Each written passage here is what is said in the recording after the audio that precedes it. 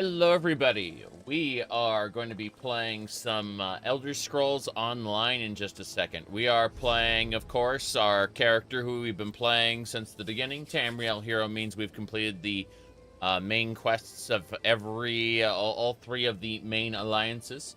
We've done a lot, too much in fact.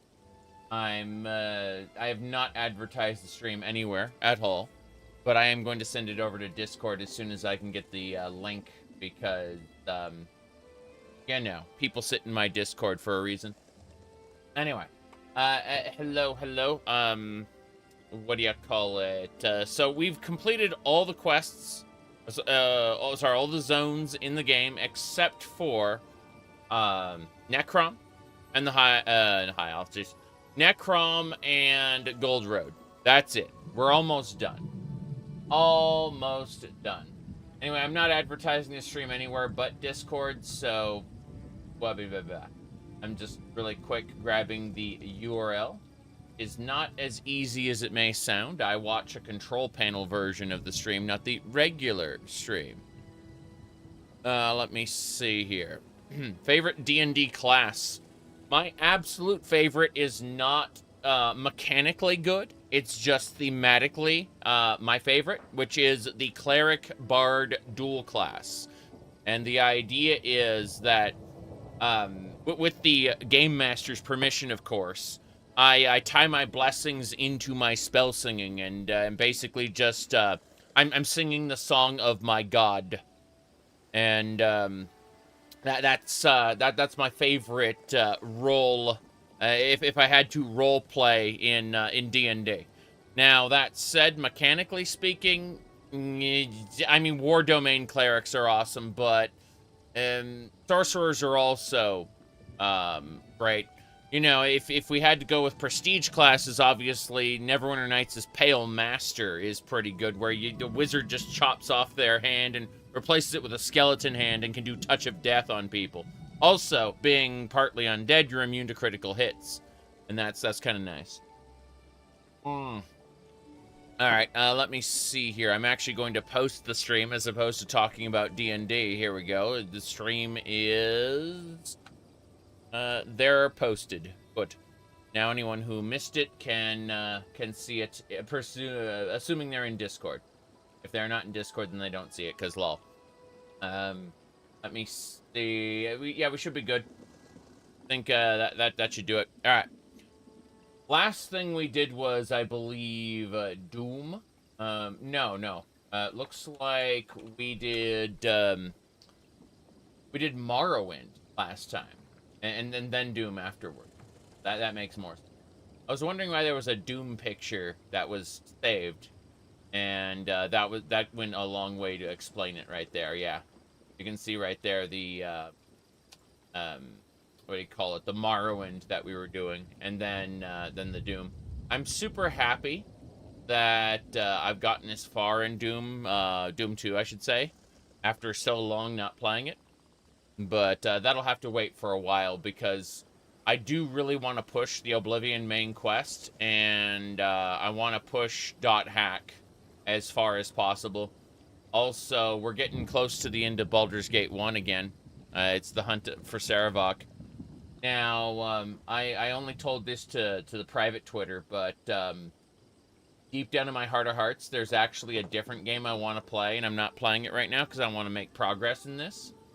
And that game is, if I can pull up the image, jeez. Every time I want to do that, it's always... here we go. Okay. So, that game is this right here. This is the game I actually want to play, and I'm holding off for now. Okay. As I was saying, let's get moving. We are in the middle of Necrom, and our current quest is to... figure out what is going wrong here. We are quote-unquote Fate's proxy. We've signed a contract with Netscape Navigator, also known as Hermaeus Mora, and he has basically told us that our our actions are required to save Nern from complete destruction due to its link with Apocrypha. Some other Daedric princes wanna nuke Apocrypha, and we need to stop them, supposedly. And Hermaeus Mora assures us absolutely 150% that if we do not save his realm, that Nern goes too. Which is probably a lie, but, you know. No arch gateway here. No arch. I suppose we'll need to go deeper inside. Right. It's Scroot. So Scroot is this little beholder here. They're called Ancient Watchers, but it's a beholder. And, yeah, a cute little guy. Speaking of cute little guys, let's go over to the... shut up, Crown Crate Man. I need to go to the Crown store, and then I need to go over to the store. Apparently, Fenorian is on sale, and I just happen to have an excess of crowns. I'm Fenorian of House Ravenwatch. I'm an arcane investigator of sorts. And yes, I'm a vampire, but I'm one of the good ones. Really. One of the good ones. Okay. We will absolutely purchase Fenorian for our house. Thank you very much. There we go. I criticize Greymore and the Reach, but my god is Rivenspire good. Like, also Fenorian's cute. That's all there is to say about that. Moving along, we are going to kill these guys because we can. We don't have to kill people. We are able to seamlessly phase between enemies. Just kind of go invisibly around. We could skip entire dungeons if we wanted to. We aren't going to because EXP is good and money is good and alchemy ingredients are good. But occasionally, at some point, I'll be like, oh, we're running out of time. I'll just run past everything. Because I have that capability. Oh. Like, yeah, I keep forgetting Scrunt there wants me to... Scroot, sorry. Scroot wants me to summon forth the power of the Great Eye. Malachite. Volcanic glass that absorbs magicka under the right conditions. A good choice for building a gateway to Oblivion. Yeah. Okay, so there is an arch here. We just haven't found it yet. No problem. Hello, hello. It is indeed morning. Villagers. Mortals should have the decency not to leave their empty husks lying about. It's untidy. Well, I mean, they can't just recycle their corpses like Daedra do. Once the body is destroyed, the animus is cast into darkness, but the animus returns, and, you know, it can just reform into the same body again if it wants. Or it can go somewhere else. An arched gateway. It's inactive, but I can detect the lingering energy of Apocrypha in the air. It must have closed recently. Yeah. Look around, mortal. We need more information before I attempt to activate this gateway. This reminds me of Mirak's shenanigans. Slippery. Of course, Mirak was just using Apocrypha stuff. He, you know. It's just that it feels uncanny if you've played the Dragonborn DLC first. You know, seeing the Apocrypha blade shenanigans. Hello. Artisan tools. Cling to those tools like void ticks adhere to a watcher's tentacles. Leave them for now. We need to deal with the gateway. I see. These void tools contain contradictions. That's great. What else? There's plans? Ah, Oblivion Gateway instructions. That a map of... Huh. Okay. Fair enough. This is bad. Fuck. But at least we have the invocation needed to activate the gateway. Well, I wish I could read the invocation, but it disappeared the instant I tried to pick it up because apparently one extra input is enough to cancel out a whole page of text, and then the page is gone, so you can't read it. Let's see if it got put in my inventory by chance. Let's go to quest items. Letter, Oblivion Gateway instructions. Please use. Thank you very much. Follow the instructions to the letter. Any deviation will result in unforeseen and most likely calamitous events. Blight Crown's concoction has worked into the stone. The dream essence given from Vermina. Every gateway is open, more likely Hermaeus Mora will notice the intrusion. So, once the keystone is in place. Got it.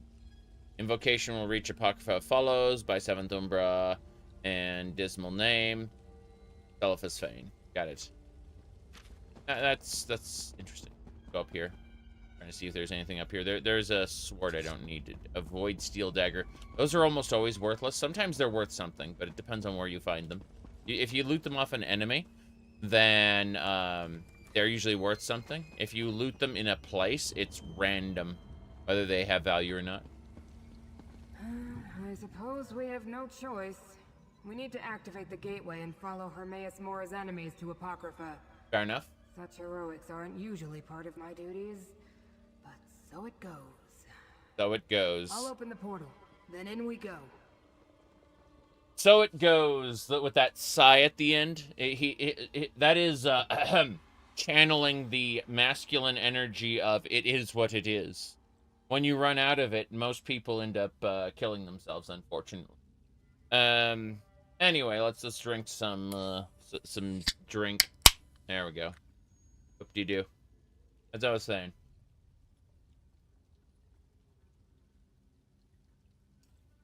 And not completely unrelated. It is what it is. Is completely unrelated to Shogunai. They are different. Let's see here. Why does the tentacle monster sound like a schoolgirl who doesn't want to get up and go to school? Oof. Let's see. The fact that I can keep all these game tidbits, like value of loot is impressive. After a month or two, you forget 99% of the mechanics. It depends on the game. It depends on the random piece of trivia. I will forget names of entire zones and people, and then I will remember something like the mechanics of loot. You know, it's entire you know random access memory RAM. The stuff in your PC. Yeah, it's like my brain. You want to accompany me to Apocrypha? Did I use the wrong words, mortal? My investigation is incomplete. To find out what the hidden kindred seek in my master's realm, I must follow them. And since you agreed to assist me, you must follow me. I like it less than you, believe me.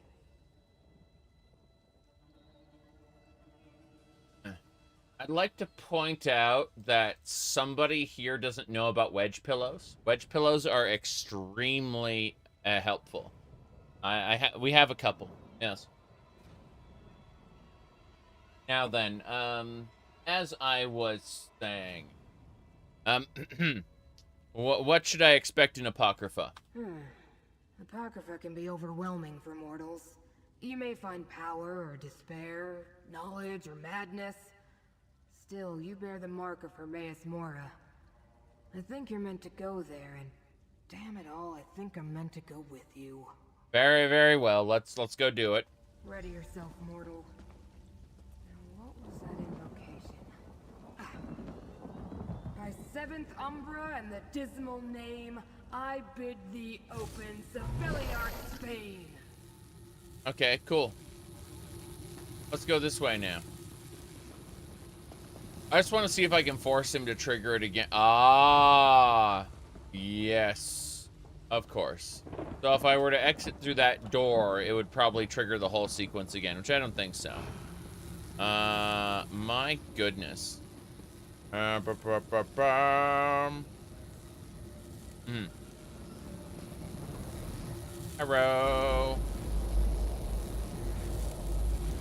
I like how it just pulled me to the side.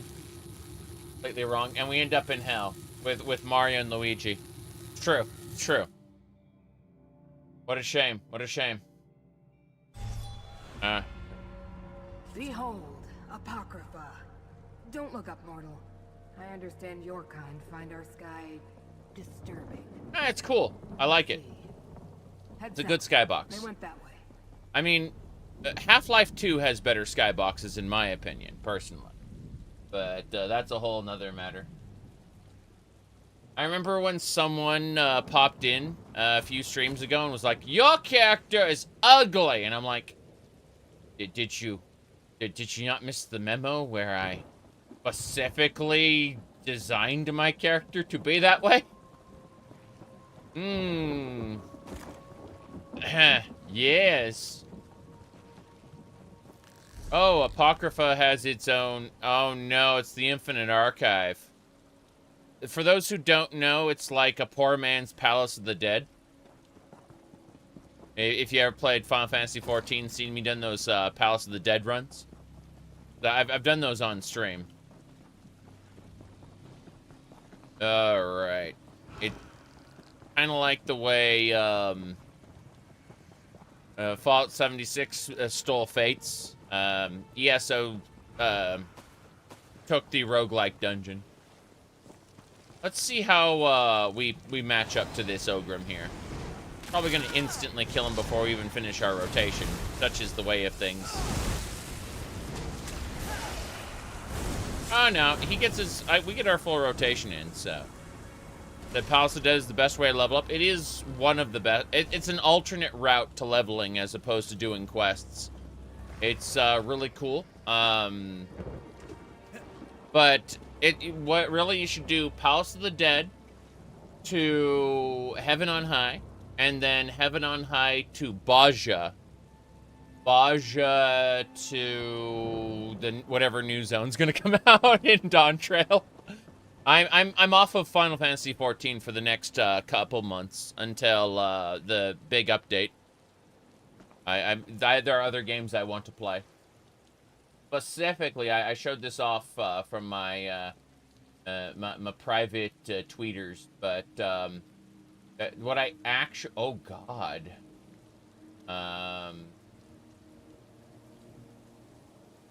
When someone took a picture of Smurfette from the Smurfs saying a bad word, LOL.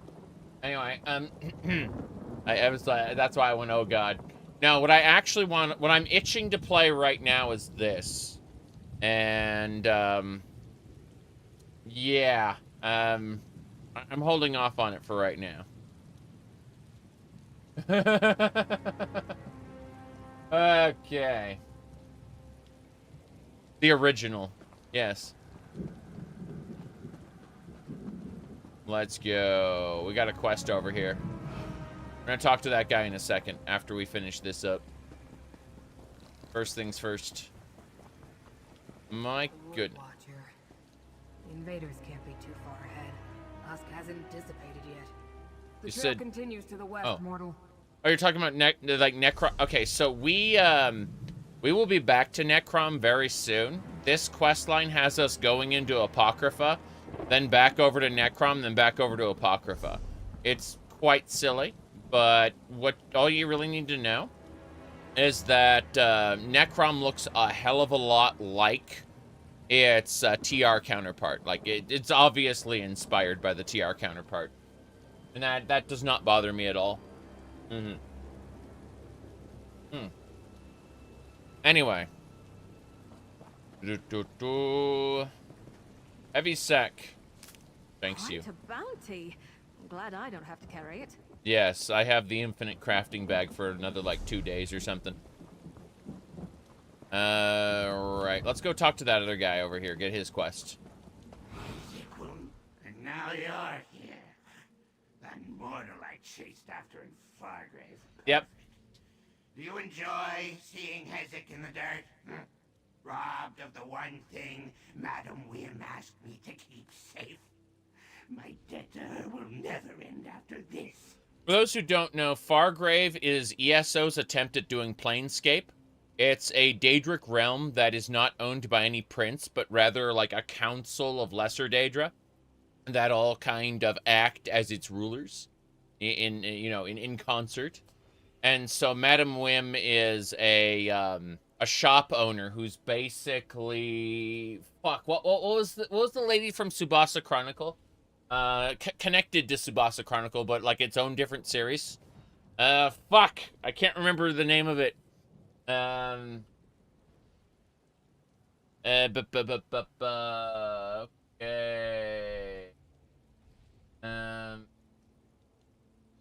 Something Holic. XXX Holic, that's it. Yeah. Got it. Okay, so basically, Madam Whim is this lady right here, the owner of the shop that grants mortals wishes in exchange for shit. You said kind of lame compared to Planescape Torment. I mean, everything is, but that's a different matter. Point is that what do you call it? It's a shop that Madam Whim's a Daedra that grants mortals their desires in exchange for shenanigans. And I mean, like, when you said that Fargrave is lame compared to Planescape Torment, let me contextualize this. So there is an MMO called The Old Republic. It is kind of lame compared to Knights of the Old Republic because it has to dumb down a lot of its elements to be an MMO. In the same sense, when I say it's an ESO stab at being Planescape Torment, I'm talking about within the lesser, the lesser space of Western-made MMOs. And I think that MMOs have always been simple in this way, with the exception, of course, like Ultima Online. But really, what you should do is, like, those MMOs were made for multiple players, right? Massively multiplayer. As they've been streamlined into becoming single-player experiences, they are just functionally worse than their single-player counterparts, unfortunately. There are redeeming factors here and there. Like, I'm not saying that Knights of the Old Republic... I'm not saying the Old Republic MMO is wholly bad. I'm just saying that there is almost no part of it that wouldn't have been better as a single-player game, with the exception of the little multiplayer parts that you see from time to time. Similarly speaking, the Fargrave is great in its attempt to be Planescape, but it can never be Planescape, especially with ESO level writing. Now let's see. Have I tried out Starwind? If you are... Give me a second here. Let's go... Let me pull up my YouTube channel. Give me a second. So, what you would want to look at is... Oops. Down here. Okay. I got the playlist. So, what you want is my Mandalorian run, which went like 15 parts. That was last year. You can enjoy that playlist specifically. It is... I have pasted it in both YouTube and Twitch chats. There you go. The ESO is barely multiplayer? Correct. That's what I'm saying. Is outside of the multiplayer bits here and there. My goodness. Anything else before I get started? Right.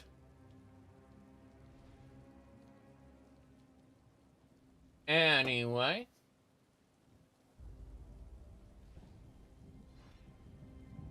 Got distracted. Okay.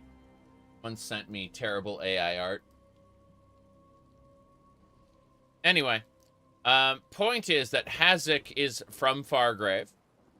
We encountered him before. That's why he remembers us. They actually have different lines depending on whether you've interacted with an NPC before or not.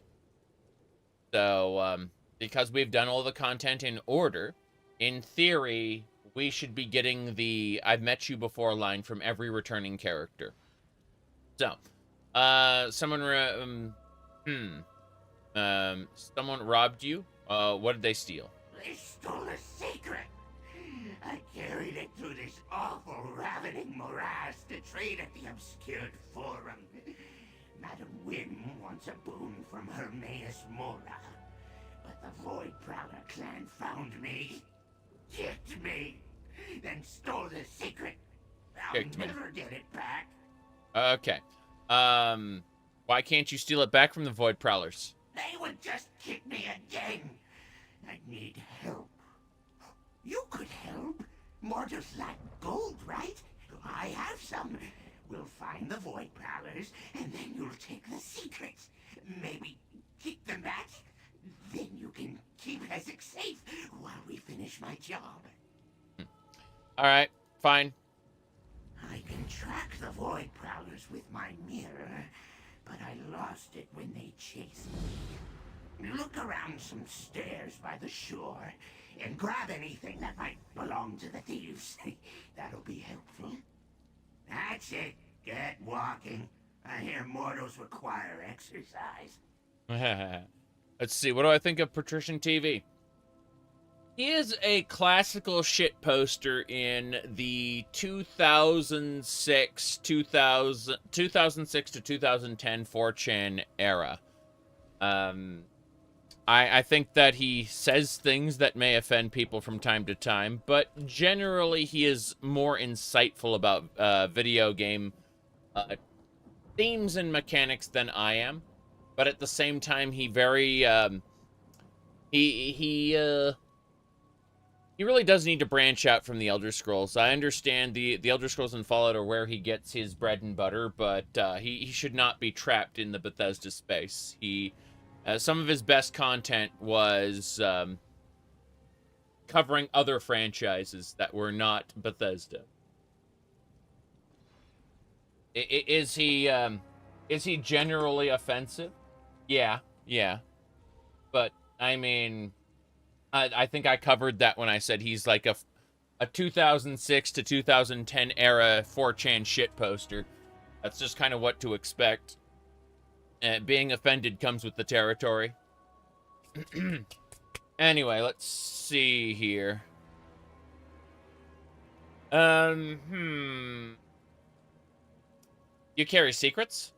When required, I don't have much choice. Hezek's debt to Madam Wynn is long, and only getting longer.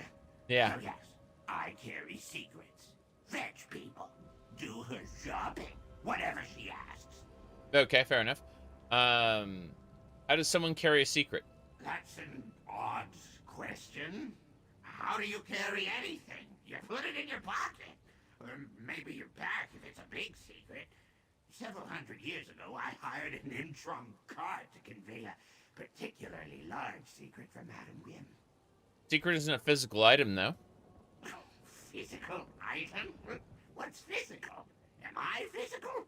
I made this meat heap you see out of energies from Oblivion. So what am I? Physical or energy? Mortals have souls, yes? Or what are you, meat or a soul? Both, right? There you go. So, what does a lost secret look like? First, I didn't lose it. It was stolen. Anyway, it looks like, what do mortals call it? Thing you used to eat? A fork, yeah. Couldn't tell you why it chose to look like that, though. Secrets aren't known for explaining themselves. I see. How's Madam Wim doing these days? Busy. People always need something from her. The House of Whims gets so full that I need a side entrance just to get in. Of course, when she's busy, that means I run all over Oblivion with menial tasks. I see. That's fine. Now Hezek relies on mortal help. What's become of me? I see. So we should do this side quest really quick, where we meet Hezek by the southern stairs. Looks like we have a quest to go over there anyway, so this makes sense. Goodness. Now then. Let me see. These look like repurposed muck sponges. I rather like it. You take the muck sponge model, you put some magical glowing tendrils coming out of them, and oh, a Knight's Kindred. Please do. I'll be having food. See, that's how we refresh our vampire powers. Every 4 hours or so, we gotta eat somebody. Yep.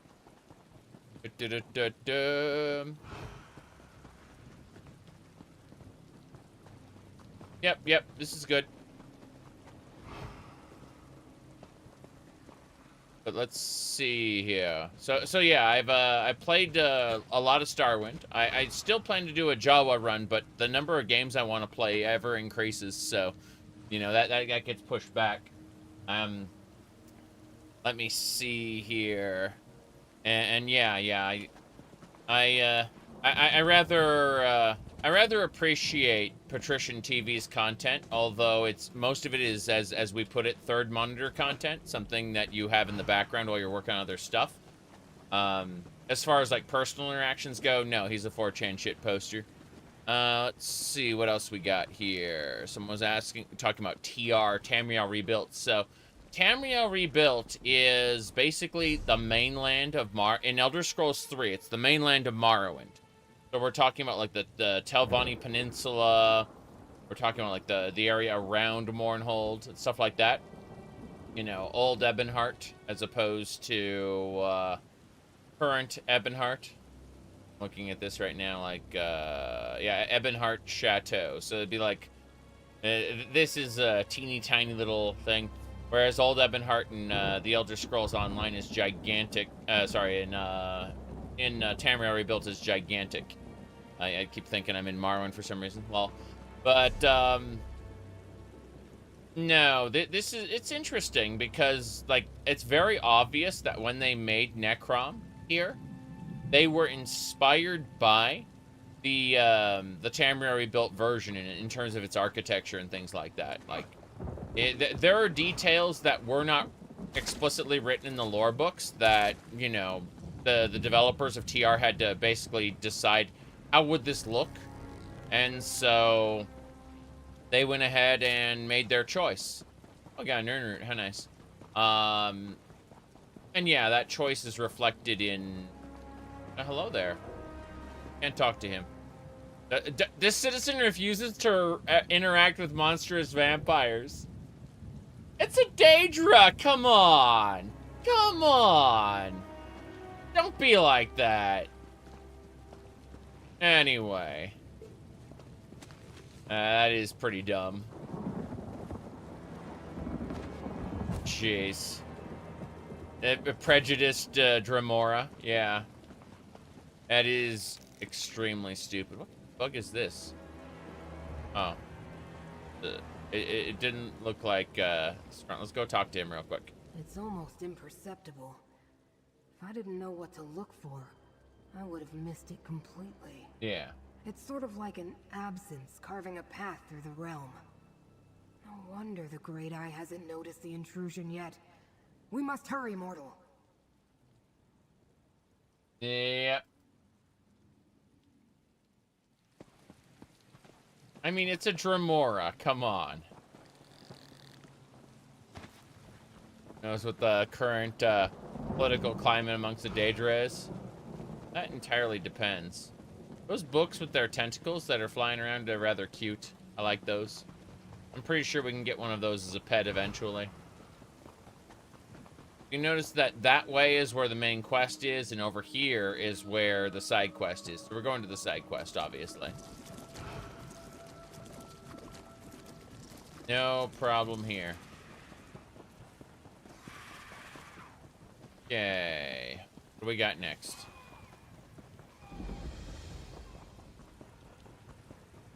Look for my mirror, then crawlers dropped anything. Your mirror. Hold on. That's the main quest trail. This is gather items for Hazak. So we gotta gather 4 items. I don't see a mirror, but I will go ahead and knock over basically every Daedra I see. That isn't Hazak. That makes a lot of sense, I suppose. I love how there's no trees to cut down, so it's just scrap wood on the ground. That's what they did for Cold Harbor as well. Anytime you wanted some of that, no problem. Look at him. He's very dead. Now, as I was saying, Seeker's next. In Fargrave, I'd honestly believe your comment about the political climate amongst the Daedra. Here, where it's just random ass, random ass Dremora in the middle of nowhere, I don't. But, yeah. But Fargrave, that would have made a lot of sense. Okay, what's this shred of fabric? Here we go. Yes, good. Useful. You said, Drewski says ESO's going with seasonal content. Yeah, it's kind of funny. I mentioned this earlier. I'm basically finishing up the last of the chapter content so I can put this game to bed, so to speak. And move on from it. Because seasonal content means I'm kind of done. Whoops. I hit the wrong button. Let's try that again. There we go. That's better. A nice little present from Vec, eh? Yep. A nice little present. Yeah. Praise Vivek. It's true. Alright. Let's go.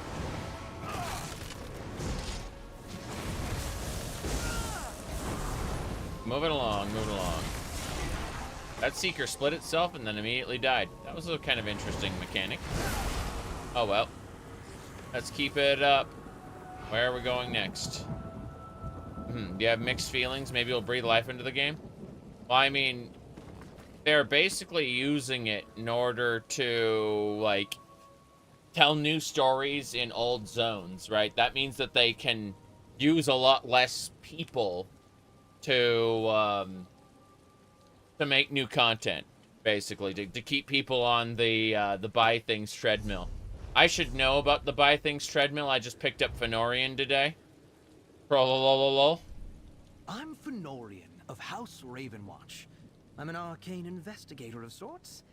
And yes, I'm a vampire, but I'm one of the good ones. One of the good ones, everybody. One of the good ones. Debellin free trader. I see, I see. My goodness. Yeah.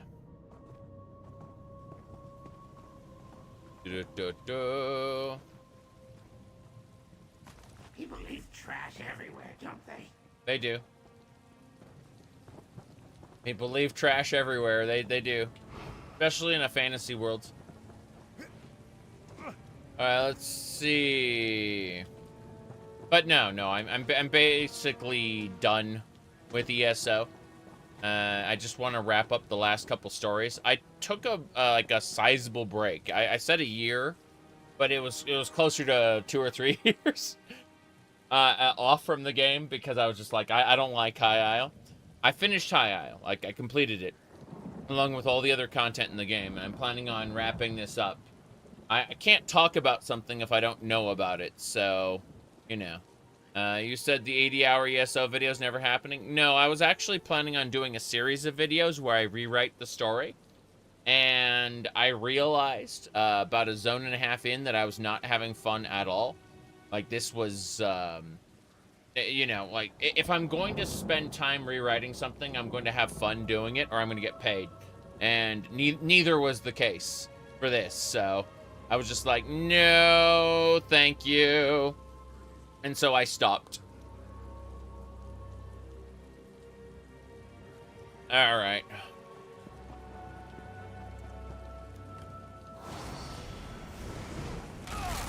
Let's do this. This Watcher is an elite monster. So in theory, I should be dying.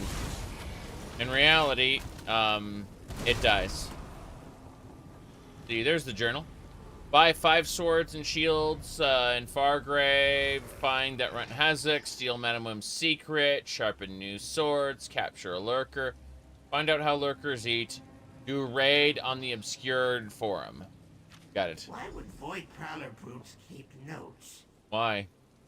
Because they were, yes. Uh-huh. Let me see here. Adventure across the decade. Don't know anything about that. Okay. My goodness. How can you call in sick without actually being sick? You send a text message. You don't, you also need to be careful because you are negatively impacting your team. So you usually only want to do that once or twice.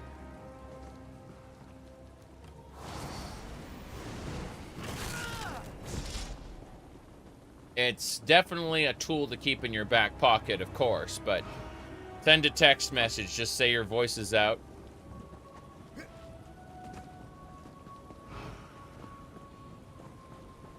And then, whoops, hold on. Go this way.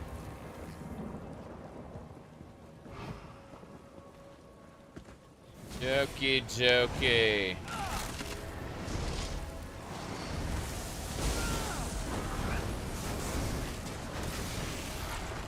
But no, you won't catch me moaning and groaning into the microphone today. I know how much you wished I would do that, but for your own benefit, but no. No, I'm not doing that today. Maybe another day.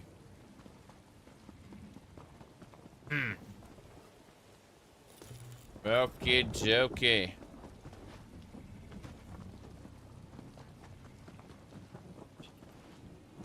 Onwards and sideways. Scrap wood. Wait, I'm in combat with something. A little watcher around the corner. Crazy. Why is this watcher hostile? I don't even know. Hazek is many things. Courier, housekeeper, poet. But I am no fighter. If I roam about in search of the mirror myself, I'll get eaten. This is why you are here. Find the mirror. And if you see any items the Voidprowler's left behind, grab them. You're a poet? No, I never said that. Why would you think such a thing? Mortals talk too much. Leave Hazek be and find the mirror.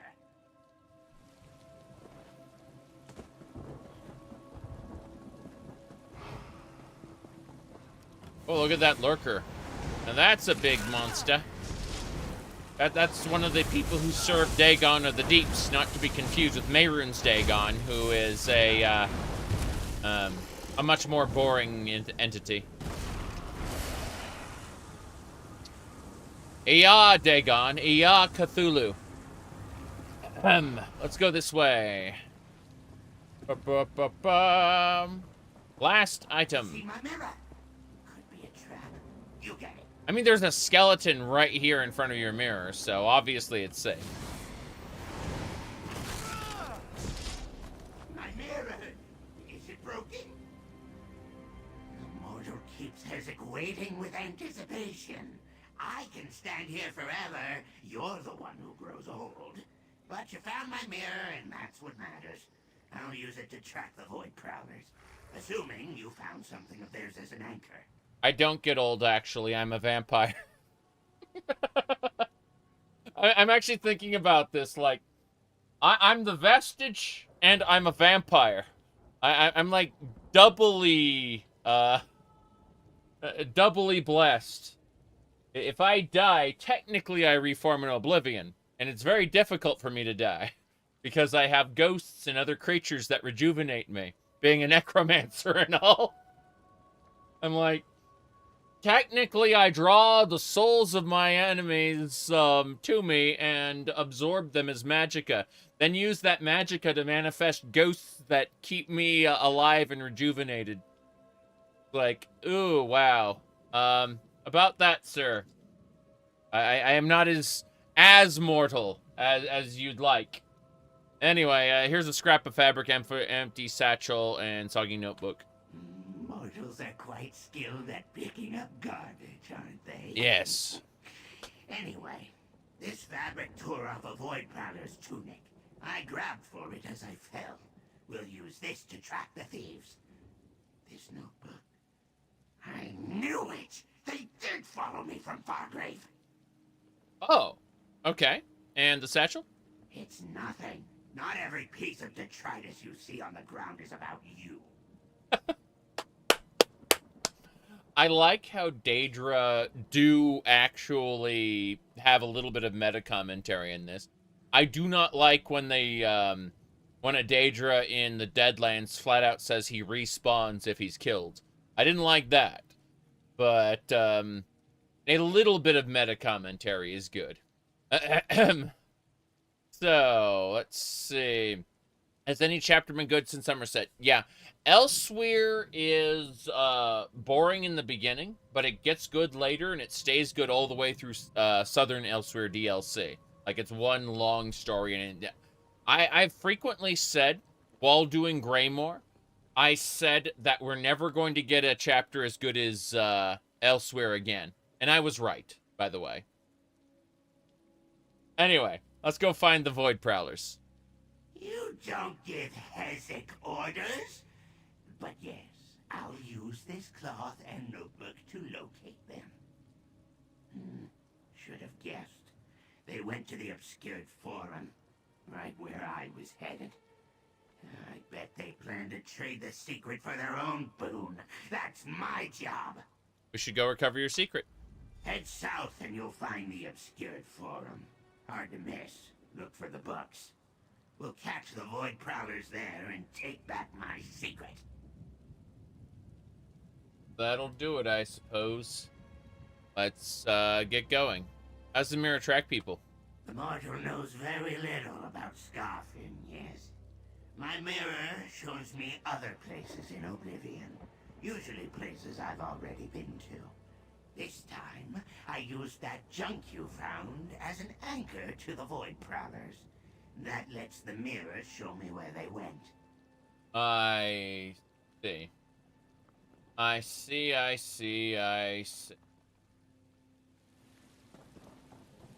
My goodness.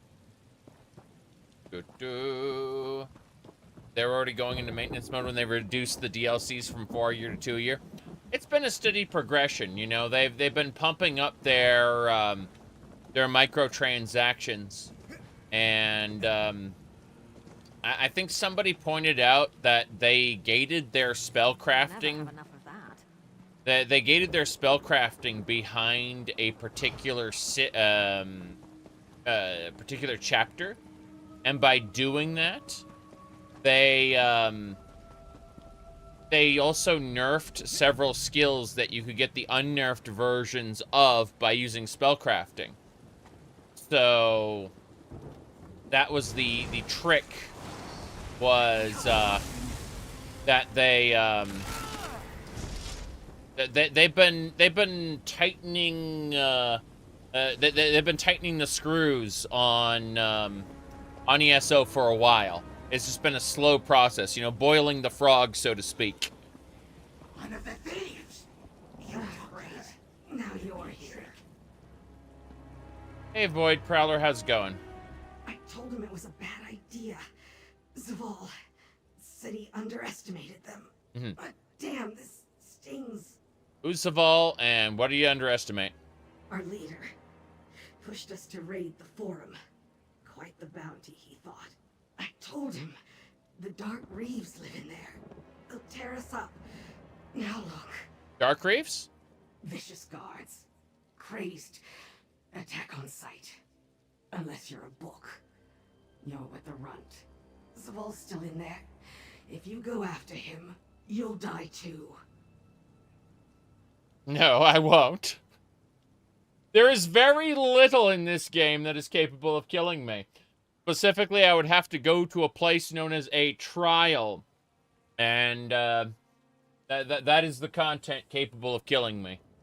Lol. We're going in after him. Last I saw Zavol, he ran deep into the forum. Have fun with the Dark Reaves if you go in. Now leave me be, mortal. I have dying to do. Yeah. Oh, and falling damage. I can jump off something and die. That happens. Oh, by the way, Mouse, it turns out the developers of Mouse have some news. They got some news. So for those who don't know about Mouse, Mouse is a game inspired by the Steamboat Willie era of Mickey Mouse. Okay? Right?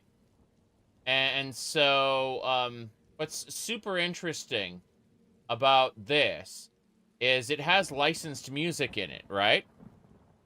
But they're actually adding in a setting to turn off licensed music, enabling you to make live streams and videos stress-free without having to worry about the music labels coming after you. Because that happens with video games all the time. The music labels will come after you for playing a game with licensed music. So, yeah, it turns out Mouse is going to let you turn that off. I said that wish more games would do that. That you'd be able to turn that stuff off. Anyway, Void Reavers, why'd you why would you steal secrets from Hezek? Not personal. He works for Whim. She has the juicy stuff. Valuable. With that and the score here, maybe we get our own fortress. Yep. And why do you want to hurry up dying? Mortals. It was a joke.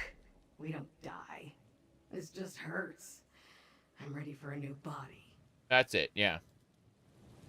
They, when a Daedra dies, they just, their animus goes to, spice, and it, reforms. Yep. Okay. Get in.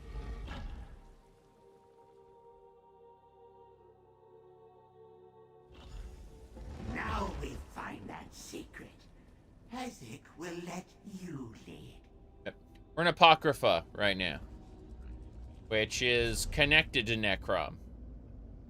The Telvanni Necrom's over here, but there are several portals that lead into Apocrypha, and that's where we are right now. Yeah. Hermaeus Mora, aka Netscape Navigator, has some dark arcane knowledge for us about the fate of Nirn, and we have to stop some folks from invading Apocrypha. No big deal, really.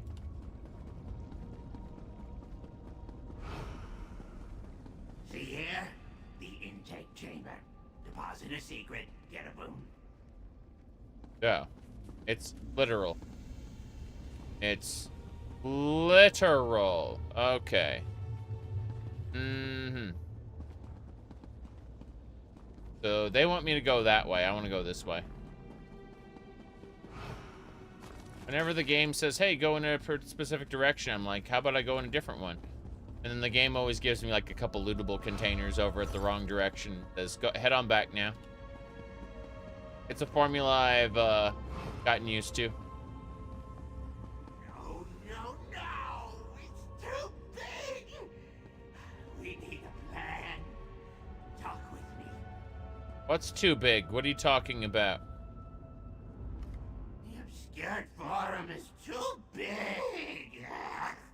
Why can't you summon portals? Hezek can only fit one person. Ah. I don't want to leave you aside. Too dangerous for you. So we search on foot. Miserable. Why can't you summon portals? Because that's the joke. Every single like quest NPC other than you can use portals. Very stupid. Like, yeah. Okay. Don't know where to look. The longer we wander aimlessly, the more likely a swarm of Dark Reaves tears us apart. This is impossible. I suppose I'll prepare myself for another 1,000 years of serving Madam Wynn. Damn. All right. We still have the mirror. We can track it. Now you're giving me orders? Can Hezek ever make a decision of his own? Yes, of course. Let me do as you wish. It does appear the leader was here recently, and we might find him in that large room below us. Okay. Let's go find the leader. Watch for the Dark Reeves. They hide in the dark, naturally. What do I like most about ESO? It's a mid-tier MMO. Keepers, as they say. It's a middling tier MMO that has an Elder Scrolls skin over it. And those moments when it does the Elder Scrolls skin correctly, I enjoy those. Absolutely. If I had to pick a favorite, I'd say it'd be Orsinium, because that is the most Elder Scrolls. It's the most Daggerfall, I'd say. But personally, Rivenspire was also good, with House Ravenwatch and Castlevania: Lament of Innocence. You got to go to the Doomcrag to stop the Vampire Lord because he's kidnapped innocents. Whoa, boy. Windows. Windows, you say? Every time I see someone complain about something that's happened in Windows recently, someone will reply, "Why are you still using Windows?" Which is, you know, fair enough, fair enough. Let me pull this open real quick. So, yeah, that's the one. Yeah. Oh no, I'm being attacked by this dark reeve sun mage. A sun mage is going to kill me. That they are not. They are bad at what they do. Yeah. SteamOS is a thing, but at the same time, I don't know if I'll be using it anytime soon for various reasons.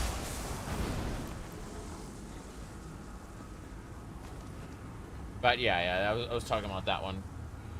Second while I drink.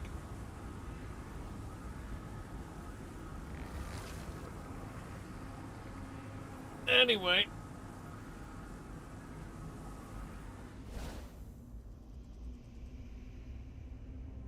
Rich. I got these elastic resistance bands for my arms because, alas, I am not in a position where I really want to go to the gym, but at the same time my arms need the exercise. Turns out they're pretty good. They work out pretty nicely. All right, how is ESO treating you? It's okay so far. I like the dungeon crawling, which is what this quest has mostly been so far. I am on the verge of completing ESO. I just have a couple more zones to do, and then I will be done with the content. I don't play it like an MMO.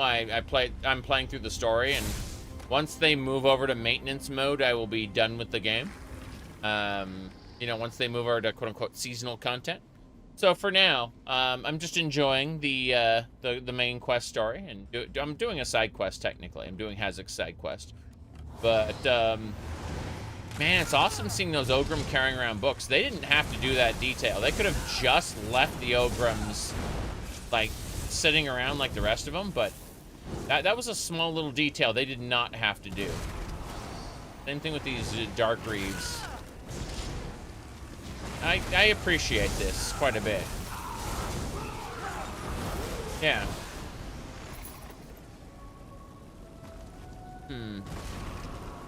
Ever played Diablo 4? No, I'm a huge fan of Diablo 1 and Diablo 2, and I thought Diablo 3 was okay. I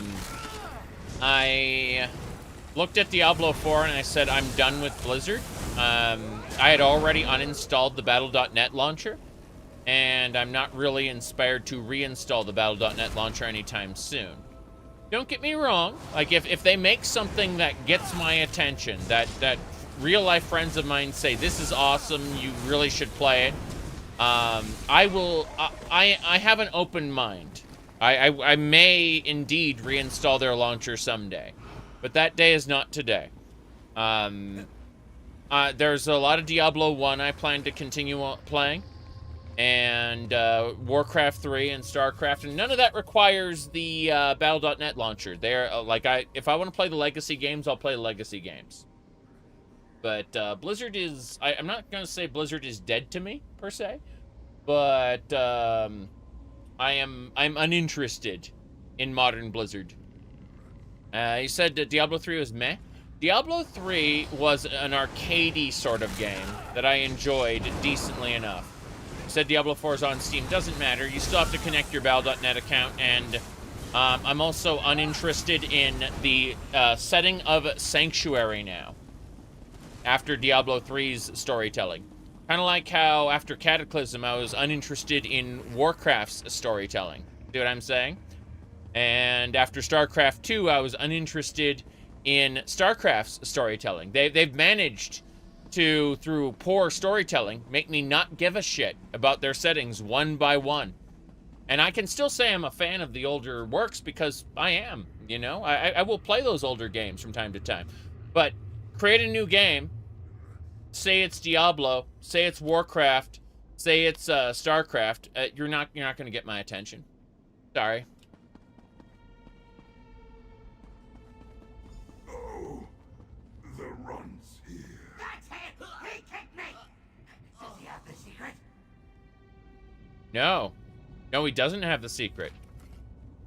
For someone who's supposed to traffic in secrets, Madam Wim is very unsuitable, has a very unsuitable employee. She gave a secret to that Scoff and Hezek that I suspect was fairly juicy. Our friend who frequents the House of Whims passed that secret on to the obscured, needs to go to the obscured forum to pass it on. Here's your job. Go to the Ravening Morass, crack down the Scoffin. We can sell it off for a hefty sum. Got it. The secret isn't here. I failed. Yep. But no. I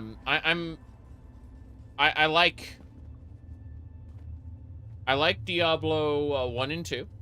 I like Warcraft 1 through 3, and I like StarCraft 1. But that's it. Like, I'm otherwise done with Blizzard. It's if I wanted to play a Diablo-like, I got Path of Exile, Torchlight 1 and 2, frickin' Devolution X, open source Diablo engine. You know, the Hell 1 and 2. I got Titan's Quest. What is the other game? Titan's Quest and Grim Dawn. There you go. You said, WoW Season of Discovery could eventually become something interesting. The problem is that Turtle WoW already exists. And, what do you call it? Ascension WoW already exists. Like, private servers have done Season of Discovery better than Season of Discovery, so to speak. I'm not interested in remixing the mechanics. The most interesting thing they've done is they turned Scarlet Monastery into a raid. And yeah, I don't care about that. So it's something where maybe eventually it'll become something I care about. Eventually. But I won't be there to watch it do that, you know? Sorry. Anyway, let's have a chit chat. Scoffin' Man, Hezek keeps getting behind me. There we go. All the Voidprowlers are dead, stuck in the obscured forum, and the secret's still lost. I'm a failure, mortal. I let Madam Wim down. She's gonna add more years to my debt, I mean. Yes, of course. We can keep searching now. I say as I hit the wrong button. There you go. You don't understand. Secrets want to hide. They change appearance to blend in. As Hezek bets this one looks like a book now because look around. We can't find one secret among all these tomes. No, I'll just have to go back to Fargrave. Can your mirror locate the secret? No, all I see in it is my pitiful face. Just how Madam Wim must see me. Wait, hold on. Lost items. Yes! How could Hezek forget? Oh, I know a spell. It reveals anything that's lost. It's how I met Madam Wim, but I need reagents. Okay, so we need reagents for his lost items spell. Let me see here. A Hello Kitty Island Adventure? Yeah, I heard about that. I actually tried Hello Kitty Online back in the day. It was kind of funny. Not great.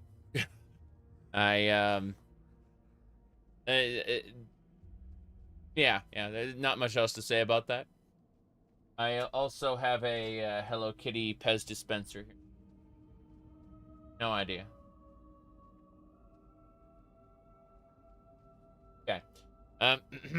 What do you need?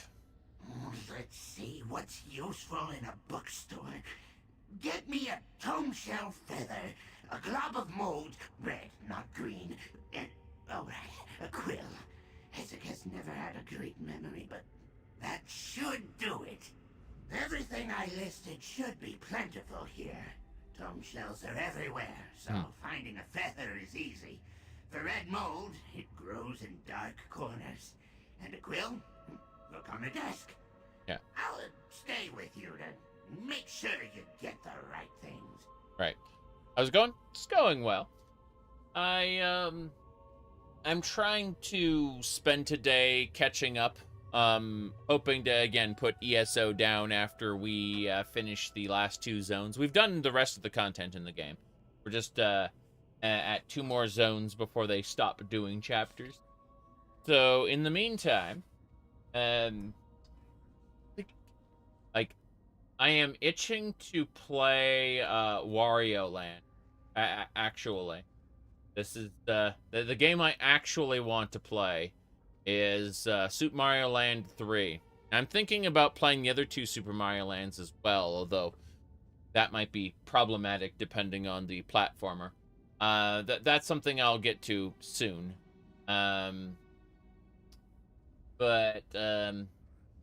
Yeah, I'm trying to finish up ESO, and I'm also very close to finishing up Baldur's Gate. We are like right in front of the Grand Duke's palace, ready to go. But in the meantime, so tell me more about the spell you plan to use. Long ago, before I worked for Madam Wim, I found things. It was my whole existence. Lose something, I'd find it. Mortals summoned me just because they needed stuff found. This spell helped me do that. It's been a while, but I'll remember it. Okay. Well, let's get going. The WarioWare games, yeah. Look at this little thing slamming around. Goodbye. I'd like to eat the Sun Mage. Can't do it. My goodness. Gator, thank you for the 5 months. Alright, what do we got? We got a quill. Yes. That tip should be sharp enough. Yes. But first things first.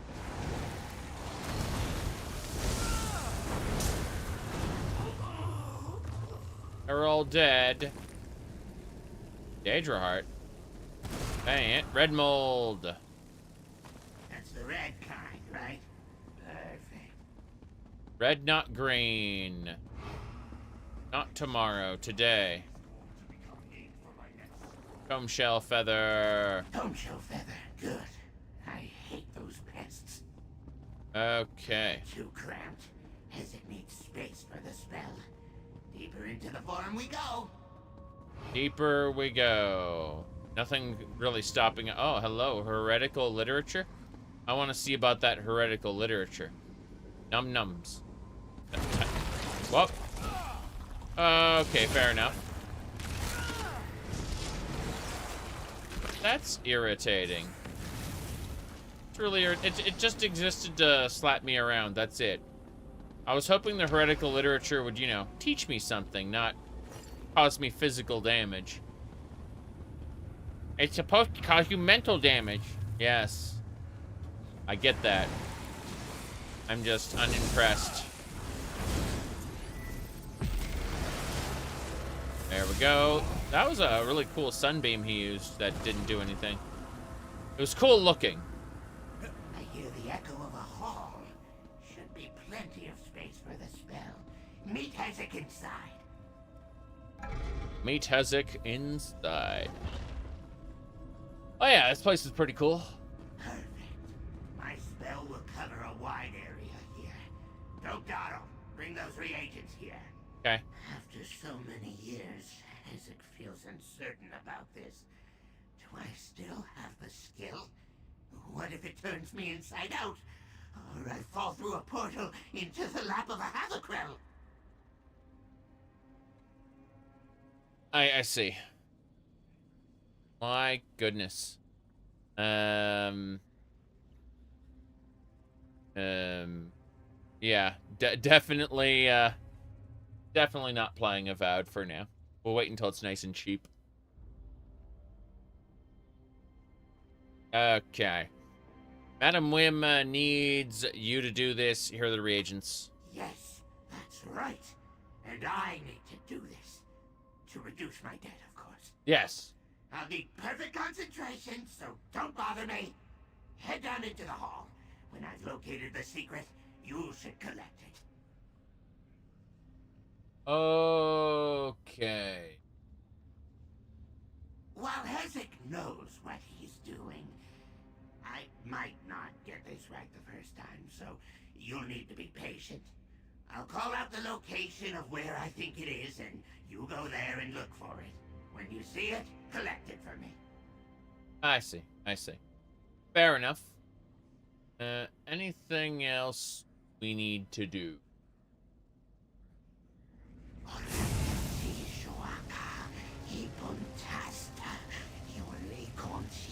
God, I freaking love this. I think I found the secret. Follow the flare. Yeah. I like this dungeon. I like this, I like the story so far. I'm sure it'll go bad later, but for now, it's a good basic adventure, and I appreciate it just for that. Laden Scroll.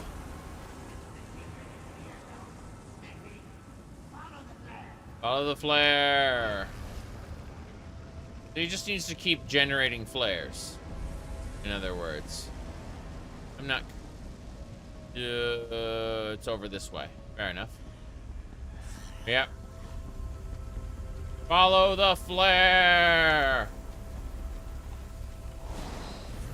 Oh, this is the... Oh, that's a full-ass watcher. Fair enough. What's your favorite plane of Oblivion? Fargrave. Fargrave by a country mile. Like... Here we go.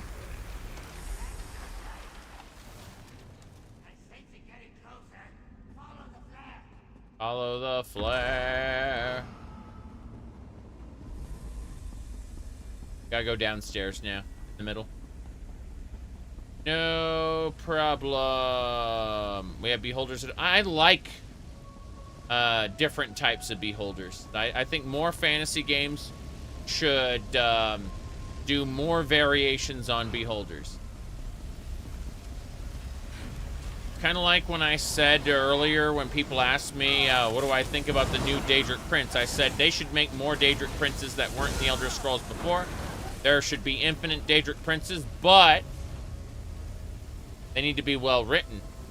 And ESOs are not, unfortunately. Is that the last of them? Perfect. Trying scroll. Not it. Do this, Hezek.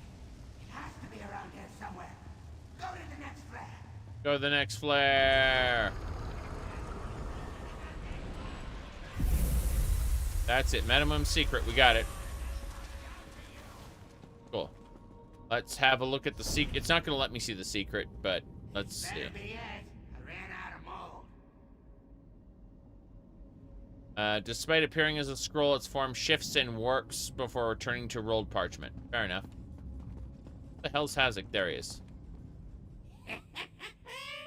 What did Hezek say? I find things. I can't believe you doubted me.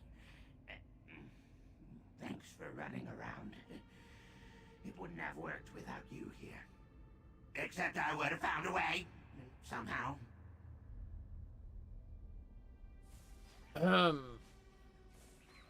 We need to reintroduce shame because the proliferation of meme coins is embarrassing for everyone involved. I agree. Anyway, want to scam your audience? Just introduce a meme coin, get your audience to buy it, and then, oh look, it has no value, and you, the content creator, have just scammed your audience. Anyway, here is your missing secret. No, you hold on to it. That thing has caused me enough trouble. Yep. If the Dark Reaves attack us on the way back, Hezek might lose it again. I see, I see. My goodness.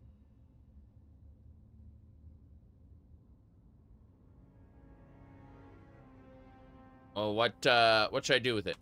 Madam Wim wants me to deposit that secret at the intake maw. That will purchase her a boon of Mora. I need a moment to recover. Go back to the intake room and drop this secret into the intake maw. I'll be right behind you. Okie dokie. Put it in the hole and receive. Oh no. The fucking hell. It's a Skyrim dungeon in the sense that, oh look, here's the entrance again. Congratulations. Remember that area I said I like, oh, look at this is the path they didn't want me to take. A treasure chest here. Oh yeah. That's why we always look back. You know the old old Celtic stories where if you look back, something terrible will happen to you. So never look back. Well, in this case, always look back. There's usually treasure waiting behind there. It's good stuff. Thanks, game design. Such a troublesome secret. It better be a good one. Yep. A boon for knowledge. Deposit payment for assessment. Okie dokie. Well, do as it says. Yep. Knowledge deposited. Hold for assessment. Okay. No, I do not want to hear Wim's dark secret. Hezek is my most invaluable servant. Much of my power comes from his skill. Without him, I would be lost. What? It's supposed to be a secret, not a lie. Knowledge assessed and found sufficient. Accept this boon of Hermaeus Mora. Move along.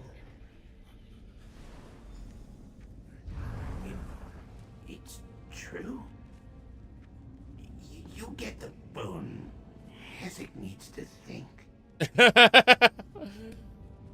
He was used to being treated like trash, and it turns out Hezek is the most valuable servant. That's great. We came all this way and you still haven't collected Wim's new boon? No, I haven't. Ridiculous. Meet me outside, mortal. I'm done here. His portals only work for one person. Yep. That's fine. Okie dokie. Get out.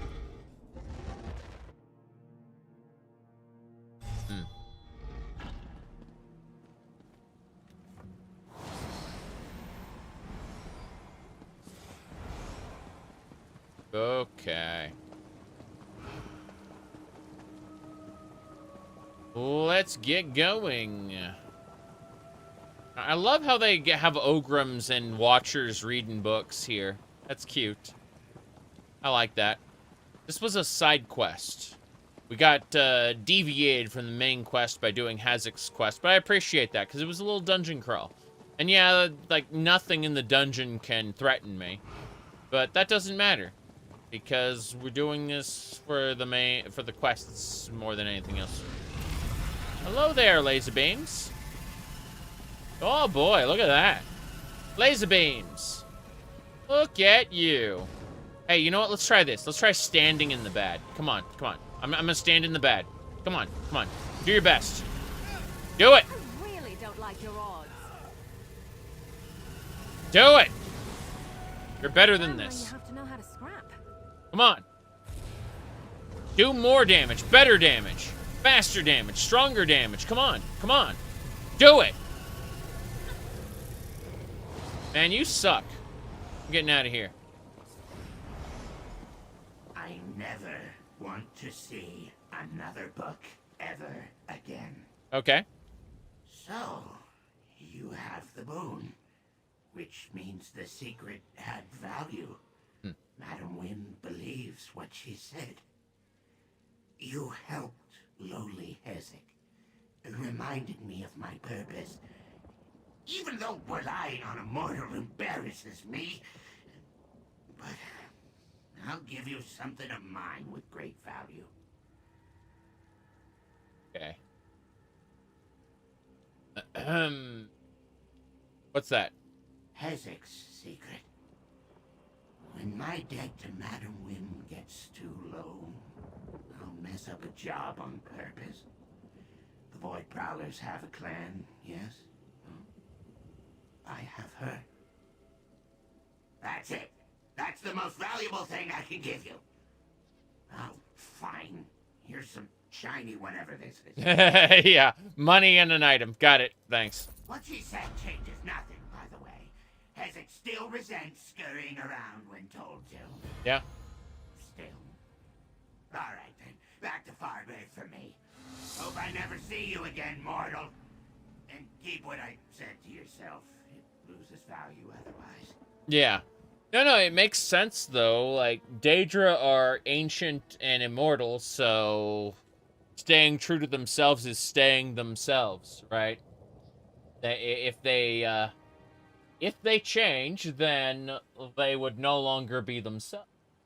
That, like, as an ancient eternal spirit that chooses its own form through through chaotic creation, it makes sense.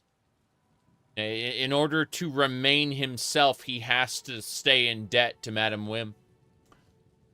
Anyway, goodbye. He told me his secret, that which defines him, which is interesting. Pointless, but interesting. Alright, this area reminds me of a No Man's Sky radiation planet. Oh boy. We're gonna kill that Herald Seeker because we can. I think that'd be fun. That's weird. Here we go. This is supposed to be an elite. A super elite. Roll if you can. But you get stunned, dumbass. Get you moving around. Really? I used Apocrypha. Oh, nice. It actually killed me. Look at that. So it managed to kill... Oh, I forgot to recast my healing. My bad. My bad. Scan the grass. So that actually killed me. We found something that's actually sort of scary. And it had to be a 3-tier elite. Oh, boy. It just shows if I don't recast my my ghost, I will die. Interesting. I'm okay with that. Anyway. Time to scan the grass, I know. But no, we actually found something that could kill us. I'm impressed by that. Speaking of, Fezes, get out here. Unburden your pack at a reasonable rate of trade. Yes, yes? Yes, yes. Apparently my daily endeavor has complete. Please play our video game. We know you won't play it and do basic mechanics without getting a reward, so everything rewards you. Do a daily endeavor to sell items, please. Jeez. Go to hell. Okay, let's learn whatever we missed from this item list. Stolen shipments. I know I had something to learn here. Is this on medium setting? I don't fucking know. Probably low. The game runs like crap on my PC. So I just, rather than turning it up in non-populated areas and turning it down in populated areas, I just leave it at low basically all the time. I don't give a shit. It's like really CPU heavy, which is funny because I can play newer games on higher settings without any problems. It is an ESO problem, specifically. All of Alessians, mortal. The contradiction they were compelled to create hangs heavy in the air. Mm-hmm. The trail continues west. Got it. My goodness. Yo, right. I see this and I feel the need to climb it, and then like, oh, by the way, that you can't climb this. Or can you? Can we get up there? The answer is no. Enjoy your fall. Okay, I guess we go back then. Wait. Why didn't it heal me? Heal me! Thank you. Not that difficult. Monthly events to get people playing in Age of Empires. My goodness. Alrighty then.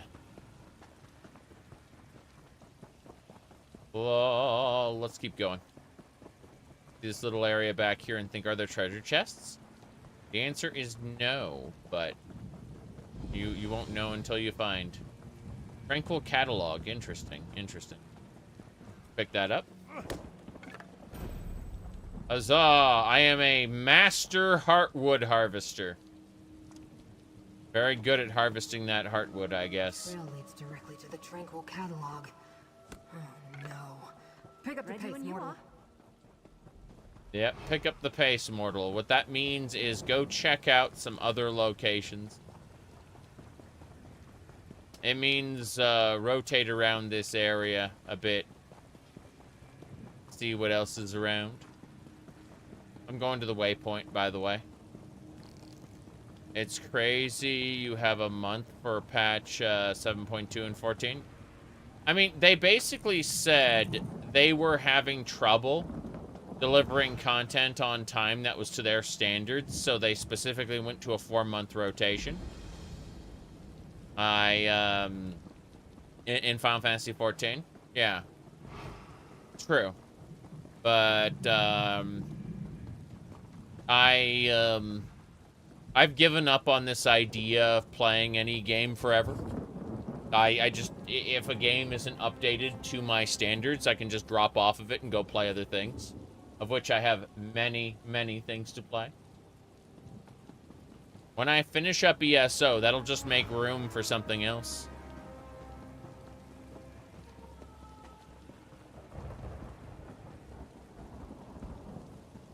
So... I failed to stop your allies, but I won't allow any more of you to enter the catalog. Pardon my impertinence. Now I see that you bear the mark of Hermaeus Mora. Yep. And travel with one of the great Ice Watchlings. Have you come to aid us, stranger?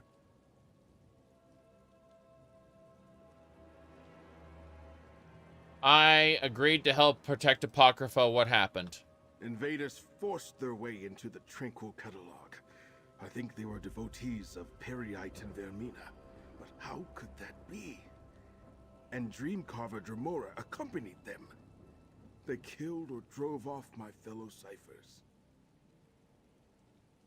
Okay. Who are you, and what is this place? I am a humble cipher, a mortal scribe in service to the Great Eye. This is the Tranquil Catalog, a register and index of the contents of Apocrypha. Hermaeus Mora's enemies could wreak havoc with the information stored here. Right. Where can I find these invaders? I say as I hit a button that doesn't do anything because I clicked out of the game by accident. They scattered once they broke into the catalog, but two headed toward the Pool of Inquiry. A Dreamcarver Kinreeve and a second Dremora with markings the likes of which I've never seen. Please, you bear the Great Eye's mark. Stop them. Cool. You said World of Warcraft housing versus Final Fantasy XIV. Blizzard says houses won't get demolished if you're gone for a while, but houses are instanced in World of Warcraft, aren't they? They're like, I'm pretty sure World of Warcraft is too small in scope and scale to do proper housing, so they're basically doing ESO housing, right? Which, you know, is fundamentally different. You can't just go to an address in the world and find someone's house and admire it and go inside like you can in 14. The reason 14 has house demolishing is because real estate is limited. And that's what gives real estate value, is the fact that it is limited.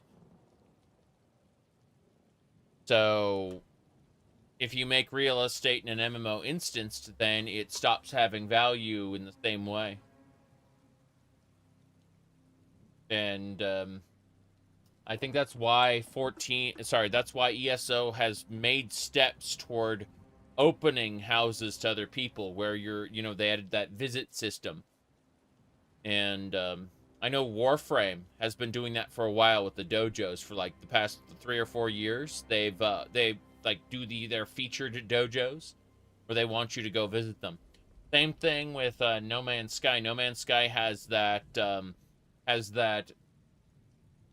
highlighted or spotlighted base system where like Hello Games will tag certain player bases to go like get other players to visit them, because without some sort of spotlight system, when you have like virtually infinite, you basically have none at that point. Like there's a point at which you increase accessibility to the point at which none of it has value anymore, and you have to artificially create value through external systems. 14's housing has value only because it is limited. Otherwise, they would have to create spotlight systems similarly, because everyone would have a house and no one would visit each other's houses at that point. There's a reason why things are the way they are. So, I don't know. Maybe World of Warcraft's housing will be different than I think it is, but I won't be there to see it. I will rely on other people to tell me what World of Warcraft's housing will be like, because I'm uninterested in returning to WoW at this point in time. I'm kind of off of Blizzard. I no longer care about Azeroth or Sanctuary or whatever the hell they call the Terran Dominion, or whatever StarCraft is now. Anyway, let's get going. The Pool of Inquiry? I know the way, mortal. Who even plays WoW these days? Or did they get a new player base? They've kept a player base of a couple million at least. But they've used predatory microtransactions like that mount that what is that mount? That mount that's like an auction house or whatever. They've used that to bolster their game sales, their money, their income. you've heard something about private neighborhoods where your friends can stick together in WoW housing. You've lost 2 houses in 14 because you left / unsubscribed. I don't know about that. Like, something about private neighborhoods feels odd, and I will remain skeptical until someone I trust tells me actual, like, lived experiences and not just marketing material. But even then, that's not enough to get me back, because I like housing in MMOs. I do not find that the focal point of my gameplay. So, it's one of those cases of I am okay with my apartment in the free company. And I'm willing to settle for that. Let me see here. All right. You said that's what you dislike about online gaming. A lot of its revenue is people being addicted. I mean, fair enough. If I weren't addicted to the social scene in Final Fantasy XIV, I wouldn't have spent money, actual, like, money on, like, cosmetic microtransactions, which I have done. I've absolutely done that. But at the same time, I know when to cut and run and go play other things. You're talking about whales. Yeah. $90 for a mount, please. No, thank you. Only Hermaeus Mora's most trusted followers and scribes are allowed access to the Tranquil catalog.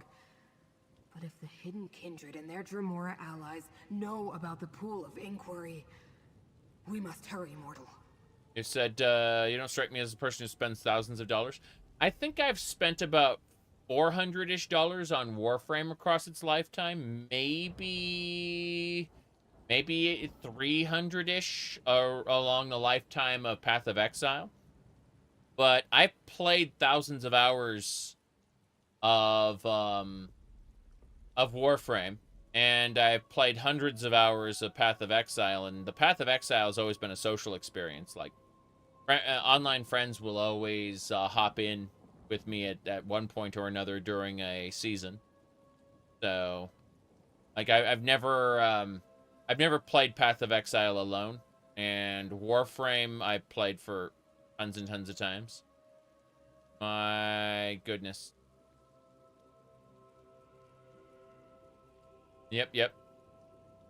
I mean, if you actually take my played time across, it's like, how many 30 to 60 hour games have I played worth of playtime in those games? And it depends on how you approach them, because a lot of people play games to be stimulated in some way or to be exposed to something brand new. Whereas, like, when it comes to Warframe and Path of Exile, I very much play those games to kind of zen out while I'm busy listening to an audiobook or a document on text-to-speech or something like that. You know? Very often I'll have, like, a reference book playing in the background. Yep. That MMO boosts seem pointless, paying money to not play the game you paid for. Okay, so games like Warframe, the boosts actually do help you quite a bit, because you will be playing for various reasons, but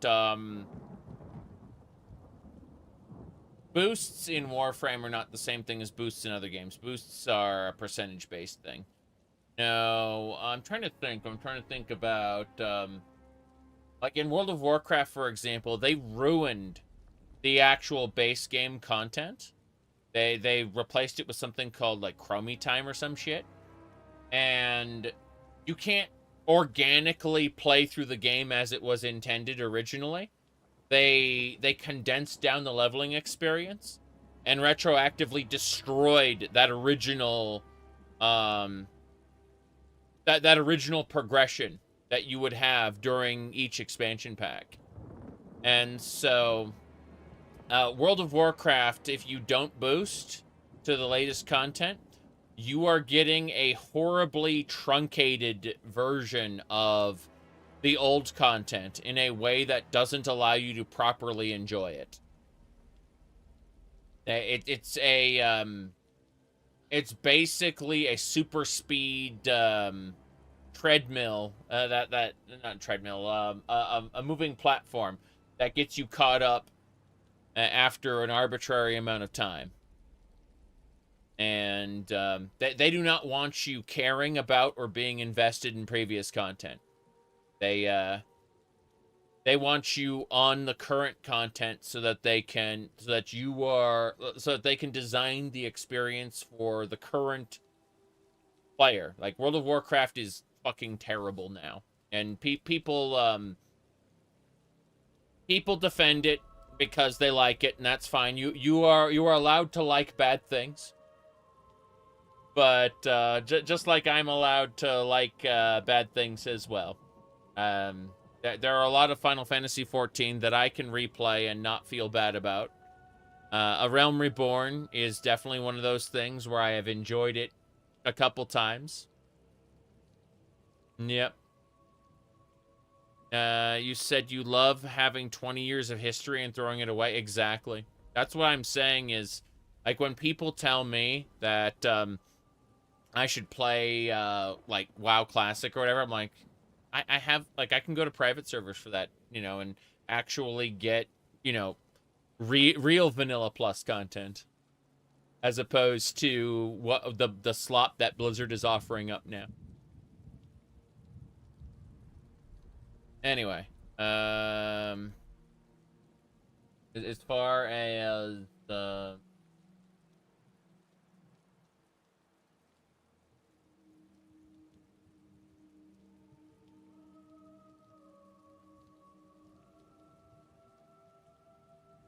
Okay, let's get going. Pool of Inquiry. It's an index of sorts.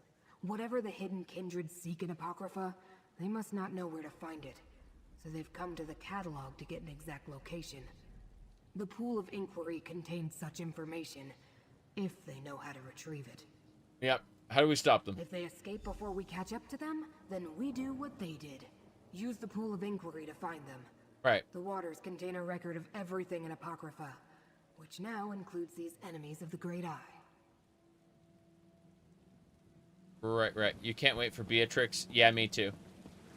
Beatrix was my favorite character from Final Fantasy IX. I agree. Let's see. Cop to latest content equates to buying into the latest release. They want everyone to rush into it, so yeah, exactly. That's why I was talking about, like, Final Fantasy XIV in comparison, because that's my current, not my current game, because I'm off of it for a couple months, but what I'll be going back to. If you start a new character, you'll be playing the content more or less as it was.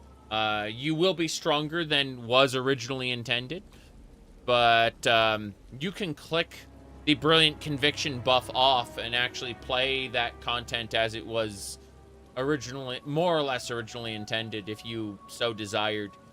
There's like, Final Fantasy XIV kind of obsesses about keeping things the way it was originally released, in a way that keeps all the old content relevant. So if I were to queue up for the level 16 dungeon, I would immediately get grouped up with veteran players who are queuing up for their daily rewards, assuming they were obsessed with such a thing. You don't have to.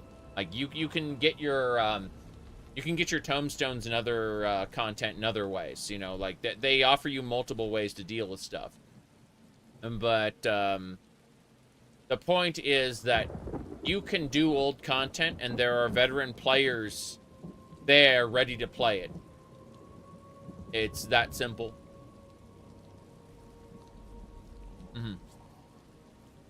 It's respectful to the work of the devs. Yeah. I can think of so many ways that Blizzard is extremely disrespectful to its older developers. Let's get going now. Tranquil Catalog. We gotta do a dungeon. and then get to a pool of inquiry. Then it'll tell us where to find the next step of, like, we're just chasing behind the people who've stolen stuff. Yeah. Invaders in the Tranquil Catalog? What a calamity. What a calamity. Inquiry is straight ahead. Here we go. Hold on, it's too late. See, I get that you're trying to offer me a superpower. The thing is, you kind of suck at it, so what I'm going to do is get that scamp aggroed. Then I'm going to kill these guys. Yeah, I don't even care anymore. Let's go read this. Orders of the Kindred. I am pleased by your reports. Himora's ink-stained records. The Dream Carvers on their mission. Help them find the secret. So it's more secrets. Crown serves Period. It orders the Hidden Kindred to work with Vermina? Yep. Strange allies indeed.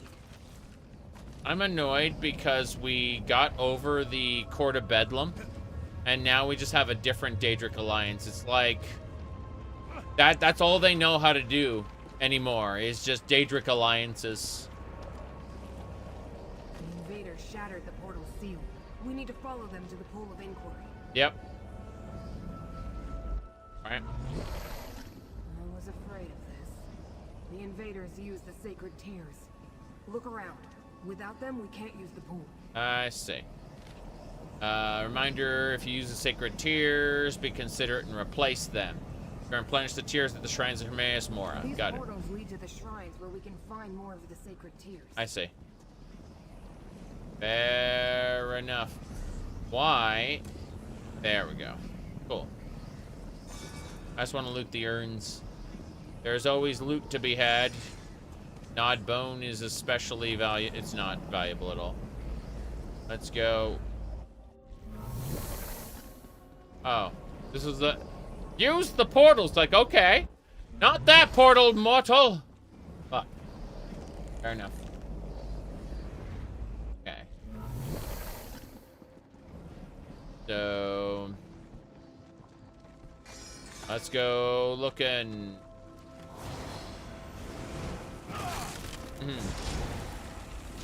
Sheogorath has appeared multiple times as a quest NPC. But no, there's been no DLC around him as far as I know. He's just appeared in some side quests. He's kind of an everyman, I suppose. Everywhere. Every time. Be careful. Dream Carvers and Hidden Kindred lurk around every corner. That's all well and good, but how about I just aggro all of them? Bring them all together. Yeah. Let Apocrypha smite. There you go. Here's a big ol' tendril. Look at that stuff. Damn, that is pretty funny. It's a cool looking ability that is kind of nothing. Yep. You bought all the current DLC. I only have two Necrom and Gold Road. That's it. Then I am done with ESO. After which I've got a lot of other games to play, so I kind of rotate through stuff. Okay. That's a good tendril as opposed to the bad tendrils. I'm sure someone out there is delighted that they have a good tendril. Alright. You like the game, you hate the scaling? Yeah, I agree. What's funny is the enemies don't actually scale. What happens is you start out with a significant bonus to your stats, and then that bonus goes down as you level until you hit max level when you don't have a bonus anymore. You actually get weaker as you level. Pity they're long gone. I found them interesting. The Aliad's called Himoris Mora here. Interesting. I found the Aliad's interesting. Yeah, of course you did. Wolfscout's Manifesto. Right. No, thank you. Jace. I think they'll reuse Elder Scrolls lore in Elder Scrolls 6.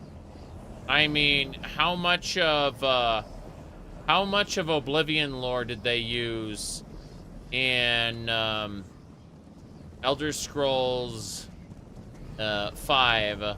How much of what do you call it?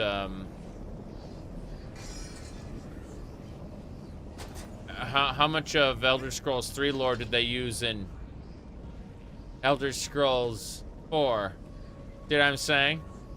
Like, the answer is they will use some, but the next game won't be consistent to the previous game because, like, every game is basically its own bubble universe where the developers choose what they want to use and throw away the rest, change it however they want. That, I'm not actually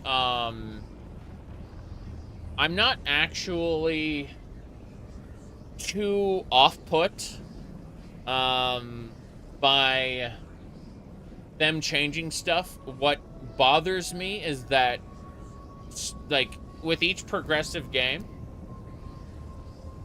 the story has gotten worse. Like, the writing has gotten worse. And everyone who argues in favor of the new versions of the lore are fundamentally arguing for a less interesting Tamriel with each step, because unfortunately the writers just aren't as good as the previous ones.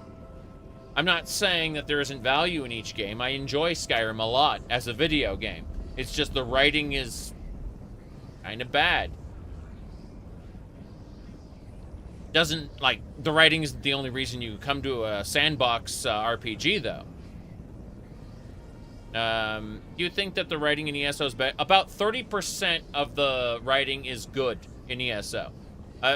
I'd say that, for example, Western Skyrim is better than, Eastern Skyrim. The Rift and Eastmarch, those are both better than Elder Scrolls 5. But then you get bad lore like Western Skyrim. Western Skyrim is very poorly written. Extremely bad. So what I'm trying to say is ESO is inconsistent in its quality. It has ups and downs across its lifespan. Mostly because it was written by different people, but a lot of it is because it was written by its quest designers, its level designers. You get moments like Orsinium, where, you know, you have a relatable villain and an interesting exploration into the orcs, versus something extremely stupid. He said Sotha Sil was cool. The problem is Sotha Sil's speech was attributed to Lehman Tuttle, and out of everything else that is has been attributed to Lehman Tuttle isn't as good. So either he was extremely inspired, or he stole it from somebody else. The cynical part of me thinks he stole it from somebody else, but there's no proof either way.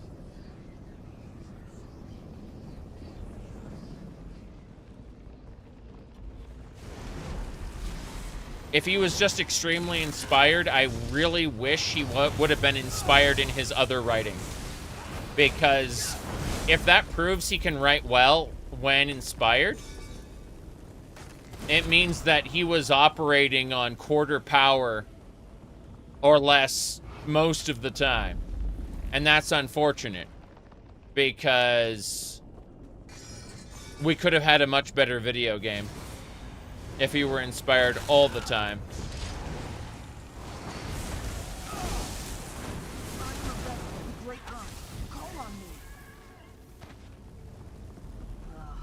More of the invaders. It will take forever to put the catalog back in order. I mean, yes, I could technically skip all these guys if I wanted to. I'm stuck. Freaking hunger. I do like the new hunger designs. I just feel like they aren't as alien. They're more insectoid. Like, you're borrowing a little too close to real life.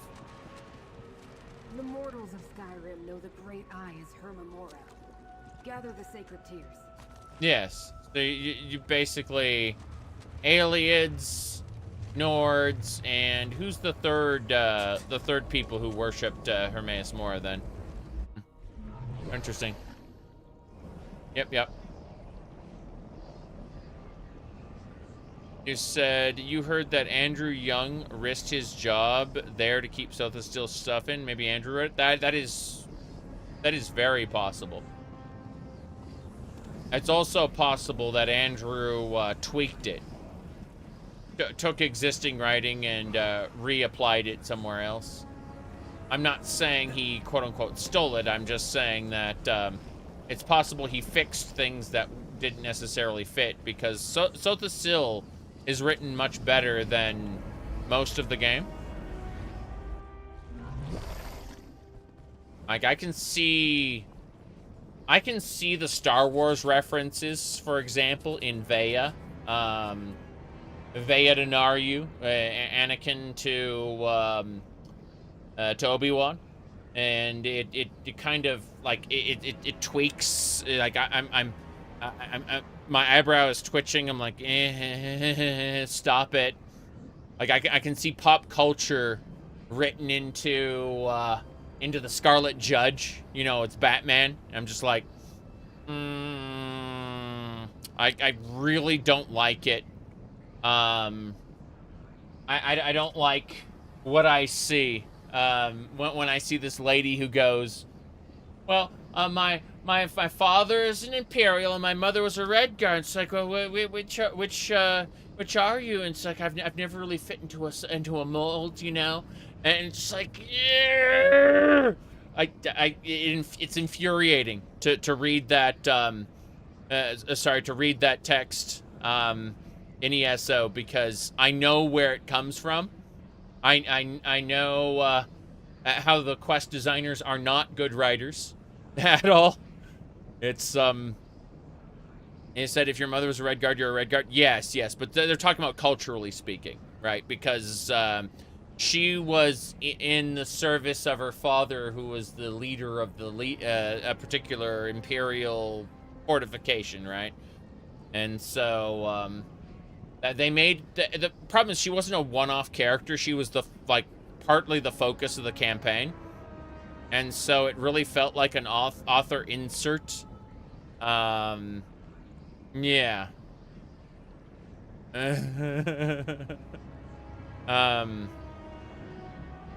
It was very much an author insert character. Same thing with Investigator Vale, right?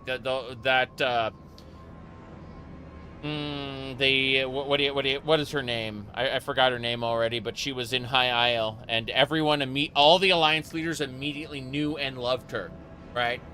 She was just, you know, I forgot her name, but she was just immediately loved by everyone she interacted with. It was.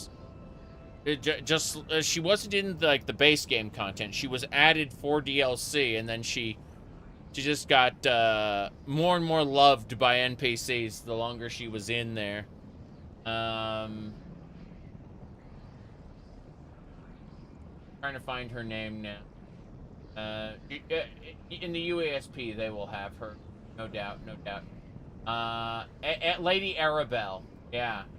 Yeah, Lady Arabelle is comes off as an author insert character who is instantly loved by everybody who she interacts with. And it's like all the Alliance leaders know and love her.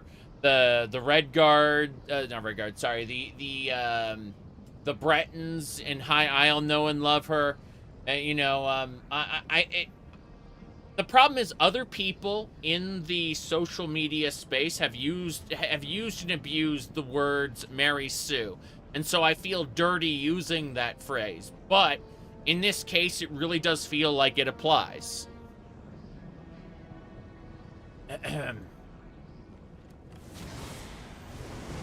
Hearing, culture grifters abusing that term for basically anyone and everyone in order to get clicks. has made that phrase dirty. But in this case, it really does apply. Yep. Bop, bop, bop, bop, bop.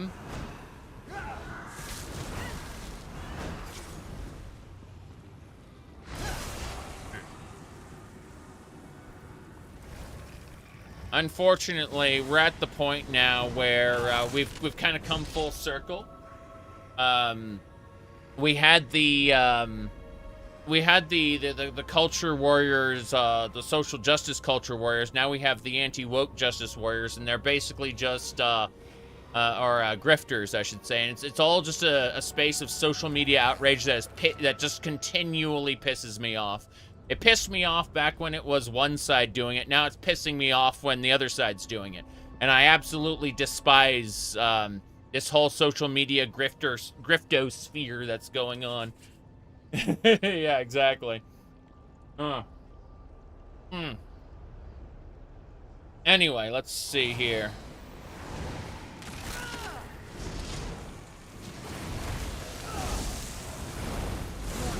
Bop, bop, bop, bop.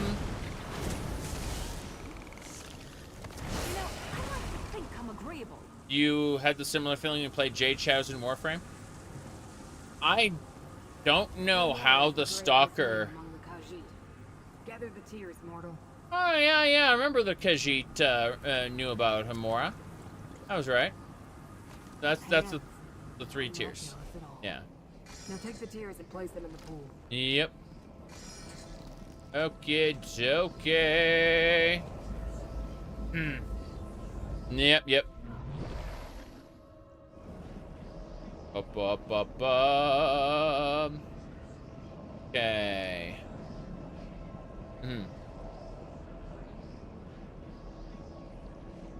You can't not play Altmer characters. I'm playing an Altmer character, but as you can see, he's a little vampy, but little weird. And then what we did is we took all the cool. Tranquil Archives. Enter the pool? I don't want to enter the pool yet. Influencer hype machine with games pissed you off to the point you quit buying new games. Honestly, unless you need to be there for the social experience, unless you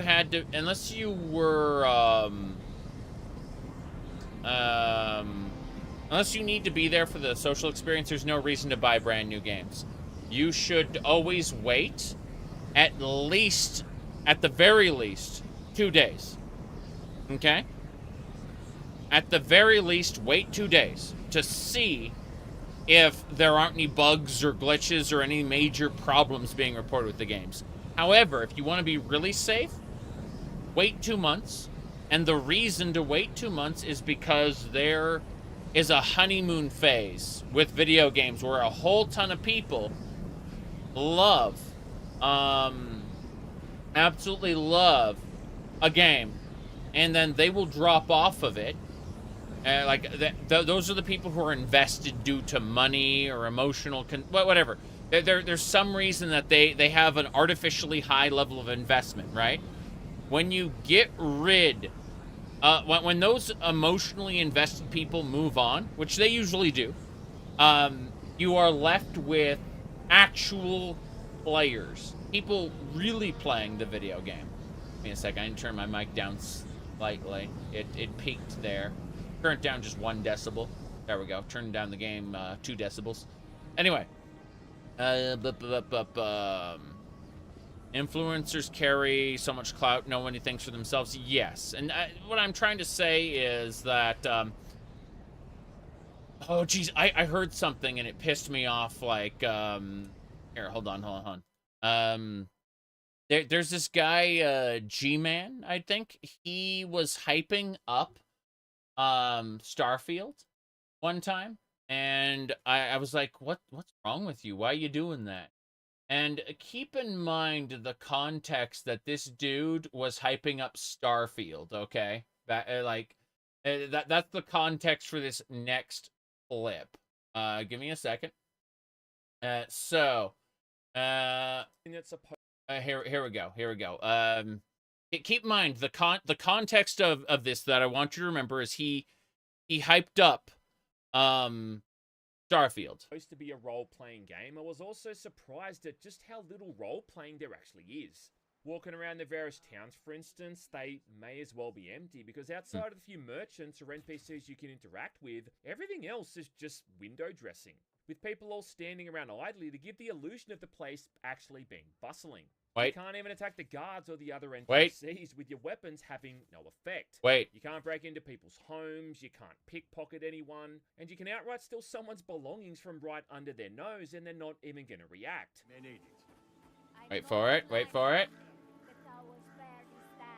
Wait for it. Even the Elder Scrolls and the Fallout games would let you randomly attack otherwise friendly NPCs if you wanted to, forcing you to then pay the toll for your actions. And Morrowind had that infamous message if you locked a playthrough into a so-called doomed world, letting you still play on to experience that reality you created. But yeah, here we are in 2025 with a so-called AAA game that's been in development for half a decade, where things have regressed so much that any kind of genuine player freedom's just been completely removed.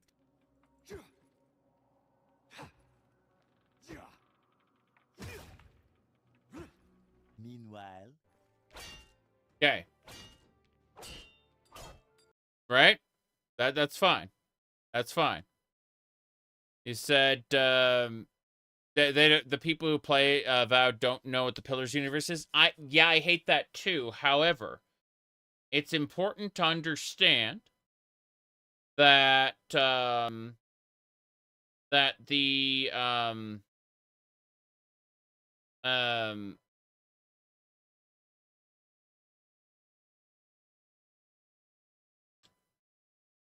sorry.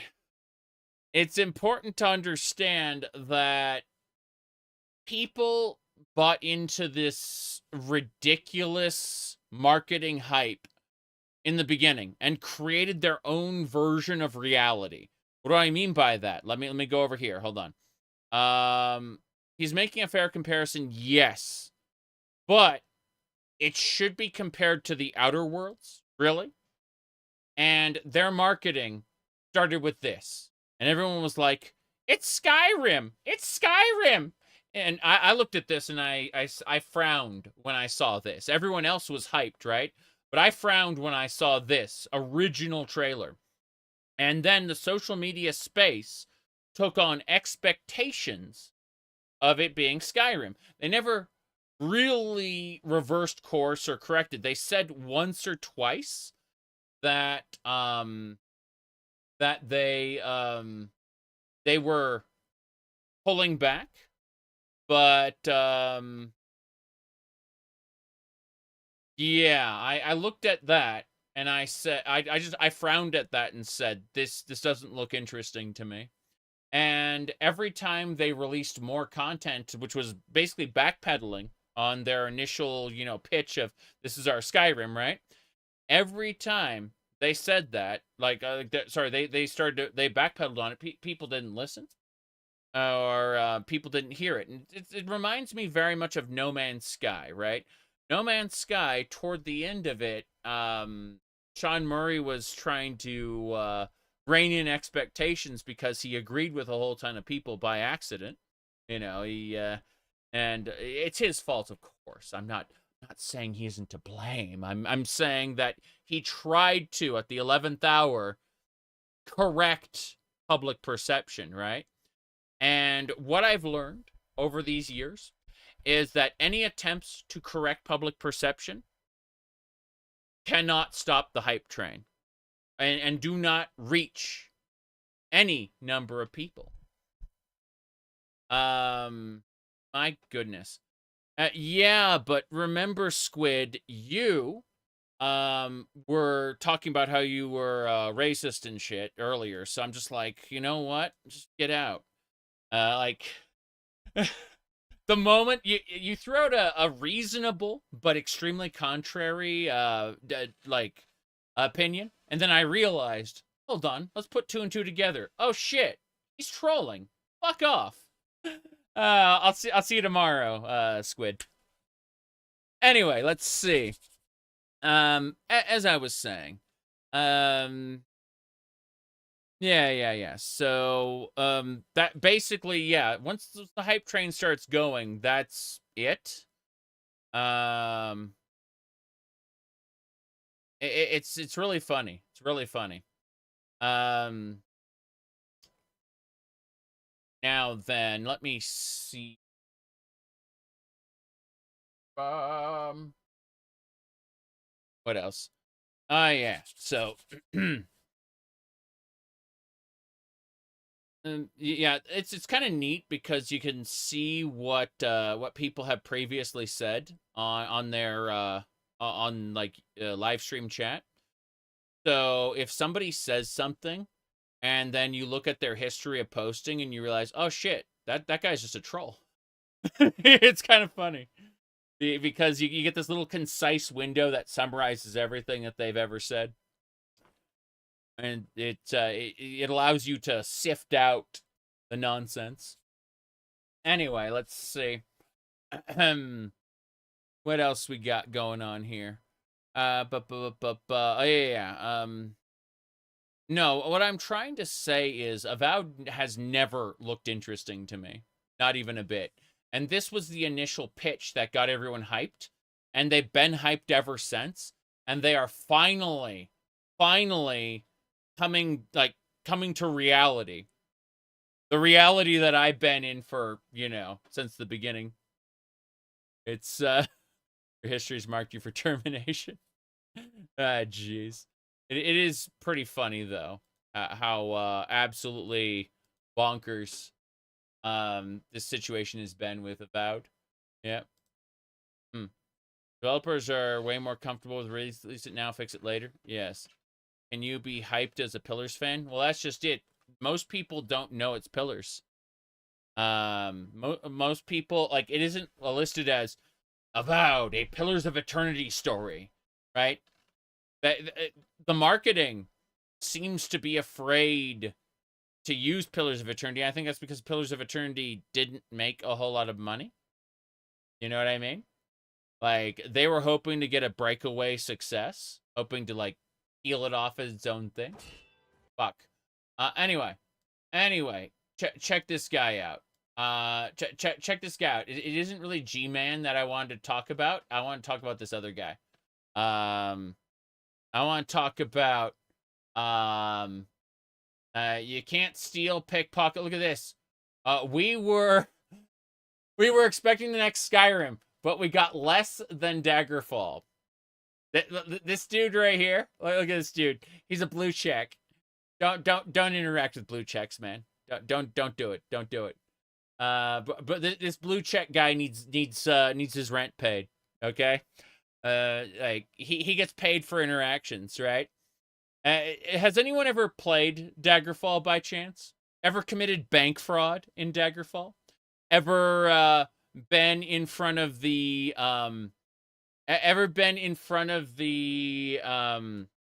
the judge and had the Thieves Guild bribe the judge because you were high enough rank? Ever use the Streetwise skill to actively convince the court that you were not guilty, despite the fact that you were in fact guilty? Like ever purchased a house for 1 million gold because the real estate prices are through the roof in the Iliac Bay? Like checked out the various opposing knighthoods and how the different factions dislike each other. Like, ever notice that the political landscape of Daggerfall is changing consistently throughout your playthrough? Yeah, the world doesn't actually give a shit about you. The game name should be reversed. Yes. But the political landscape is dynamic in Daggerfall, and it shifts without your presence as the player. Yeah, exactly. That's the point, though. Is this dude reversed Skyrim and Daggerfall because he's never played Daggerfall. And the best part is that he's going to profit off of that inflammatory statement. That's what blue checks do, by the way. They profit off of inflammatory statements. Is Avowed a better RPG than Skyrim? I'd argue, in terms of writing, probably. But they're looking at systems, right? They're looking at an open world game. They're not looking at just strict narrative writing, right? These people would have an aneurysm if you gave them a JRPG that was well written, like Legend of Heroes: Trails in the Sky, for instance, right? If you gave them Legend of Heroes: Trails in the Sky, which is like infinitely better written than anything Bethesda has ever done, they would have an aneurysm because you can't interact with the world in the way they expect, specifically from a Bethesda game standpoint, right? And I'm not arguing in favor of Avowed. I have no desire to play Avowed at all. I'm just saying that the discourse around it has been extremely polarized and stupid sounding to me, specifically. And it feels like it comes from the perspective of people who were expecting Skyrim. And despite the fact that the developers flat out said, we are not making Skyrim, you know? The developers flat out said, we had to rein in our expectation, you know, the way you interact with the world is important, yes, but at the same time, it is conducive to many other games. And it is not necessarily the same way as a sandbox would be. And I think that it's important to understand that Avowed is not a sandbox. And people were talking about sandbox as if it were an RPG. And I think that maybe people have conflated the idea of Skyrim and RPG a little too much. You know?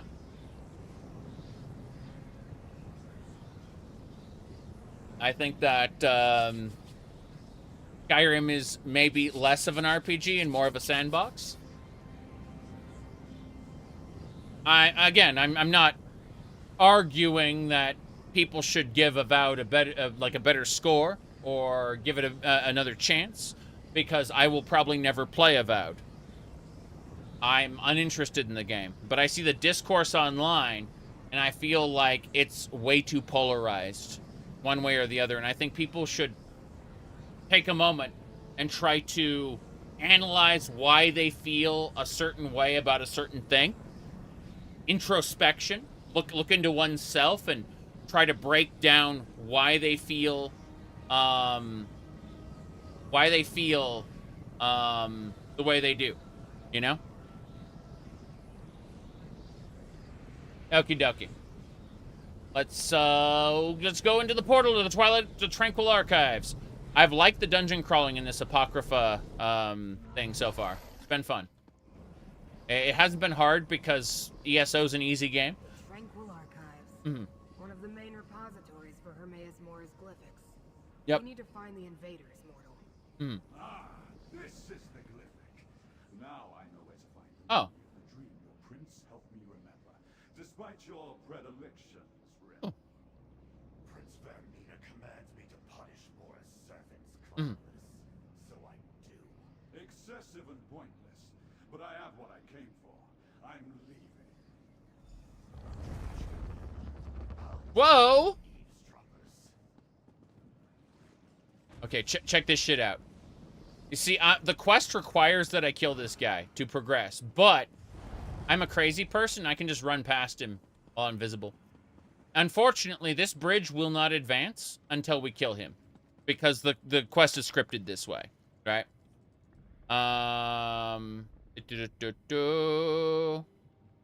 Simple though, money. Yes, of course. Anyway. I looked at Veilguard, and I said I have no interest in playing Veilguard.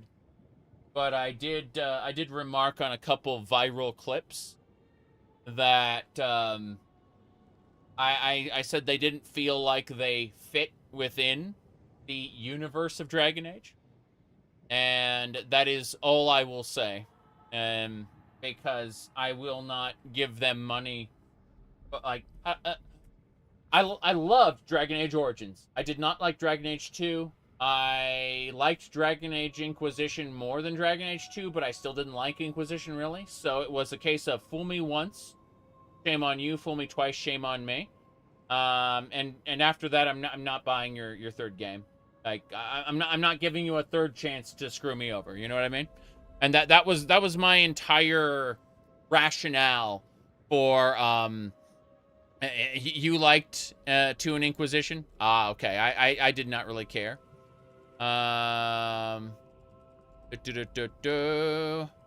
Yes. Yeah. Thoughts on Kingdom Come Deliverance 2? So it looks like a really good game. Not only does it run well on modern systems, but my friends, 3 of them specifically, 3 separate unrelated people, have all given it glowing praises, and I trust these people. Okay. I made the mistake of playing Kingdom Come Deliverance 1 on release, meaning that I never got around to playing the DLC because they came out after I was done with the game.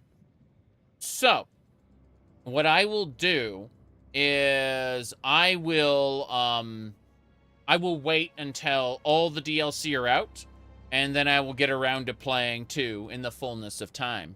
But my current games are my current games are, he said you're a personal believer that games should be good on launch. That's fine, but I'm gonna wait until all the content's out, because I'm done. I'm done buying new games so when they come out, unless something really excites me, like Mina the Hollower. I will buy Mina the Hollower on release because I trust Shovel Knight's developers. They will delay their game 2 or 3 years if it means it's good on release. That's the way Shovel Knight's devs have worked traditionally. So I'm going to trust them on this one. But most games, no, I don't care to play them on release anymore. That said, I'm currently playing Morrowind, Oblivion, Dothack, and Elder Scrolls Online and Baldur's Gate. Okay? EET, Enhanced Edition Trilogy. That's 1 and 2 combined into the single game. Point is that I have 5 games I'm playing right now, meaning that if there is ever a new game released, I have to weigh the lost time of playing a by the way, there's a boss health bar at the top of my screen. Lol. LOL. This is just gonna be funny, but I have to weigh like stopping one of those games to play it.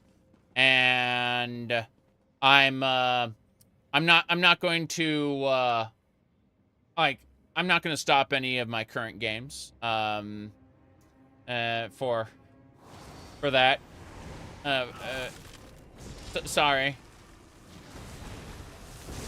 All right. You'll beg me to kill you. I'm gonna stand in his bed. I'm standing in the bed. Look at that. Aren't you scary, sir? Lol. I'm gonna hit him with a normal attack. You're dead.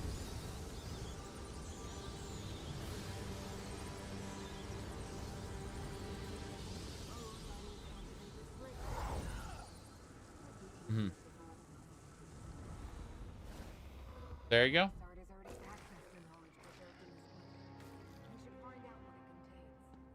Why are you all the way over there? The quest NPC just ran over. I need to... Oh! I see! I'm glad I received such a nice treasure item.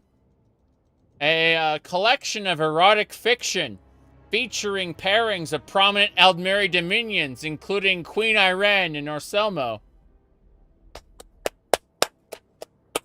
There you go. I'll be back in a couple minutes. I gotta go mess with stuff. I shall be right back. This is the perfect time. Perfect time for us to go AFK for a minute.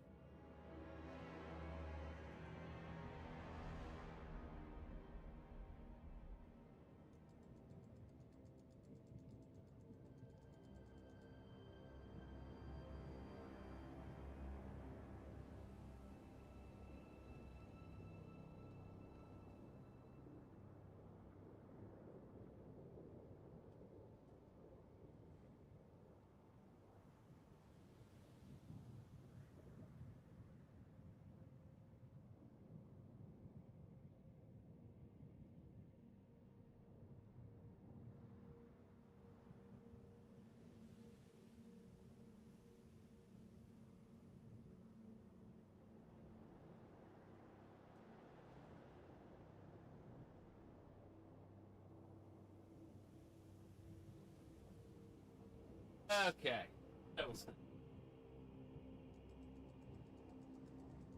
Let's see here.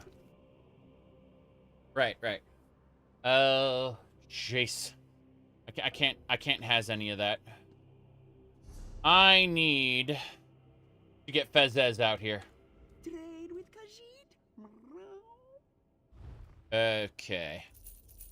We have way too much stuff as it is. We are going to sell most of our stuff and break it down. We need to break down stuff as well. So, Dremora, where are you? There we go. Ideal in perfect forms. Your rubbish conceals that perfection. Allow me to help. Okie dokie. Melt down all the trash. The trash will become useful items.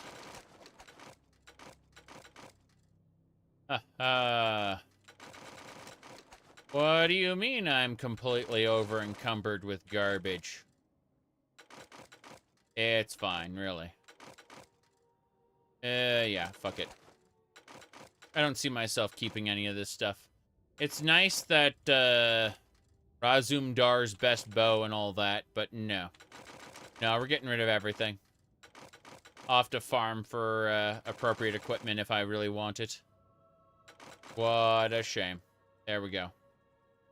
You can just summon a Dremora? Yeah, to deconstruct my stuff. It's true. There we go. Easy peasy. That gave us, a bunch of inventory slots that we didn't have before. Now, more importantly, I should probably open all those shipments when I get the chance. Not right now, though. Let's grab that loot.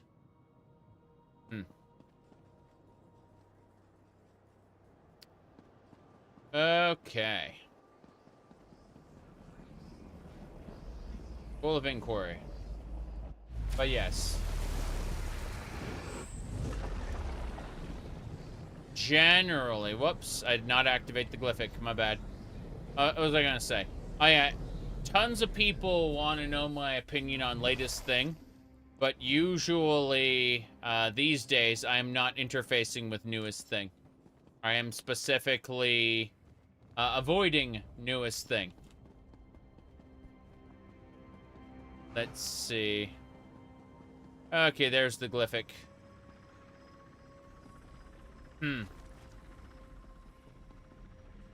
Yeah.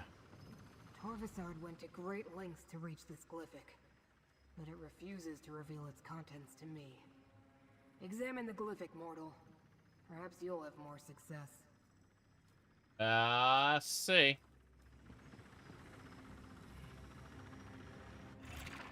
From the glyphic.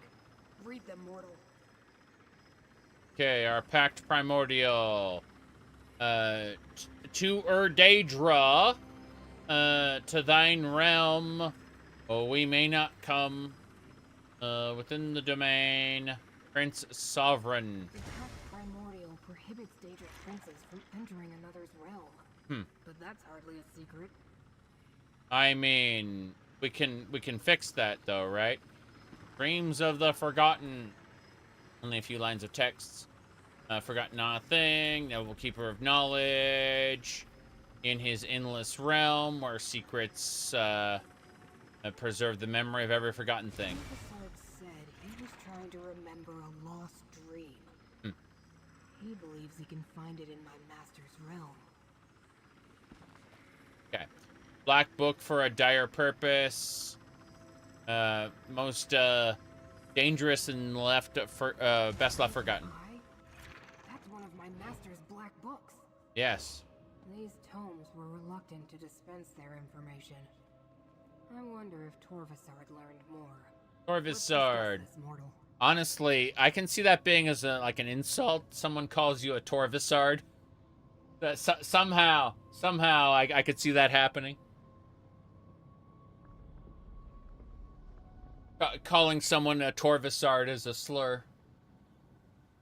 ESO coming up with new names for things. Glyphics endure for eternity. I've never heard of any erasing themselves before. Very strange. Do you understand the text that remain, mortal? I found the words very disturbing. What'd you make of the 3 books? One concerned the Pact Primordial. Could they be seeking a way to subvert that ancient restriction? Yes. The second mentioned lost dreams, such as the one Torvasard seeks to recover. It told of a place in Apocrypha to find such misplaced memories. Yep, let's get going. So, the exact location wasn't in the line of checks that remained yet. No, but we have to assume Torvasard learned the location before the text faded away. The final book referred to one of Hermaeus Mora's most infamous black books, The Tormenting Eye. It said it contains a rite for unlocking dangerous secrets. I love how my Fezes, the Khajiit trader, is in the cutscene with the eye. Like they're both here. That's not being such a Torvasard. Oh crap. Okay. Okay, tell me about the significance of the Pact Primordial. The Pact refers to ancient laws that bind the Daedric princes. No prince may physically intrude in another's realm, everyone knows that. Well, perhaps not mortals. That they sought out the tome tells us something important. Okay.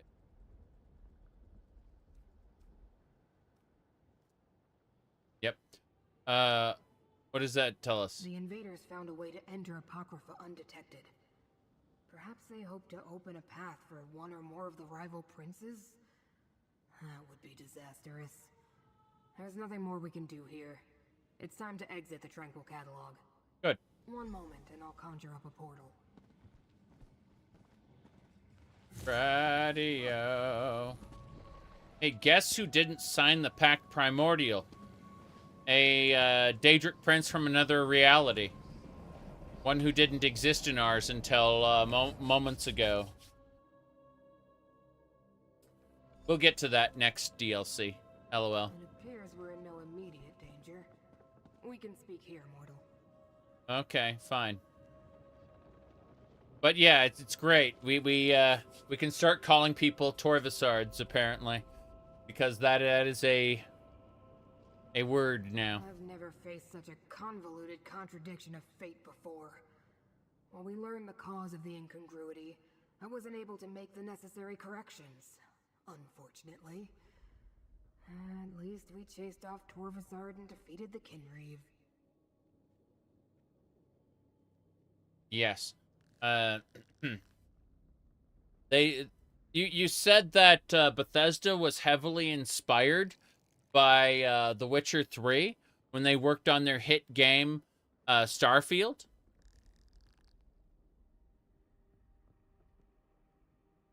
Anyway, is there anything we can do to help?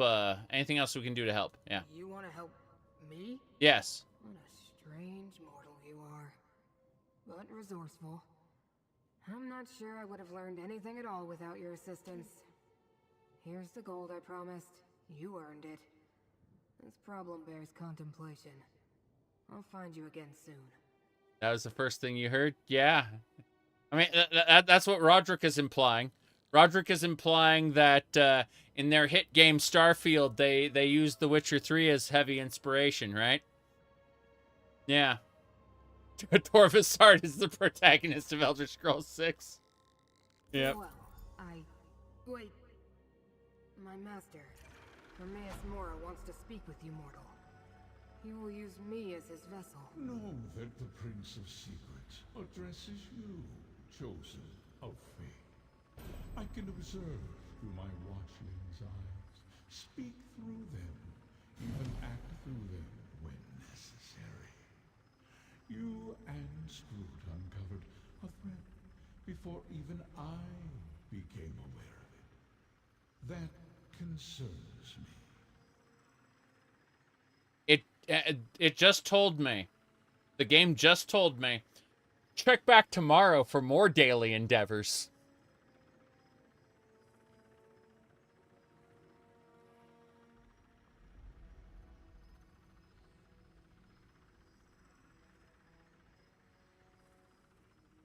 I see.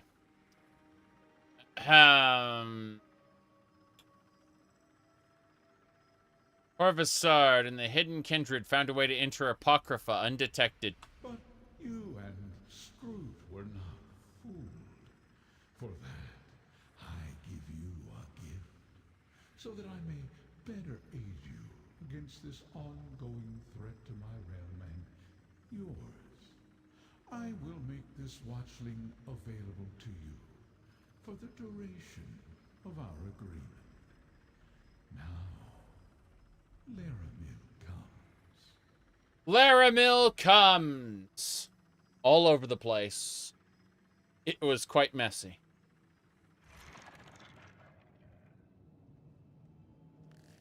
Where's Laramil?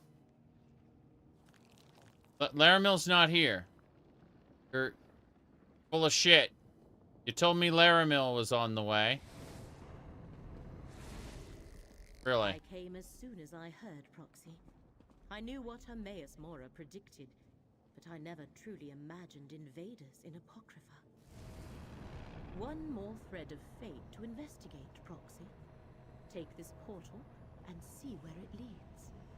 Laramil the Wise? You know this mortal too? Then understand that agents of Vermina invaded my master's realm. Ah, one of Hermaeus Mora's examiners of contradictions. Reality is in jeopardy, Watchling. We can use every ally we can get. I see.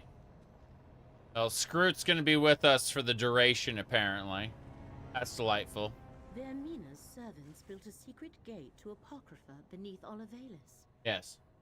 The village was not important then, only the gate. The people were merely collateral damage to the Dream Carvers and their hidden kindred allies. Right. Tell me about the locations I need to visit. A reasonable and prudent request. I shall provide what details I can, but I know little more than you do. Local history and politics are not my usual area of study. Which location would you like to know more about? Tell me about Tel Rendis. Tel Rendis is one of the many mushroom towers that dot this land. They usually serve as domiciles of Telvanni wizards who hold formidable magic. But this tower is abandoned. Interesting. Fate dictates that when you go there, I shall accompany you. Fate dictates that. Okay. Fine. You know, anytime the quest master, sorry, the quest writer wants something to happen now, they can just be like, fate dictates that you will go fight through this dungeon and then bring me back a shrubbery. So fate has spoken.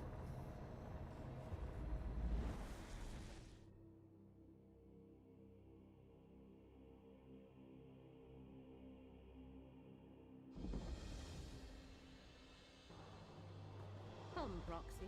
Fate dictates that I join you at this location.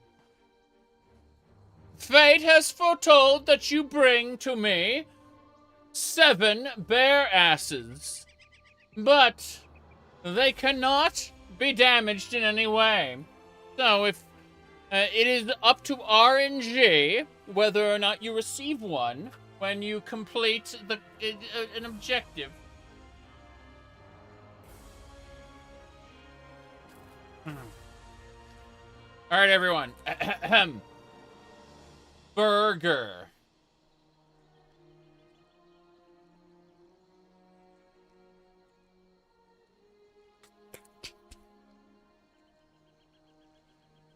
The threads of fate draw both of us to this place, Proxy.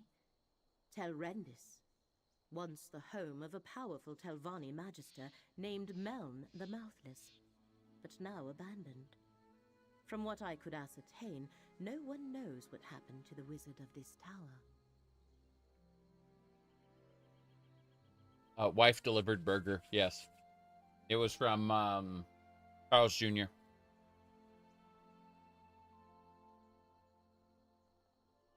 We need to find out what happened? That has yet to be determined. One of the strands of fate revealed to me converges at this location. More than that, Hermaeus Mora expects us to learn for ourselves. Of the 3 sites, this one requires that I be on hand to assist you.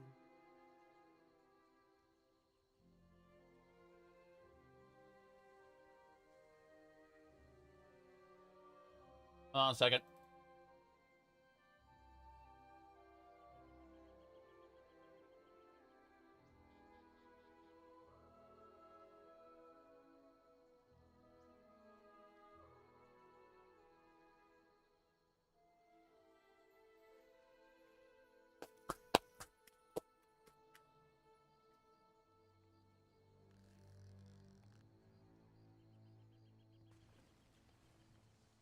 Why is this place more important than the other 2 sites? I never said it was more important. Just that fate requires both of us here. More than that, we shall need to determine. I see. do sense a lingering presence. A connection to Apocrypha. Help me investigate this place and Hermaeus Mora will reward you.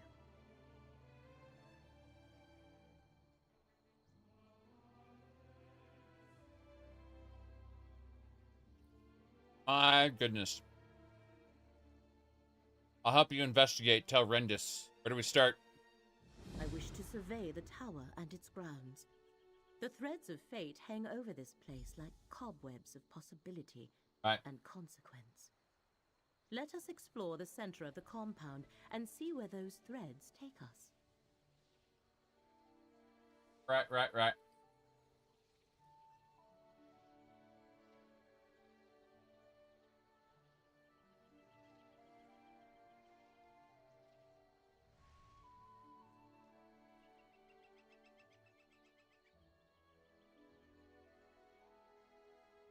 ESO takes place before all the other games. It's actually pretty close to Elder Scrolls Adventures Redguard. After ESO is done, at some arbitrary point in the future, this dude named Kulkane starts his conquest of Cyrodiil. And when he dies, his general, some loser named Talos, takes over and starts conquering the entire world. And that's where Elder Scrolls Adventures Redguard takes place. Is during Tiber Septim's reign, his bid for conquest. You're trying to defend Hammerfell, and Tiber Septim's trying to conquer it. Eventually, you manage to kick the ass of his general so hard that you sign a treaty to join the Empire as equals and not exploited subjects. Hey there. The Telvanni are one of the great Dunmer houses. Thanks. They focus on magic and the arcane arts, and they consider power, ruthlessness, and ambition to be paramount. We must be careful in our dealings with them, for they are nothing if not dangerous.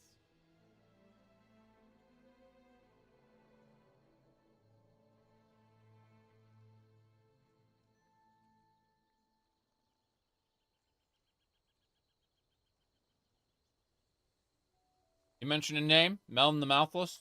Yes, but I could not learn much. Just that he owns this tower, but has not been seen in some time. Right. The place is considered abandoned. He was a Telvanni Magister, the highest rank in the house, second only to the Archmagister. So, when they say he was mouthless, that means he doesn't have a minion to speak for him at the Telvanni Chancellor. Yeah. A mouth is a position in the Telvanni. Telvanni masters and magisters avoid undue socializing, fearing threats from all directions. So they appoint agents to represent them. Mouths. Meln eschewed the practice, hence they called him Mouthless. I expect his tower to be a fortress.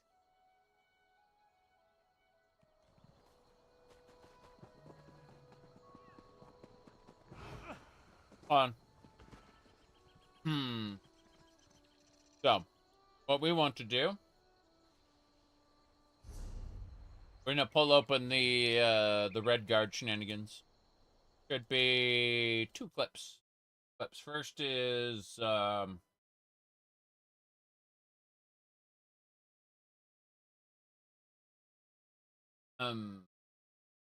this one. Might be the wrong one. Shut up. Try this one.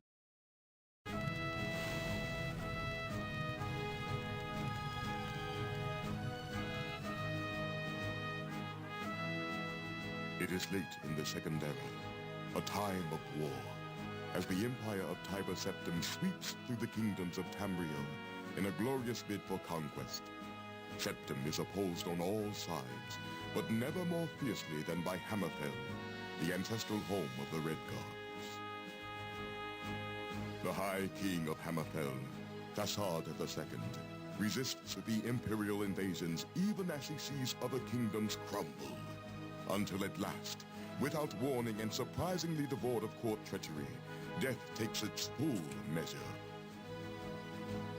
With its High King dead, Hammerfell is crippled, plunging into a bloody civil war between the crowns, fighting for their homeland's continued sovereignty, and the forebears, who have finally accepted the Emperor's rule. If they set Elder Scrolls 6 in Hammerfell, guarantee you it'll be the Crowns and Forebearers as Civil War factions to Skyrim again. The Crowns, led by the heir to Thasard, Prince Ator, are continually victorious, spilling the blood of the forebears across Hammerfell's sands. From his seat of power in the port city of Stros Makai, Prince Ator slowly reunites his father's unraveled kingdom.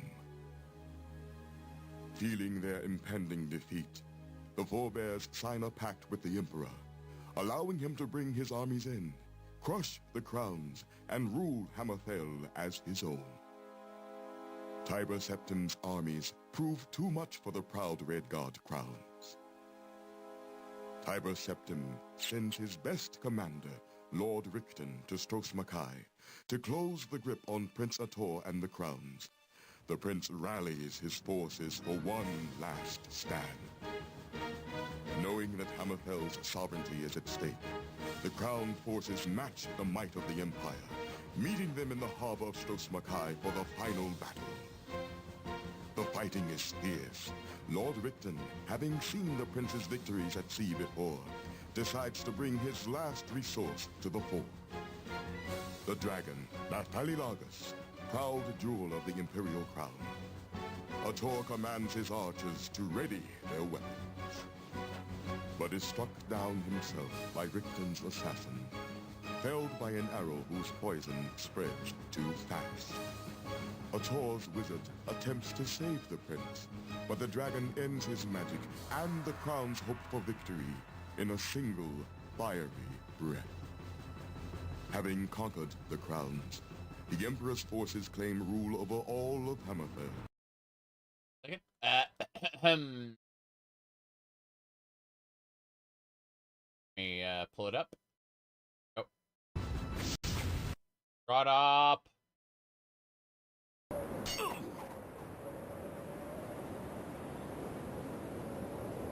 How remarkable. I may well be the first Imperial Admiral to surrender at this altitude. No surrender, Governor. You just die on your feet. The rules of engagement state quite clearly that a losing party may yield to his opponent on the field of battle, and that the victor may, within honorable reason, determine his ransom. Remind me in hell. But where's the money in that? Or Redguard honor? I know a swordsman like you, Redguard, can't kill an unarmed man. And as a gentleman, I place myself under your protection, and as a swordsman of no little accomplishment, I congratulate you on your mastery of the longsword. And I congratulate you also on your small victory here. I have failed my Emperor, and may regret surviving to face his displeasure, but... drop the weapon.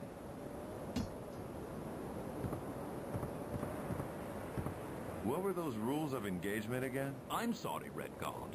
The rules of engagement govern the affairs of gentlemen. But you, a rebel in arms, a traitor to the Emperor, and a threat to the Emperor's peace. All you have earned is summary execution. You die now, Redguard. Do it then, because that'll be the easy part. But look down there, Richten. Now there's an army that's tasted victory, and one you'll never defeat again. No more words. Richten, it's time you saw that Redguard fire you've heard so much about. You never did kill the Prince, Richten. He lives.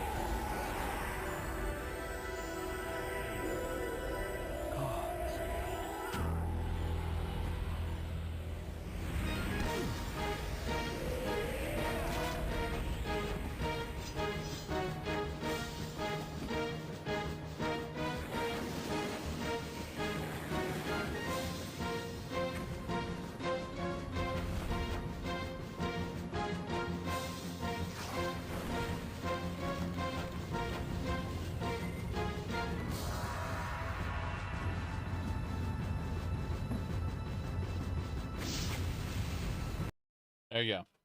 The sword has the prince's soul in it. That's how it's able to massacre.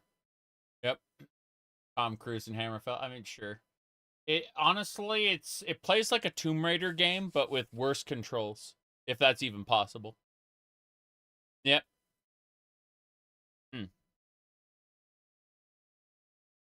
Anyway, we should be more or less good to go. We are going back to hell. That is to say, Elder Scrolls Online. No problem there. What happened to the airships? Oblivion forgot about them. Like it forgot about the Imperial Navy and the rice-based economy. You know what's really funny?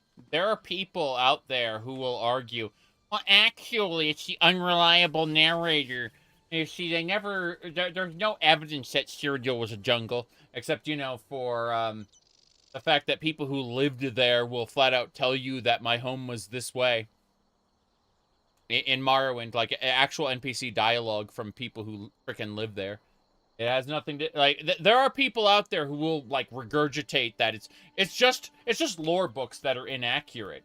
Like, bitch, the people who live there tell you about their home. Like, no, you see, they're lying to you. Fuck off. The games are different. The games are set in different universes that only slightly reference each other as, yeah. The best way to explain it is that each game moving forward is its own universe that references an alternate version of the past. That's it. Because each developer of each subsequent game decides to do their own thing, and that's fine. That is A-okay. Yep. You said Bethesda can't keep their own story consistent within the same game. I mean, we knew that in Skyrim. The writers of the Dawnguard DLC are not consistent with the actual storytelling of Skyrim, the base game. There are huge inconsistencies between Dawnguard and the base game. St. Jube, I hate to say it, but Jube did not kill the Cliff Racers because Mule was hunting them. Well, actually, they only hunted all the ones in Vardenfell. Nowhere does it say that. What about Serana and how the Volkihar vampires work? The Volkihar vampires, they live in ice under the ocean, and they can pass through the ice, whereas normal people can't. That's why they've never been hunted down, because trying to drill through ice to get to their lairs is not going to work. Careful, yeah. These vampire mercenaries opposed us when we searched for the Emerald Glyphic. Got it. Sounds good. Look at that. That's an air Atronach. Terrible. I hate it already, thanks. I like how they're using all the crown store mounts. Look at the fire bear. The Iron Atronach bear is actually a crown store mount that they decided to turn into an enemy. Not the other way around.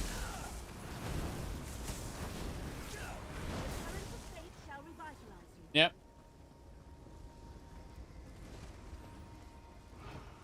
So I have another healer. What a shame. The tower's defenses have them well occupied. Gotta maximize that Graphic? Yes. I'm busy looting bottles. Nothing so far. What a shame. There's a bunch of dead people. Do you think they'll redo the starting zones in ESO? At present, I don't think they will make any new zones. They will probably add new content to old zones based on what quest you're doing.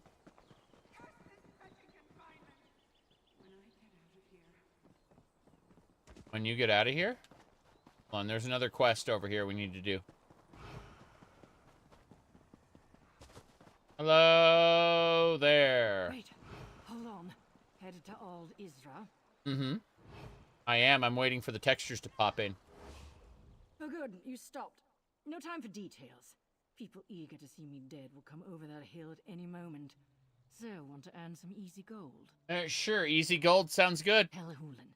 The tower at Old Isra's east end. Inside, there's a green mushroom. By that mushroom, there's a dark elf. She'll probably insult you. She's my contact. Deliver this letter, then walk away with a pocket full of gold. Okay. What's important about the letter? Better you don't know. But, fine. There's a spy among the Assembly of Masters. My contact's here to end the threat. Look, can you take this letter to her? Don't open it, don't look at it, don't talk about it. Hand it over, and you're done. Deal? Okay. Remember, a dark elf by a green mushroom in Telhulen. Tell her, both light and shadow can be deadly. She'll reply, though only one chases the other. Then hand over the letter, and she'll give you gold. Now, go while I lead my pursuers away. Sounds good. Bloody horse. That there are certain ways to make Juban meals words agree. Well, yes. If you patch their story, then anything is possible. It's like how what do you call it? It's not The Force Awakens. It's the other one. The Rise of Skywalker was a terrible movie, and anytime you'd see all these articles going, new book explains where the Final Order came from. And it's like, oh, good on you for patching the movie with this book.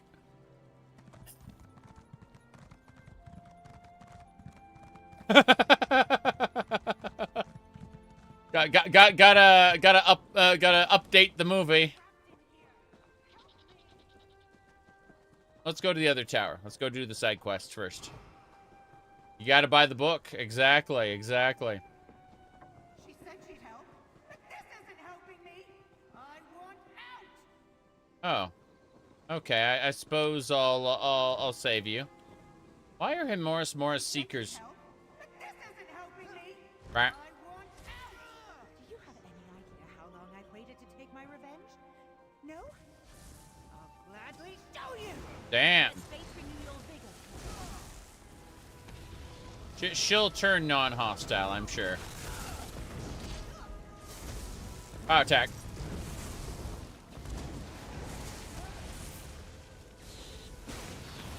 Where'd she go? My chance to get revenge. What? What does that mean? I don't understand. Oh well. Tracing shadows. We're going for a contact. Up this way? Is it? Gather notes. No, that ain't it. It's the same place. Okay, search the tower garden. Investigate the tower. No, where's the contact then? Find out. That is on an island over... What the hell? Okay, so it's down that way. Fair enough. Going this way. Revengeless idiot. Yes. Yes. Mm-hmm.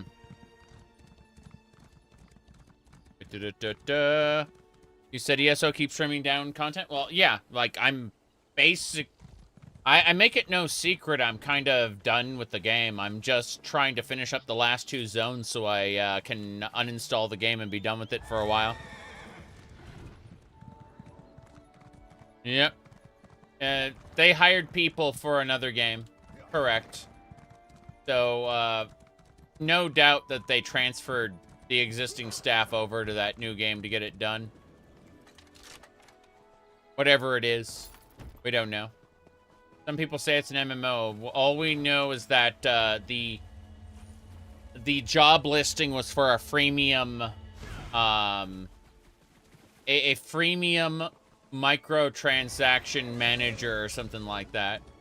Some kind of weird job position like that. So whether it turns out to be freemium in the end or not, that's what they were hiring for.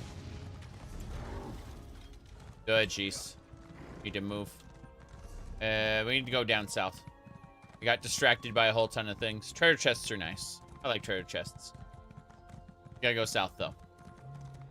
I'm a vampire. I'm on my blood horse.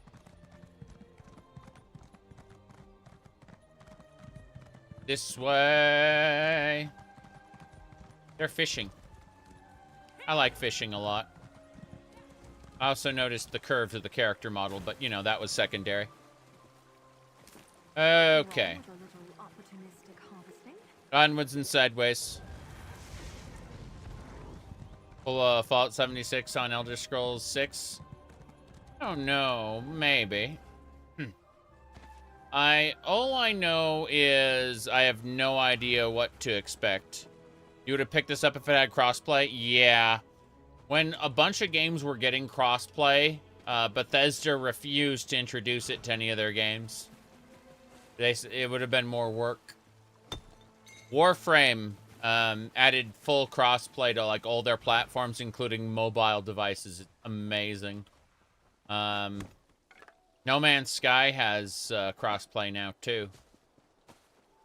Final Fantasy XIV always had crossplay, though they axed their PS3 support eventually, which I think was a good decision. And played Warframe in years. As you know, I don't play a whole lot of these other games that people know. People know that I only play Bethesda games, right? I mean,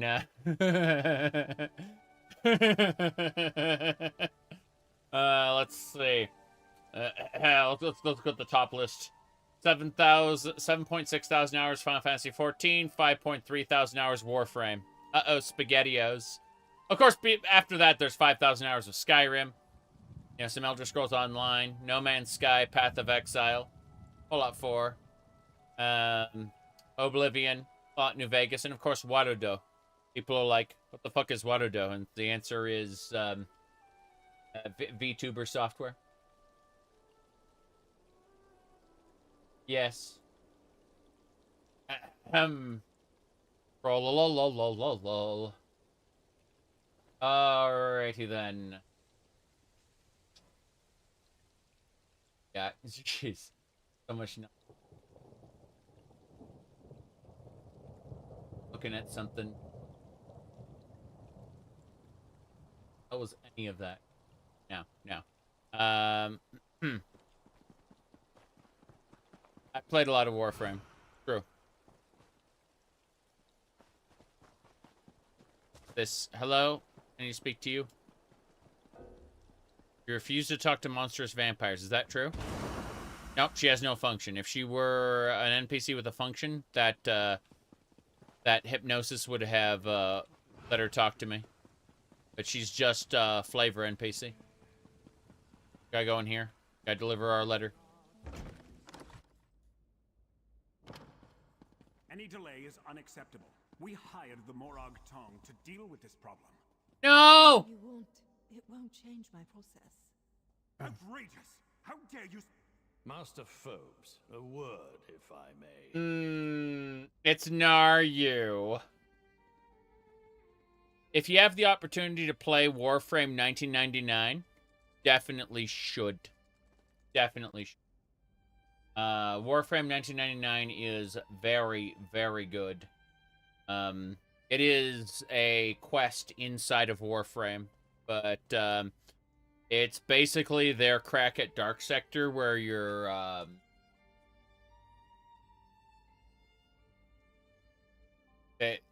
your character goes back in time essentially, but it's in like a pocket universe, so it's not really affecting the past. It's affecting a what do you call it? It's affecting a like pocket dimension. But like here's the cast: Excalibur, Mag, Bolt, Trinity. You know, like these are all Warframes, except they're people that you talk to and shit. Anyway. Yep. Alternate timeline, sorta.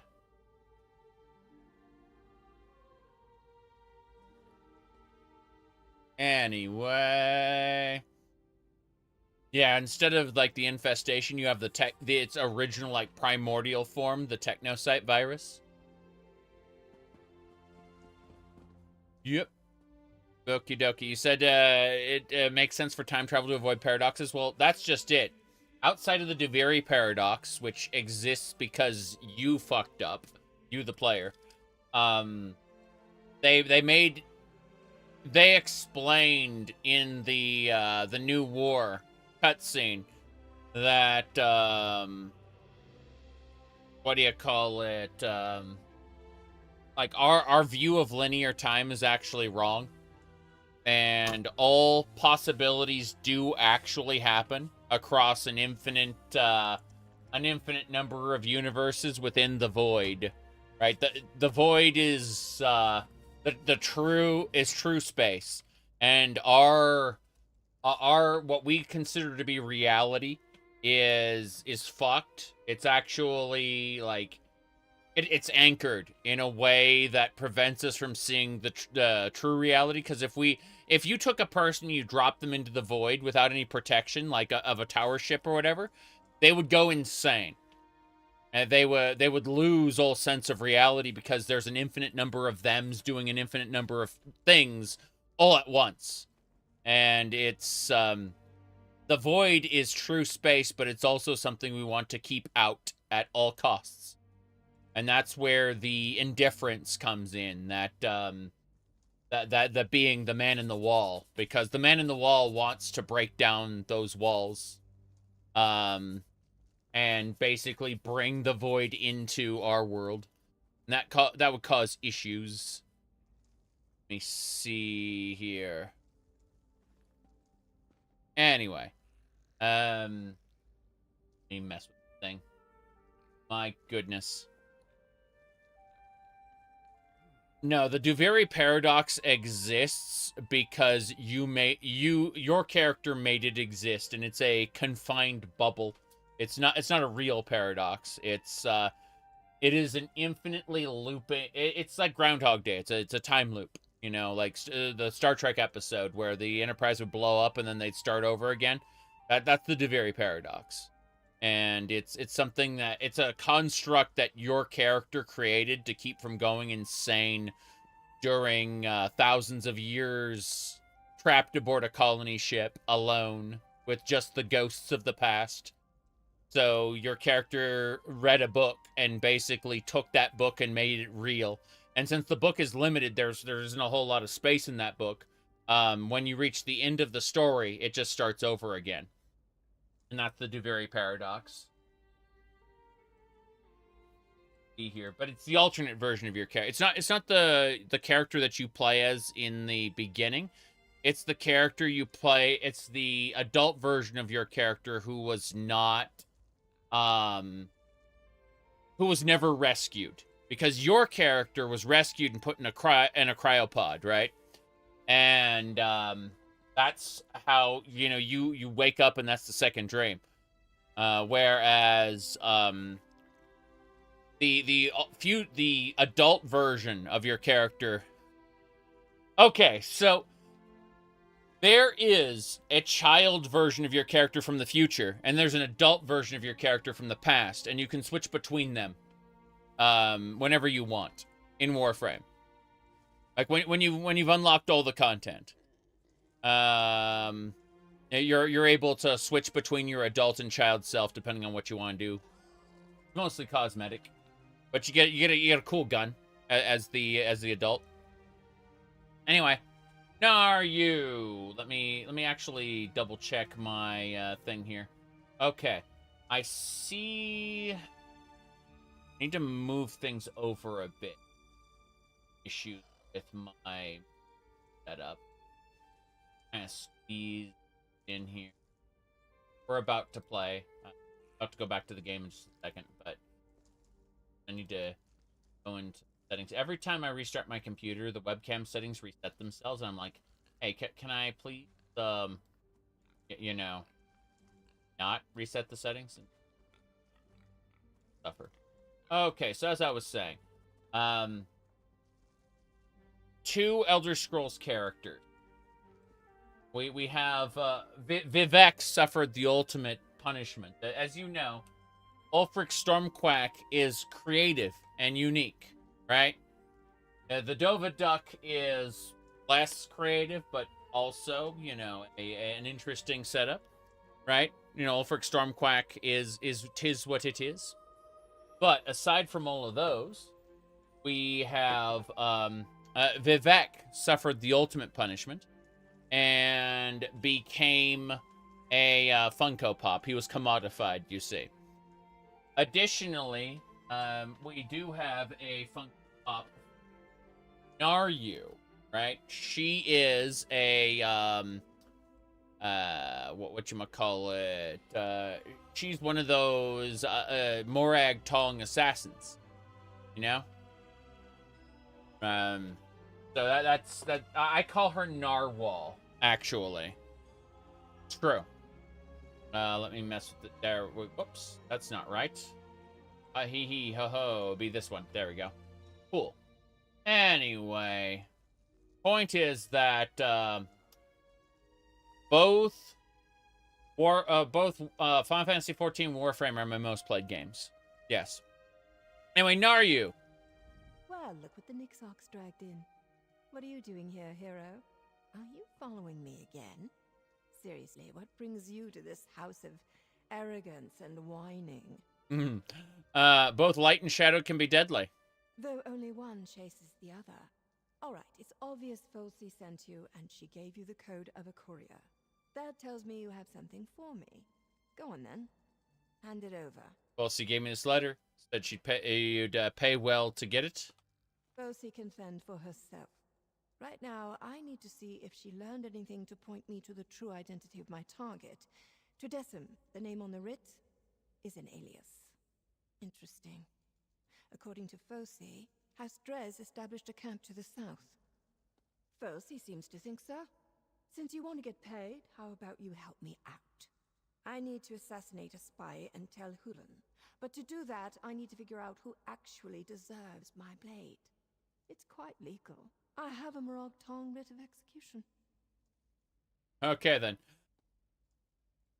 I don't need to know this. I've done all of the Elder Scrolls Online quests with you. I helped you and Vea kill your target. I helped you kill Vea. I killed Vea a second time because she survived the first killing. Then we went to freaking Anvil. No, not Anvil. Kvatch. We went to Kvatch and we looked for the killer and gave me a kiss at the end, and I thought that was kind of awkward and not what I wanted. Thank you.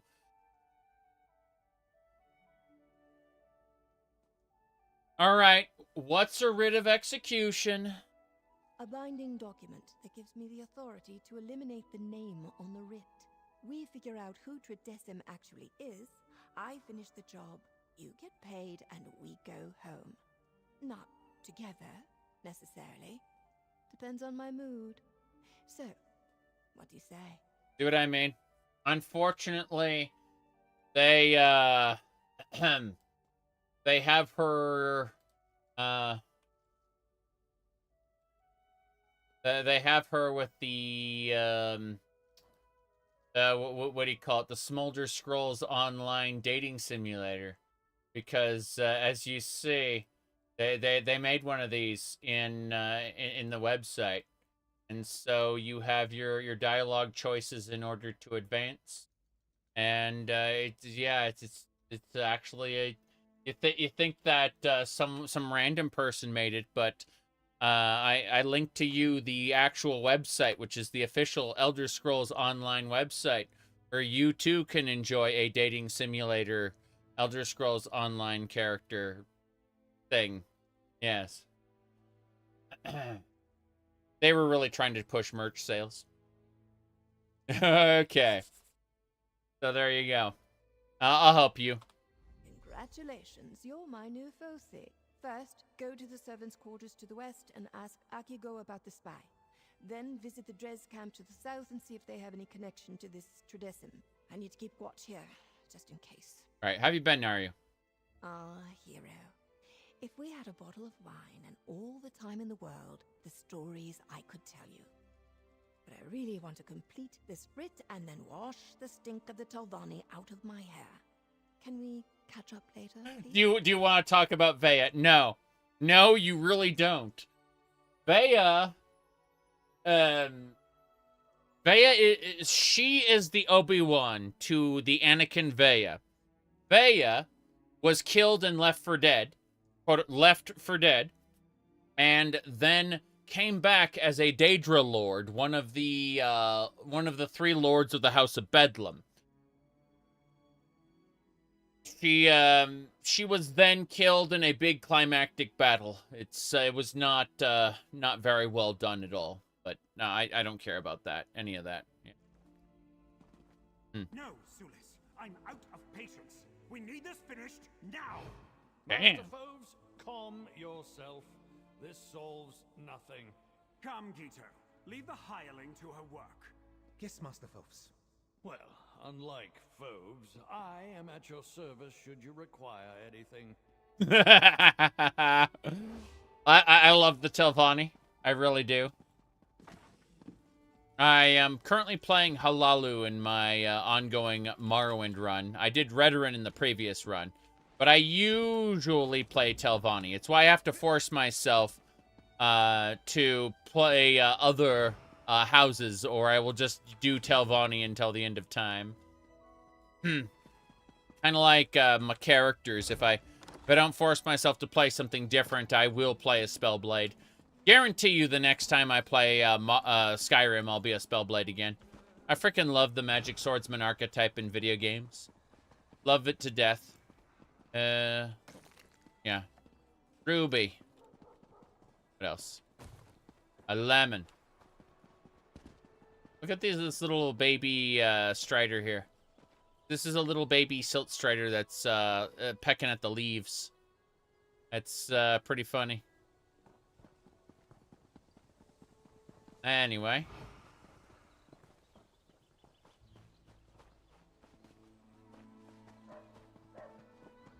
There's some good details in ESO, but they don't come up as often as they should.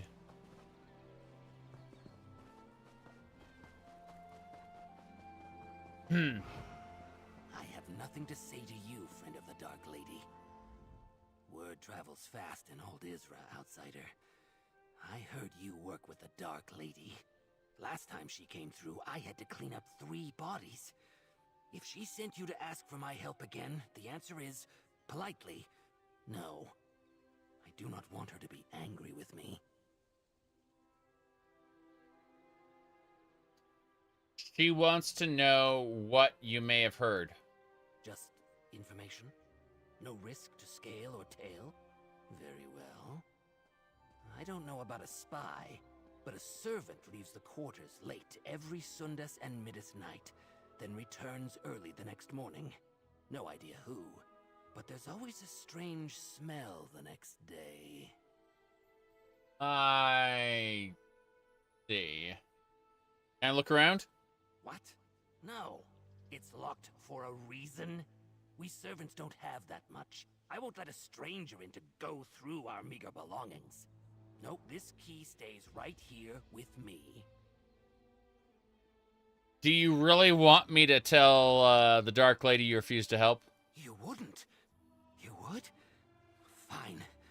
Working for House Telvanni is just one terrible moment after another. Here. But I don't want to know anything about what you do in there. Just leave the key in the lock. I'll grab it once you leave. Okay. Give me a second. Stop glamorizing the grind and start glamorizing whatever this is. Yeah. This is the last of the Dwemer. The last of the Dwemer. Good guy, really. I don't know why there's 2 of him. I have no idea why someone duplicated him, but yeah. That is the last living Dwemer. Right there. Anyway. Let's go. This. Master's warning. Some are careless with their keys. Got it. Don't be careless with your keys. You have to force yourself not to play a Dark Elf spell sword in every Elder Scrolls game. I'm okay picking different races. I tend to gravitate more towards the human races, especially toward Bretons, because half-elves are my favorite race in fantasy. And so Bretons are the closest thing you're going to get to a half-elf in the Elder Scrolls. But, no, I always play a magic swordsman. Some sort. And then, you know, maybe a priest or a paladin. You know, you can use a mace instead of a sword. It's still basically the same thing. Magic bonkening. Alright. How you doing, servants? A new servant? I suggest you dress more appropriately for the position. The masters are strict about decorum. I see. Well, I guess I could change that. I mean, we are in Telvanni territory, right? Maybe I should... As much as I like showing off his veiny thighs, I think we'll go to appearance, costumes, and we'll look for Telvanni specifically. Telvanni Magister. Yeah, Telvanni Master Wizard. There we go. Now we got our Daedric, Telvanni Master Wizard appearance. That's a cooking fire. Don't care about... Oh, cool. This is a quest area, so we can, we get free food. What else? Yep. 8 Dorkish armchair? Already have that. No big deal. Okay. Wanna restart your character? Yes. Mm-hmm.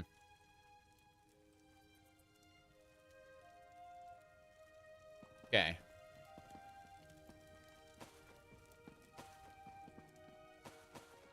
Keep it up. But yeah, I tend to gravitate away from beast races when I play. Sometimes I'll force myself to play one for a theme reason. For example, let's see, do you have a house in this? I have the Daggerfall Overlook. It's one of the gigantic ones. I have several others as well that were given away at certain times. But this is my preferred house. Not that I play it or anything. How has the game come since then? It has reached maintenance mode, Rasputin. It has reached the end. They have declared that they will only be doing seasons from now on, no more chapters. Which means that they're going to be releasing new content for old areas, but otherwise they are done. So it has come to the end.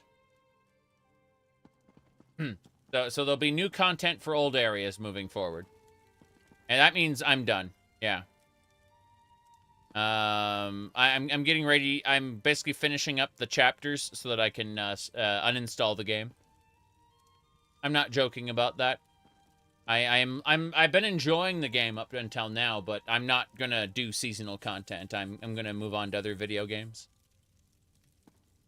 I mentioned earlier that Final Fantasy XIV is my most played video game. More than Skyrim, more than ESO, more than all these other games.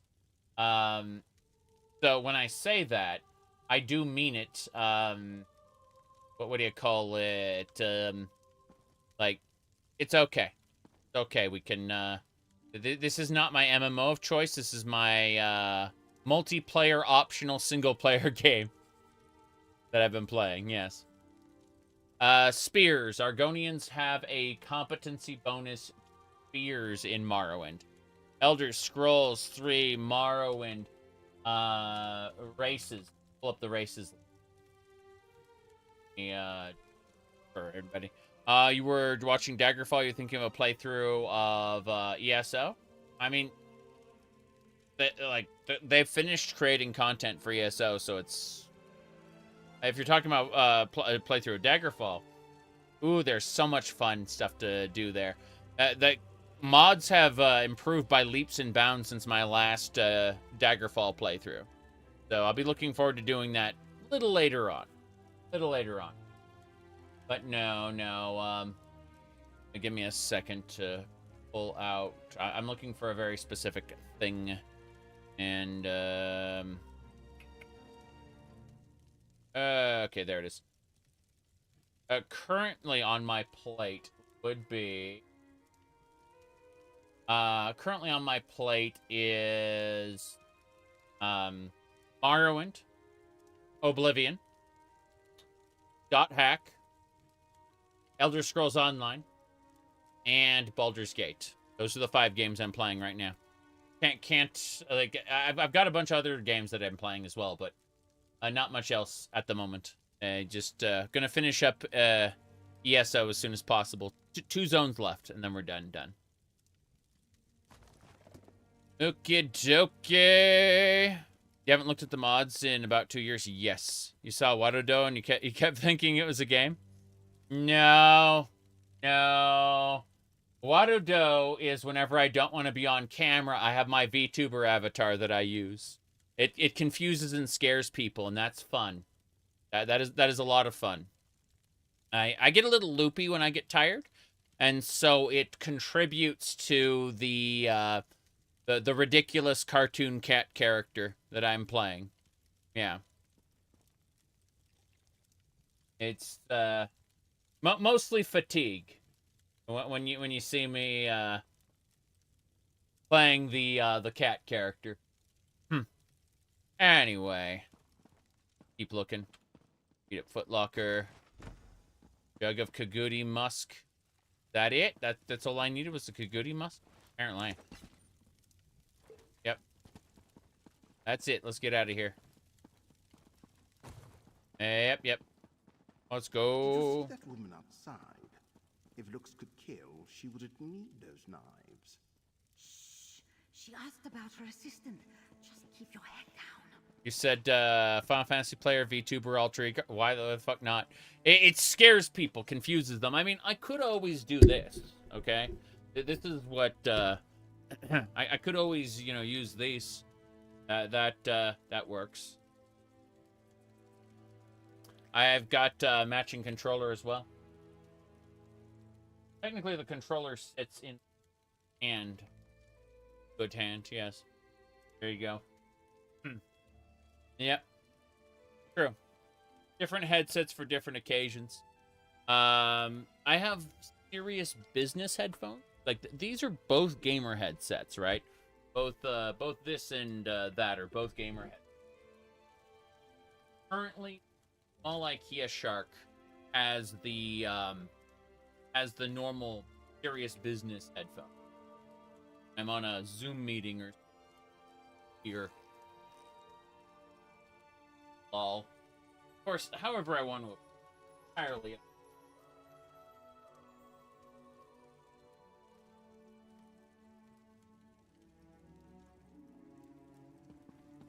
All right. Ho ho ho! Greens. Yes. Serious Zoom meeting with cat ear headphones? Yes. Why not? Wait, what? Did older players of Final Fantasy hate newer Final Fantasy? Okay, so I like Final Fantasy 1 through 1 through 9 especially. I thought 10 was kind of a down, like it was an up and down. It changed in ways I didn't like. But as far as the 11 was a little too stilted for me to enjoy at the time. I ended up playing it later and enjoying it. 12 had issues that I only ended up enjoying it through a YouTube video, not as a game, because I had to skip all of Vaughn's dialogue. That was important. Aside from that, 13 was something that I watched a friend play. I thought 13.3 was incredible. Assuming you ignored 13.1 and 2 ever existed. Just play 13.3 in a bubble. It is a glorious spectacle game. But, other than that, 14 is its own thing as well, but it's a great social experience for me. I like playing it with other people. I like talking about it with other people. 14 was spectacular for me, personally. I've not played 15 or 16. Unfortunately. It's one of those cases of I just did not see the appeal. Sorry. So, it's not that I hate it, it's that I declined to become involved with it. Was that you rummaging around upstairs? If you're a new servant, then I hope you learn to respect other people's belongings. Also, and I'll try to say this gently, your smell is quite pungent. Yes, let's see. You don't really hate any except... yeah, Dirge of Cerberus. I hate Dirge of Cerberus, okay? I can't say I hate any other Final Fantasy games. I think that 10-2 is a game I both love and hate simultaneously because 10-2 has the best job system in the series and the best like progression track, but it simultaneously disrespects all the world and characters of Final Fantasy X so much that all of my love for Final Fantasy X is translated into hate for Final Fantasy X-2. And so I both love and hate Final Fantasy X-2 simultaneously. Because it's mechanically glorious. Speaking of glorious, I've been streaming for 3.5 hours and I need to get up and stretch my legs. So what I'm going to do is I'm going to step away from this guy and we are going to continue this Telvanni questline in just a few minutes. I just need to, again, get up, stretch my legs. I'm going to put this coffee cup in the microwave, just heat it up real quick. And I'll see you all in about 5-10 minutes. Probably closer to 5.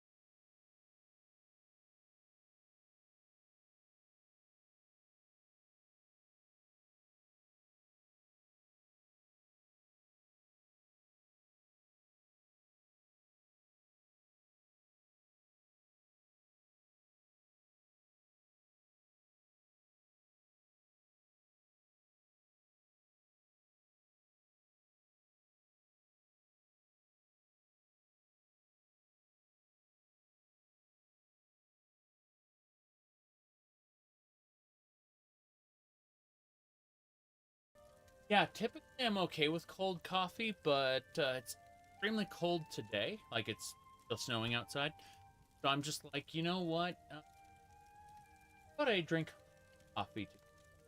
Anyway, I'm almost back. I just got to do a couple. Happen to be Mike. I am. Be back on about 2 minutes, roughly.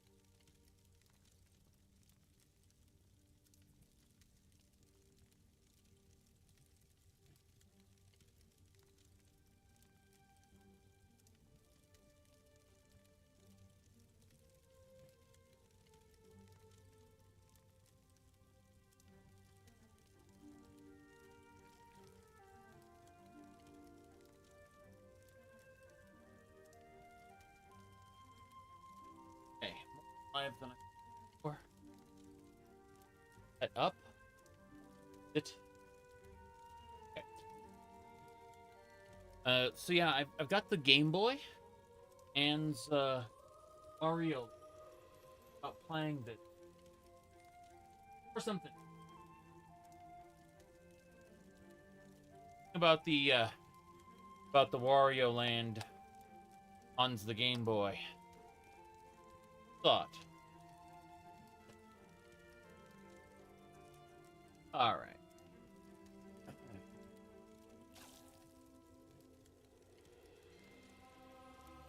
Everyone asks, like, are you emulating? And the answer is almost always yes. I prefer emulators. However, I have original hardware, and I have original games. Like, that is definitely. I just choose to, play on the PC instead. More convenient that way, if nothing else.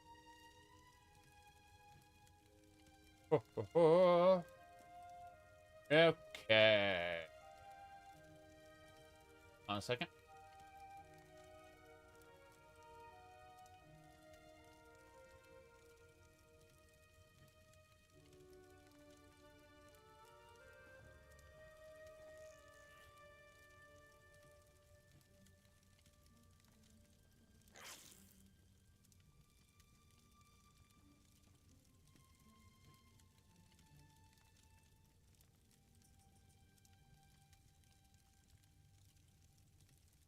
Sorry about that.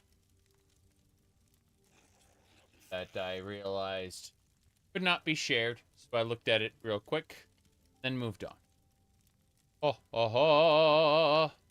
You will not go to jail, LOL. Yeah, right. This is illegal, you know.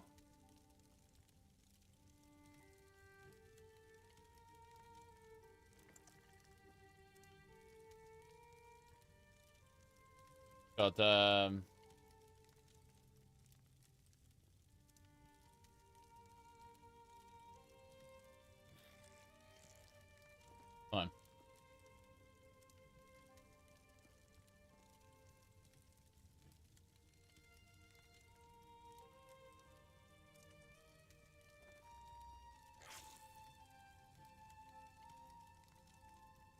Bu-bu-bu-bum.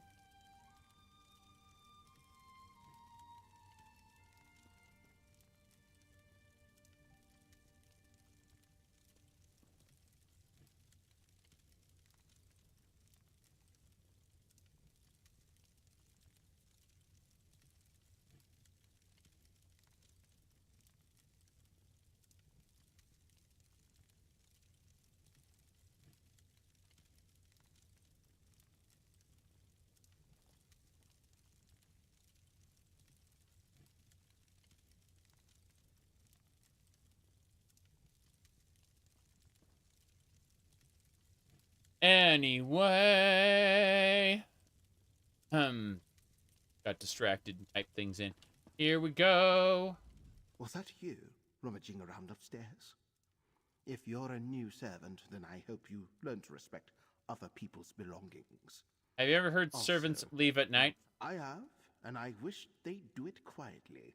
I won't tell the head steward, but they could repay my discretion by not disturbing my sleep. And no, I don't know who it is. Staying ignorant means I don't need to lie when someone asks. What about that strange smell? Yes, and it's right in front of me. Have you been wrestling in the swine pond? Probably with the servant that sneaks out late at night, I imagine. Please take that smell and leave. We've been trying to air out this place for weeks.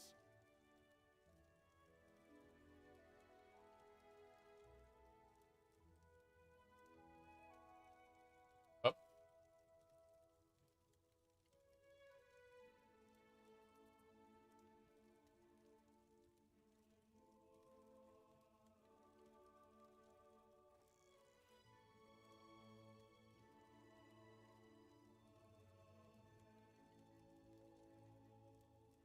Okay.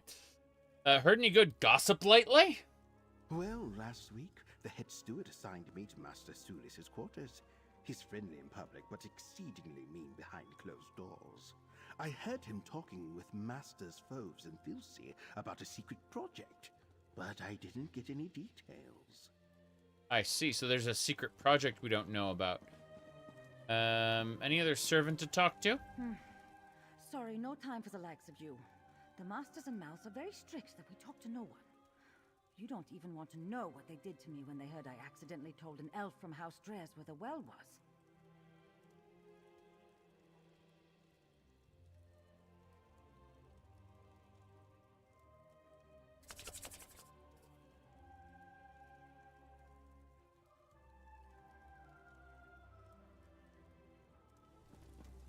Okay. Hey, hero. Find anything pertinent to my writ? Yes, I did. Notice how the servants around here love me. They know I'm here for bigger scribs than them. Well, come to think of it, I have had a writ or two for servants over the years. 3, actually. Anyway, find anything useful in there? Terrifying. Murdering people. Yes, I found this jar in the servants' quarters. You brought me a jar. Ugh, it reeks like Asha's undergarments. Why in the world would a servant need a jar of Kaguti musk? I can't think of a single useful purpose other than to stink up the place. Did Akigo have any useful information? Let's see here. He said a servant leaves every Sundus and Midis night. Quarters smelled awful the next day. Well, I'd say you'd found the source of the smell. But why go out on specific nights just to return with a jar of stink? Could it be some sort of weird romantic rendezvous? That's no courting ritual that I'm familiar with. Anything else? There's a secret project. Now that's interesting. Certainly worthy of the efforts of a spy, depending on the nature of the project. Let's you and I keep this to ourselves for now. See what else we can learn about this secret project. Yes. You said, of course, they had to include Naryu and Necrom. Of course they did.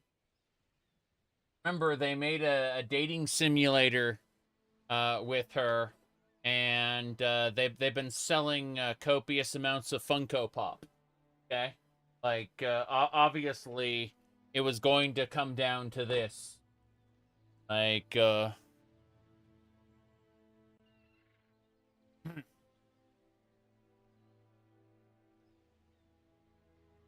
Let's see. I'll go search the dress settlement.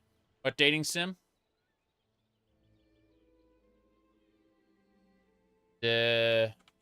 Enjoy your official Elder Scrolls dating simulator. Yes. Okay.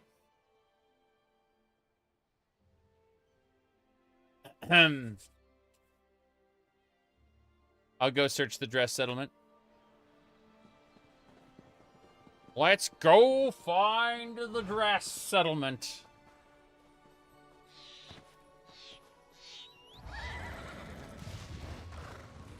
Oh no, is there another quest over here? Oh no, what's this? Seeking no! I am not playing your fucking card game.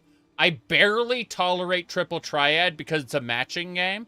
I am not, I'm not, no. Get out of here. I don't know the tribe in the Grey Mire, but I know your deeds there. May the Hist remember you always, friend. May the Hist remember me always. I've done good things. Of course I have. Also done terrible things, but nobody gets to know about those.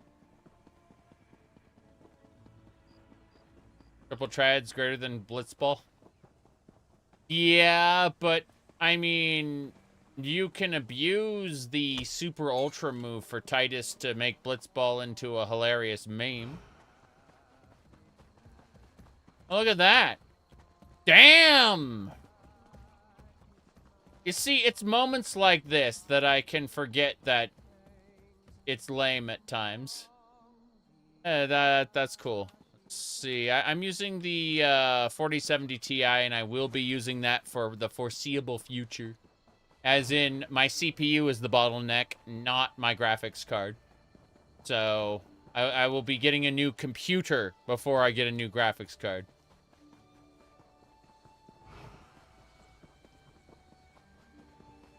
Now then. We're going this way.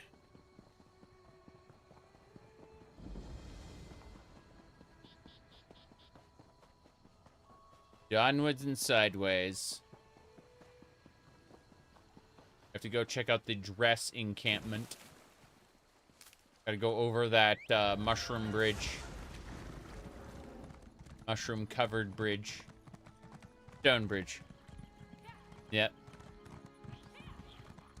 You show the dead more respect than the living. Leave my offerings to me and get your dung-smelling incense out of my face. This is my great-grandmother's favorite scent. See, I actually pay attention to my ancestors and don't buy whatever is popular. Wow. Holy fuck. That is...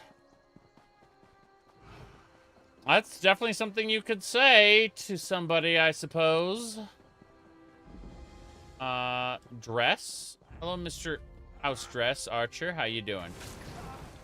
Seems like you are aggressive. I will murder you with the power of, everything, yeah. Okay. So it looks like these conscripts are being, having their asses kicked. They're being held by Dress for some reason. Very unclear. I'm supposed to just investigate a house dress camp, but they all seem to be jackasses of some sort. Of some variety. I don't know why, but they are.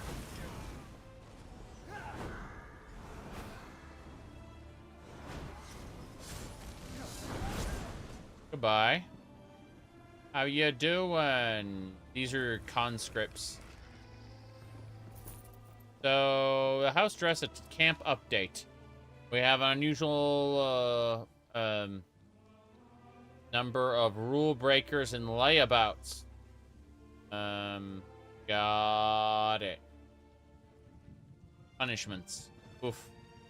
Punishments. I just want the greens. Thank you. Seasonings.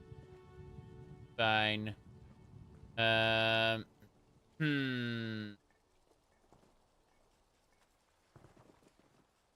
see. Report. Our operation at Aldisra continues undiscovered. Assembly of Masters provides regular update. Yeah, sorry, the spy within the Assembly provides us gold as well spent. Required details with the problem. Okay, so basically, they're trying to figure out more information about the Telvanni. The House Dress is spying on the Telvanni on behalf of some, as of yet, unknown third party. Makes sense, I suppose, but let's go ahead and not aggro these guys. Instead, I just want to grab some blood. There we go. It resets the 4-hour cooldown. You basically need to feed once every 4 hours, or you start losing your vampire powers. And I want my vampire powers because they let me turn invisible. This, see, I can be like right in front of these guys and not aggro them because I'm invisible.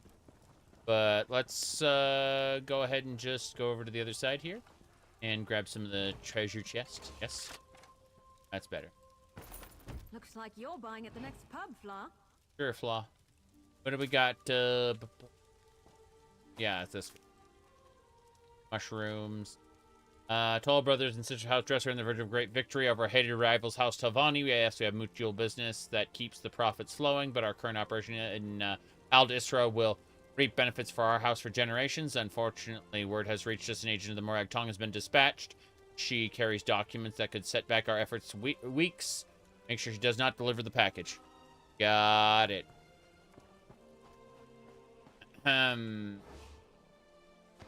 Uh-oh. That corpse is still there. It means that there was loot. Yes, a rubidite mace I don't need. Great. I think we are done here.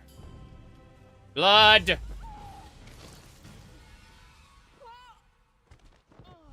As long as it's not a peasant, she doesn't care that I am killing people with a vampiric thing. The problem is if I use the assassination move, the Dark Brotherhood Blade of Woe, it will make her hate me, or it will reduce her disposition, whatever. Doesn't matter. My concern is treasure chest. Yes. There we go. Awesome. Your house dress, no worries. Apparently. I mean, they attack on sight, so, you know, you don't care too much if they die a horrible death. More importantly, that's a house dress frost mage that got one bolt off before it died horribly. And I got a filled soul gem. Wonder how that happened, LOL. Sucks to be you, Mr. House Dress. Hey, can I free the slaves? The answer is no. By the way, they are taking Dunmer as slaves here because like people like meme Argonian slaves all the time you know, on the internet, but the reality is that the Dunmer don't give a shit. They enslave each other, they enslave Khajiit, they enslave humans, they enslave everybody. They are equal opportunity human and elf traffickers. Yep. They are not nice. Okay. Free labor is free labor, apparently. I humbly ask your understanding in this letter. Let's see. If you're aware, engaged in a long-term operation to extract information from the leadership of House Telvanni. Our agent inside, referred to as Tekium, has passed this note on to us at the information drop. I see. Fine. Good. Good, good. So we just learned the name of the person we were looking for. Let's get out of here. Ruby Date, what? Yep. Telvanni Wizard? Yes. Yes, it's called Hireling of House Telvanni. It's in the Morrowind chapter, and she, her mate is unwilling to accept her place in House Telvanni, so the two of them kind of come to a head, and you have to choose who to side with. And the reality is you should let him go. You should let him go back to Black Marsh because he'll be miserable with her. But Yeah, basically, she doesn't want to go back to Blackmarsh. She wants to continue to rise in House Telvanni, which turns out pretty well for her, actually. Where's that river bait? The river bait. Not the shad, the other one. Yeah, the insect. ESO fishing is kind of terrible compared to Final Fantasy XIV fishing, which is like its own minigame. Its own class with its own like quest story and its own raid called ocean fishing. Look at that, I got a salmon. Ah, the character says as he collects salmon. Filleting, you gotta fillet, provisioning, got it. They use these provision, craft food and drinks. Fillet the fish. Yeah, we can just fillet the fish. Bam, and that gives us fish parts that go into our crafty bag. All right. But yeah, Hireling of House Telvanni is one of the better quests in ESO. It's one of the reasons, it's one of the things I recommend in the quote-unquote ESO chapter. The chapter is like Morrowind chapter. People talk up, and it isn't actual. The main quest isn't actually very good. I liked it when it was about Chodala, but they very quickly like pivot off of Chodala into Vivek is losing his powers. We have to stop Barbas. Go to the Clockwork City and do that. Like it's bad. Anyway, hello there. Felsi's report didn't do this place justice. This isn't a camp. It's a House Dres foothold in House Telvanni territory. Yes. Any chance you found anything that will help us find the spy in there? Well, there's Tradicum. Well, that narrows down the list of suspects, and it also tells us how they exchange information with their contact. They're using the Kuguti nests to the north as a pickup spot. Yes. Did you find anything else? It indicates that the spy was worried, and they want to shift the blame to the Master Sulis. Add all this to that jar of Kuguti musk you found in the servants' quarters, and I think we're getting close to catching our spy. Using false names to identify the masters. Clever, and demonstrates a sense of humor.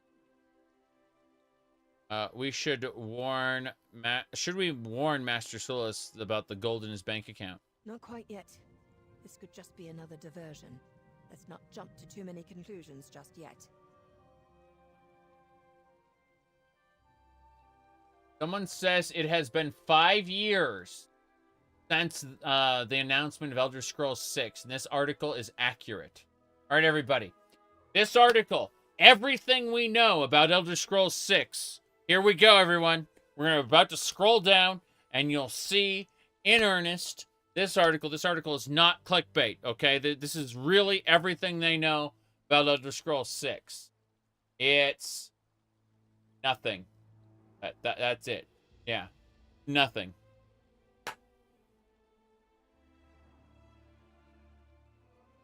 There you go.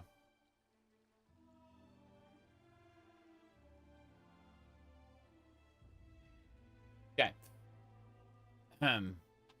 So it appears that an aide or servant leaves messages for House Dres at the Kuguti nests to the north, using the musk to keep from being attacked. First, go to Telhulan and update Master Sulis. Then we'll check on those nests.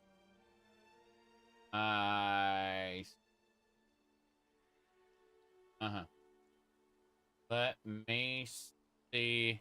I'll go update Master Sulis. The clues indicate that Turdecim is an aide to one of the masters, who also sleeps in the servant quarters. They use Kuguti musk to approach the northern nests to exchange messages with House Dres. Update Master Sulis, then join me at the nests.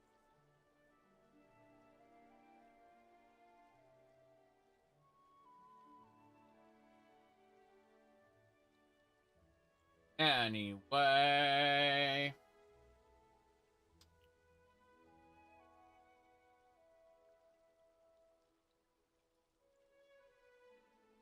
Okay. Wow. That happened. We need to travel on in. This should be it. Return That's Balfoulian. That is not where we need to go. That is not the quest. Where the hell is it then? It is back up there. Just back up and around. Round and around. I created a beacon, so we're gonna follow the road though. Easy peasy.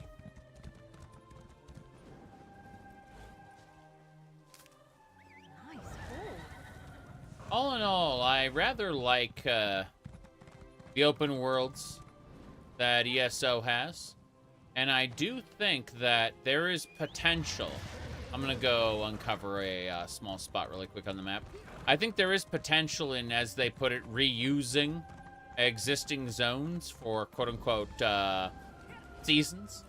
Unfortunately, I will probably not be there to see it. Unless I retroactively hear about how great it is, you know, after the fact. Because I'm ready to drop this and move on to the next game soon. Not that I haven't been having fun. I've played the entire game up until now, where you can see all the waypoints we've uncovered. Oh my god, Tamriel's packed full of them. But no, seriously, yeah, Westweald is next. So you can kind of see from where, what's been uncovered thus far. It's, yeah, basically Telvanni Peninsula and, Westweald, and that's it. Then we are done. Alright. They only showed off the Elder Scrolls 6 reveal because of the bad Fallout 76 reception? Correct. I showed off a comparison that pissed off a whole ton of people. It was Mr. Matty Plays thumbnail of so fucking disappointing when they didn't announce anything new. And then after they announced Elder Scrolls 6, he recorded himself on his cell phone camera screaming at the top of his lungs into the microphone. And that is your common Bethesda fan. That was marketing. You know, just you think it was more for investors and consumers? Well, no. Lack of consumer confidence is in fact does in fact affect investment decisions, because if consumers aren't excited for next product, then and consumers are discontent, then that affects how people would look to invest moving forward, at least with a public facing brand like that.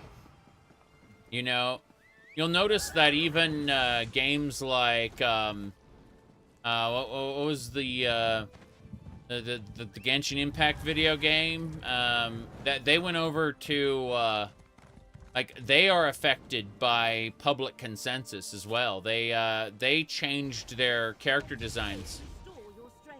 What are you doing? Sorry, they changed their character designs moving forward to follow industry trends. And that's very, very common. At the end of the day, publicly owned companies will continually chase ever-increasing profits until they reach a cap where suddenly, no matter what they do, they start to get some form of decline, because not every venture lasts forever. It's simply impossible. I went the wrong way because I got distracted. My goodness. I'm no longer interested in talking about graphics cards. Sorry. That's, at this point in time. Yeah. Meant to say ZeniMax's buyers? Yes. Of course. But consumer confidence was a big part of purchasing. Hold on. Okay. Bye. Go up. Here we go. I am Creating zones. We did it. The main boss is coming out. Oh, it's an Argonian behemoth. You ever seen an Argonian behemoth? Those are scary. Yeah, I am on the verge of death. I'm not standing in that bad, that's for sure. No, goodbye. Hate the behemoth.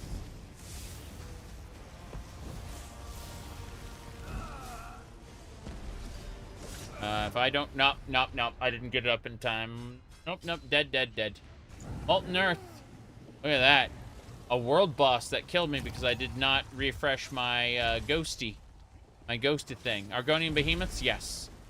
They overdose on the hiss sap.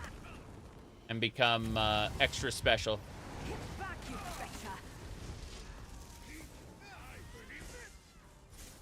I have a detonate ability on me. Yeah, we just have to kill this house dress man here. House dress are the baddies, don't you know? Whoop. I'm killing that archer. Thank you. Recast my ghosts. Recast my armor. Without my ghosts or my armor, I will die. It's that simple. Henchman to battle. To battle, henchman. Okay. I'm just regenerating my magicka while I tap this guy to death.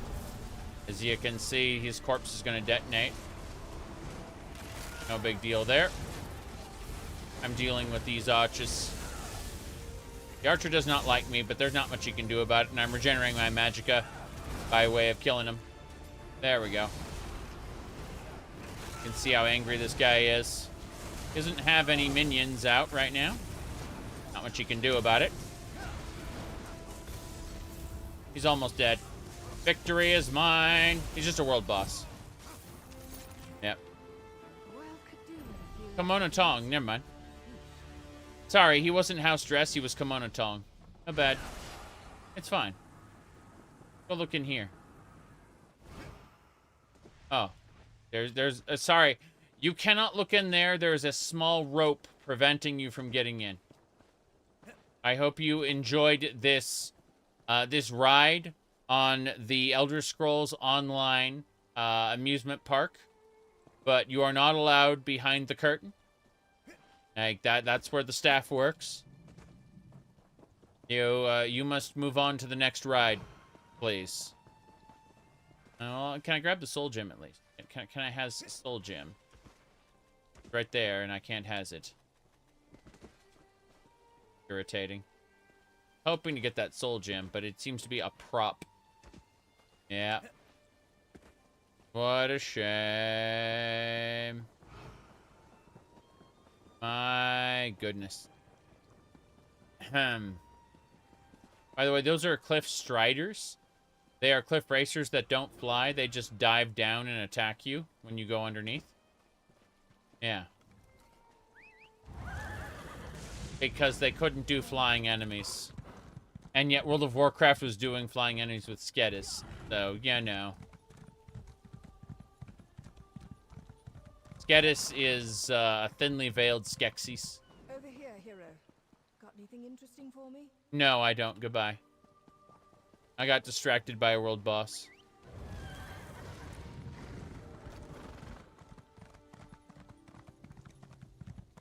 Yeah.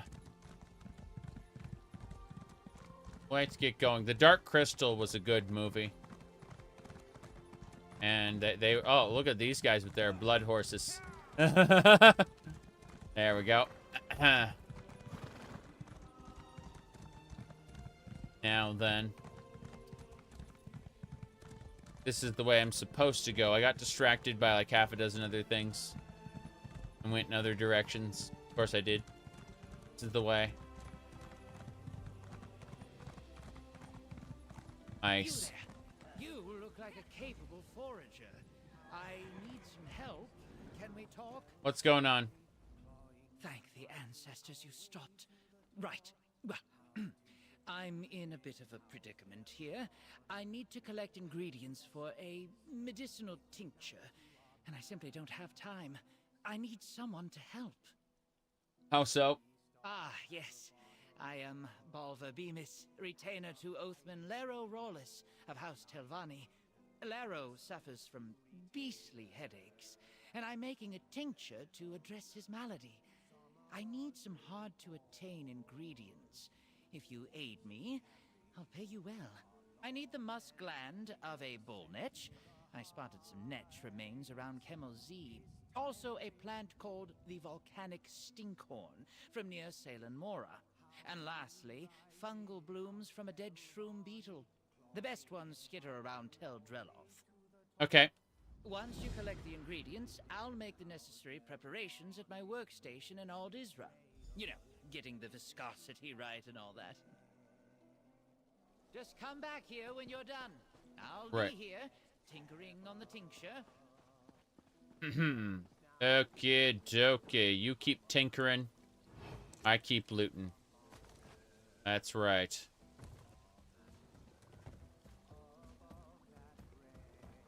Damn, those Nixes are so great. I tried to hit F5 to save it there, yes.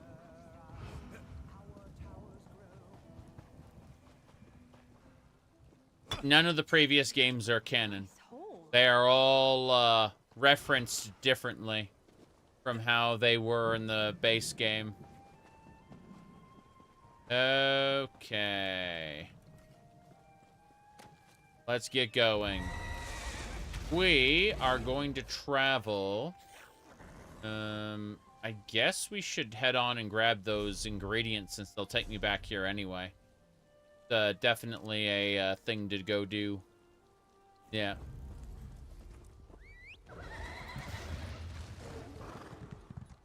Yeah, none of the previous games are in their entirety canon. They are all, if you actually pay attention, there are changes to everything moving forward. People like, excuse me, but all the previous games are canon. Like, yeah. As long as you know, ignore the changes. Use those mental gymnastics, kiddos, to feel better. You know, fool yourself into believing it's a consistent world, which it's not. There are some people who legitimately have fun that way, though, piecing things together, pretending that it all fits together, and that's a fun pastime. It's you can make some great fan fiction that way. Yep.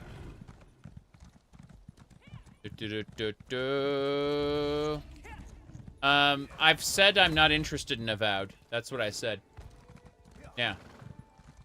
Here, hold on. Let me go this way. Let me go over here. I had a thing. I had the picture around here somewhere. Let me go over here. So, whoa, look at that. Bam! Damn. That was a power slam by that enemy. Now, what was I saying? Oh, yeah. I'll pull it up real quick. The picture. So, here, hold on. I rolled my eyes at this picture. Copy linkation. Here we go. Okay. So, this picture here was what everyone was cheering about. And this is what started the Avowed hype train. And I kind of rolled my eyes at this. And it was all downhill from there. Each successive information and or video release was less interesting than this. And so, no, I've never been interested in Avowed. I've talked about it because other people... what other people said about Avowed was more interesting than what people were saying about Avowed. But I've never finished a playthrough in Pillars of Eternity, so, you know. people who love it for the Pillars of Eternity universe, I'm sure they have more to say about it. I've tried to play Pillars of Eternity, but I drop off of it repeatedly. Yep. Mm-hmm. Yeah. That's it. I'm interested in Mina the Hollower. That's what I'm interested in. Tell me when they release that game, and we'll talk about day one purchases. Yep. Well, I didn't have any expectations for it because I saw this, rolled my eyes, and said no thanks. You said 75% off Avowed might be interested. Yeah, that's what I'm saying too. But I can't imagine dropping off of what do you call it? Morrowind, Oblivion, Dothack, or Baldur's Gate for Avowed. Can't imagine doing that. I might, however, consider spending a week doing Path of Exile. That is something I'm considering. There is a event on February 20th. Oh boy.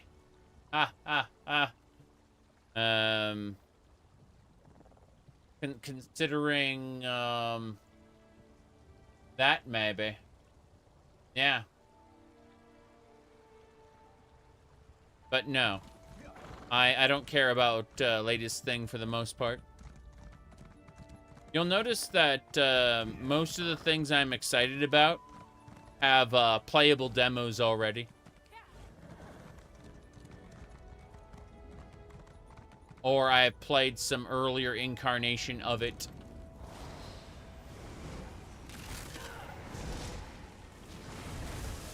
Here we go.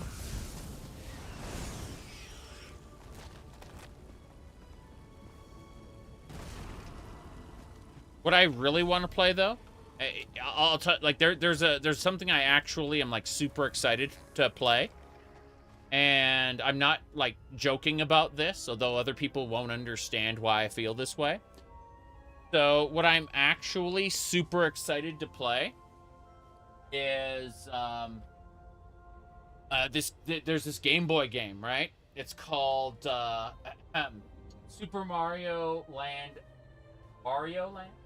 I actually want to play that. I'm serious. That's something. But no, I'm not interested in Avowed. Okie dokie. Not joking.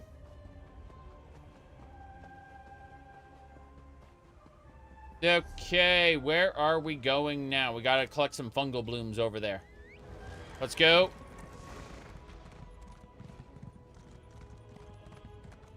I heard that Duke Sebastian was a werewolf, so they put him in a cage. This is my great-grandmother's Hello there. favorite scent. Please? I have no one else I can turn to. I need help. I worked as a servant in the towers of Tel Drellith. Nathan, the son of Mistress Drellith, is being kept prisoner. I see. At least, I think he must be. Wait. Drellith? Mistress Drellith? You mean the crazy person? Be a problem, I suppose. A big problem. Let me look something up really quick. Okay.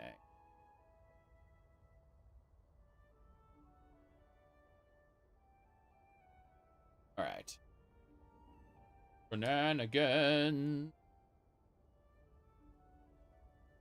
I'm just moving, messing around with some windows real quick. I'll be back to playing soon. Have to fix something.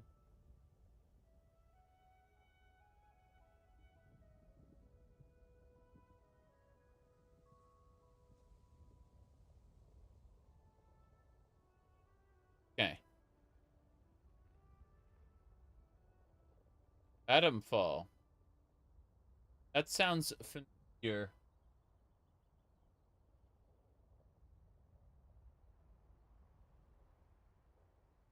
Ah, yeah, I saw that. It looked pretty nice. It looked pretty decent, in my opinion. What I saw of Atomfall, anyway.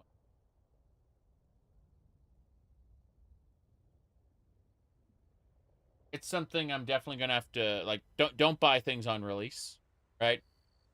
Wait to see what other people have to say about it. There's a sucker born every minute, and those people will buy games the moment they come out, right? And so, said, when did games lose their soul?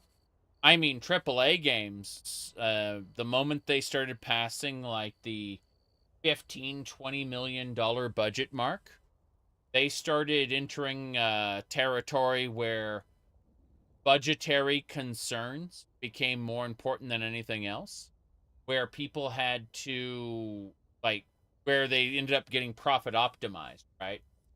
And that's a big problem. Remember that for the longest time, at least I can tell you in Blizzard's case specifically, when things kind of fell off. And a lot of that is because when it came to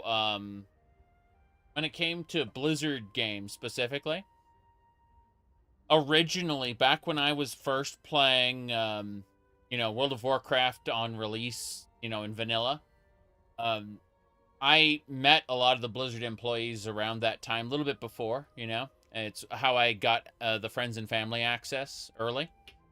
Anyway, cut out of this dialogue so I don't get kicked offline for inactivity. What was I saying? So yeah, I met opportunistic harvesting. Yes. Everyone in the company, down to, like, the receptionist at the front desk, played video games. Everyone at Blizzard was a gamer, right? Eventually, it became people's jobs. Now, what I mean by people's jobs, I mean, like, they don't necessarily play games, but they're working in games, And that was part of it, but not all of it. I think that a lot of it came down to the decision makers were no longer people who played games. And that's the point at which things became it became a problem. The decision makers were no longer in touch with the average player. So, from that point onward, we got more profit optimization, ways to make more money, ways to keep people engaged in the game, which will give you more opportunities to make money, right? It stopped becoming an art form and more a method of gaining revenue. Yes. The thing Steve Jobs said about marketing was happening about gaming. Yes. Absolutely. What I'm trying to say, though, is that like that you asked when games lost their soul. That's the main problem. If you look at, I've never played Veilguard, and I probably never will, but when you look at the history of Veilguard specifically, you can see how it started off as Dreadwolf, a single-player game. And then it was rebooted as Dreadwolf, a multiplayer live service. And then it was rebooted again as Veilguard, a multiplayer live service. And then it was eventually rebooted again as a single-player game. It lost all of its original identity completely. Multiple times because of the pursuit of more money. And when they realized that the live service was going to flop, they tried to make it something that was more relatable to quote-unquote modern audiences. Unfortunately, a lot of the modern audiences they're going for don't play games, right? Or don't play the kind of games they want them to play. And it's very interesting because this pivot to... if the next game must make more money than the previous game, eventually you're going to hit an upper limit to where you can't make more money than before.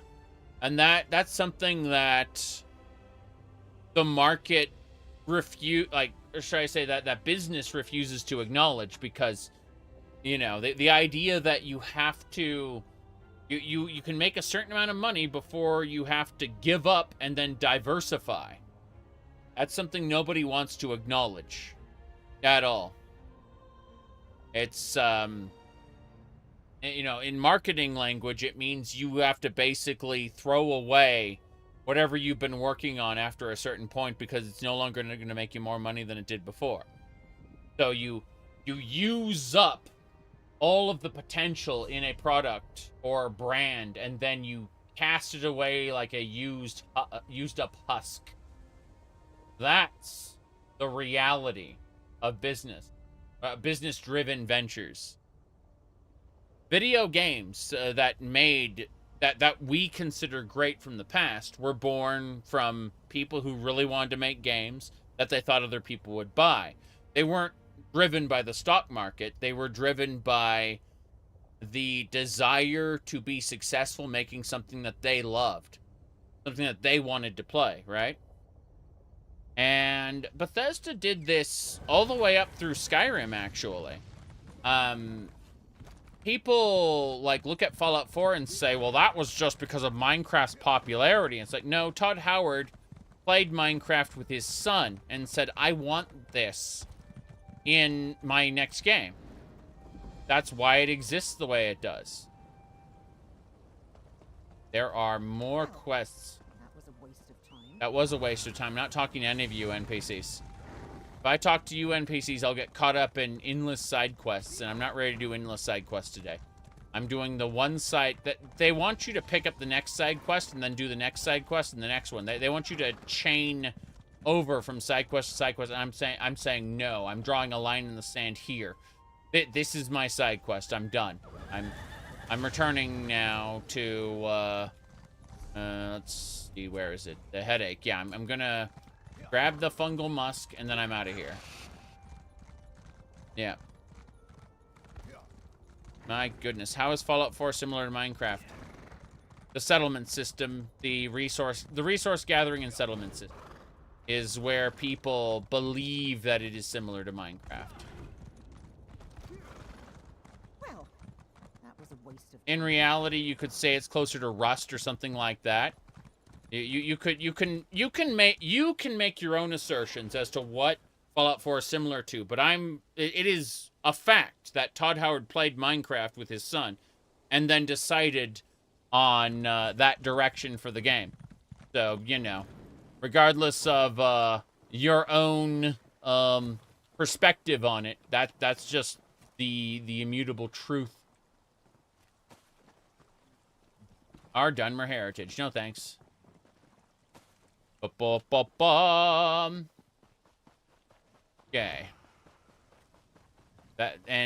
People, another settlement needs our help. Yes. Yes, indeed.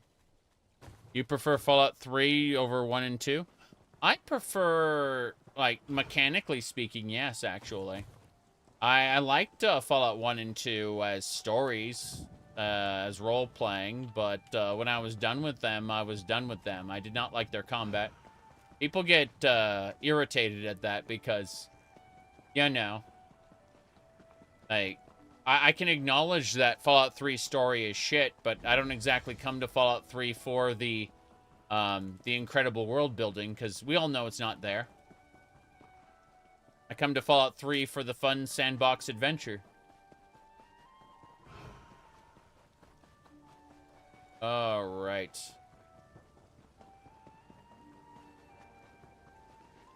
Fallout 1 and 2 have... I just don't like the combat system of Fallout 1 and 2. That is a personal problem. It's not saying Fallout 1 and 2 are bad. It, yeah, New Vegas took everything I liked from Fallout 3 and made it better with the exception of the world design. Metal funnel. What was I saying though? Oh yeah, so, something. Close background shenanigans. Okay, it says, want to close? Yeah, I do not want to save that thing. Close. Close all that stuff. Good. I had to close some stuff running in the background. I opened it to fix something for somebody and did that.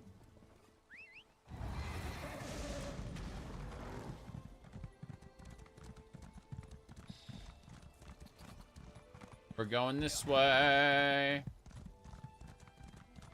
Don't know what's where. Fuck. I'm trying to find the quest target. Instead, I'm getting hit by random things. Having those super leveled Hermaeus Mora minions running around Morrowind feels off and wrong.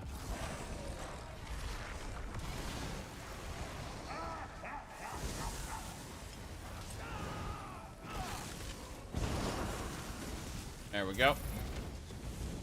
That's gonna create an explosion. Well,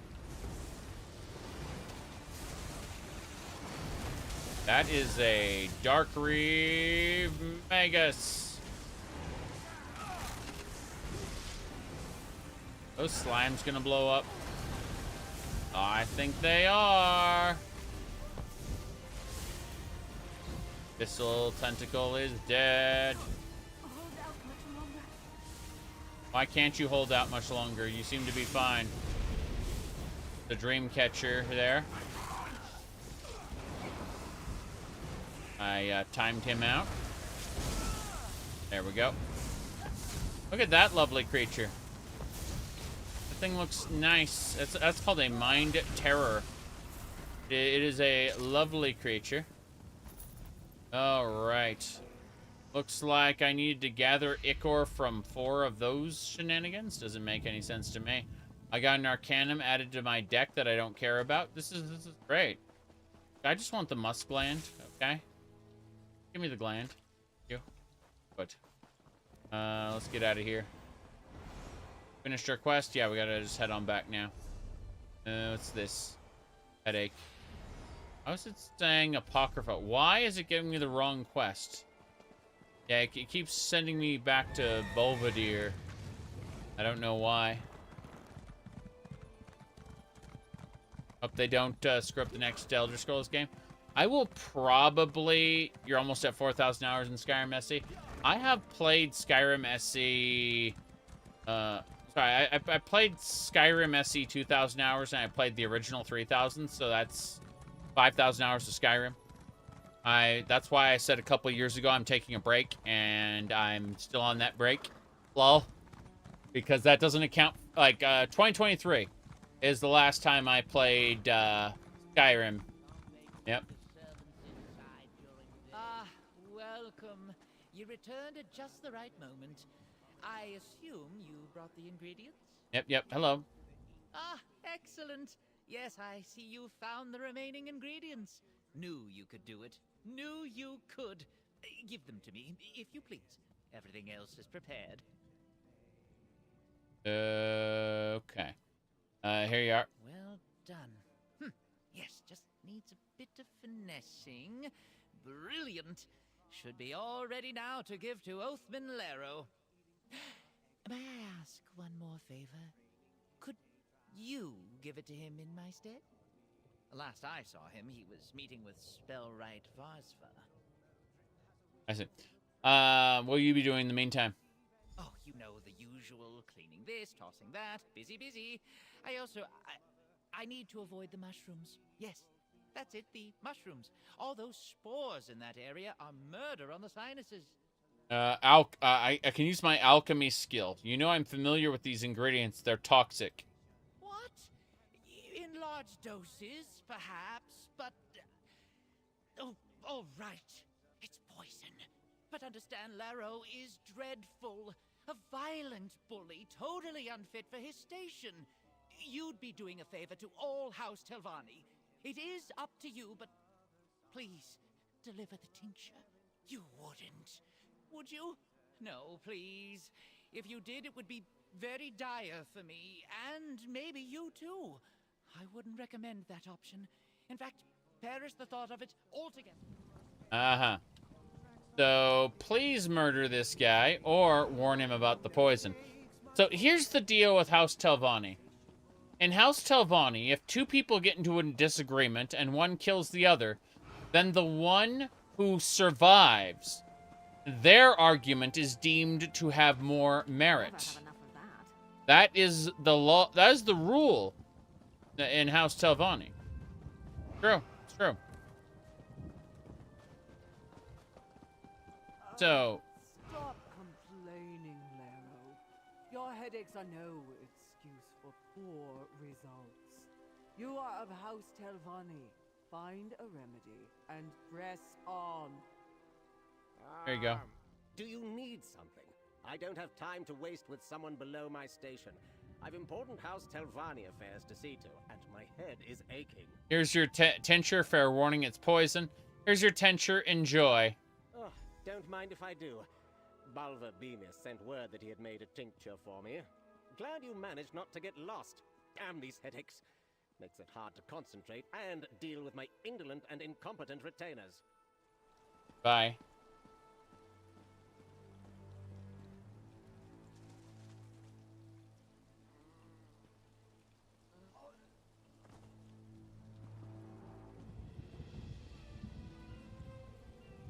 Careless fool! Didn't even take a whiff before guzzling down a vial from a stranger. Well, I suppose his seat is empty now. I wonder who will claim it. There you go. It worked! Is he... Oh, he is quite dead. Good.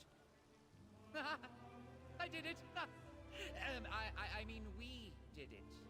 Thank you so much. House Telvanni. Yep. Promotions. The poisoning of an oathman is generally frowned upon, unless, of course, it is executed flawlessly. This was far from flawless. It feels as though a great weight has been lifted from my chest. Your poison worked? I can't thank you enough for playing your part.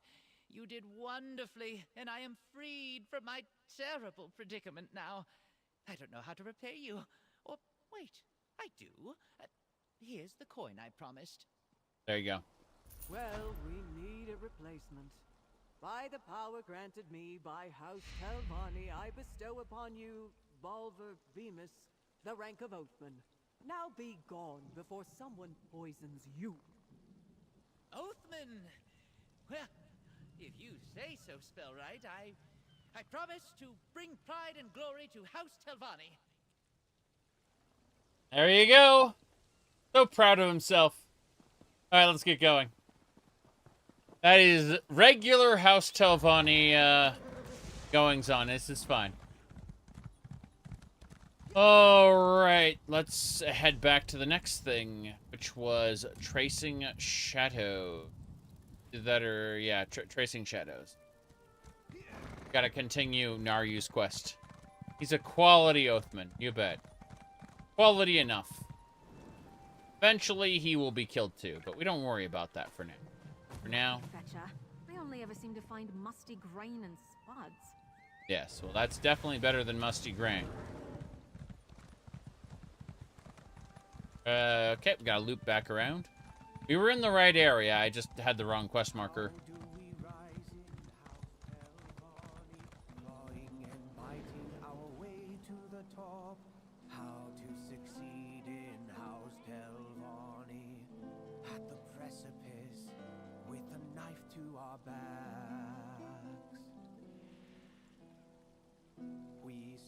At the bottom, as a hireling, a liar thing, ascend to retainer, and then Oathman, some of us will pause.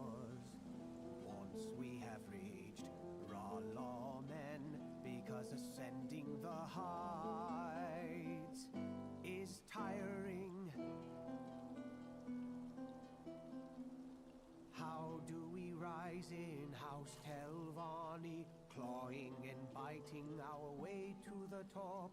How to succeed in House Telvanni when betrayal and deceit are the way. The next step up, and now we have become a mouth representing a master or a magister. Above that rank is spellwright and wizard, climbing higher and higher as our towers grow. Someday we'll be masters, leading from above, perhaps magister, influence growing. Then dare we hope, dare we plan, dare we dream. Archmagister, ruling all that can be seen.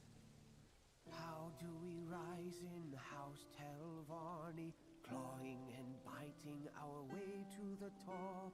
How to succeed in House Telvanni when trust is rare and treachery comes so cheap.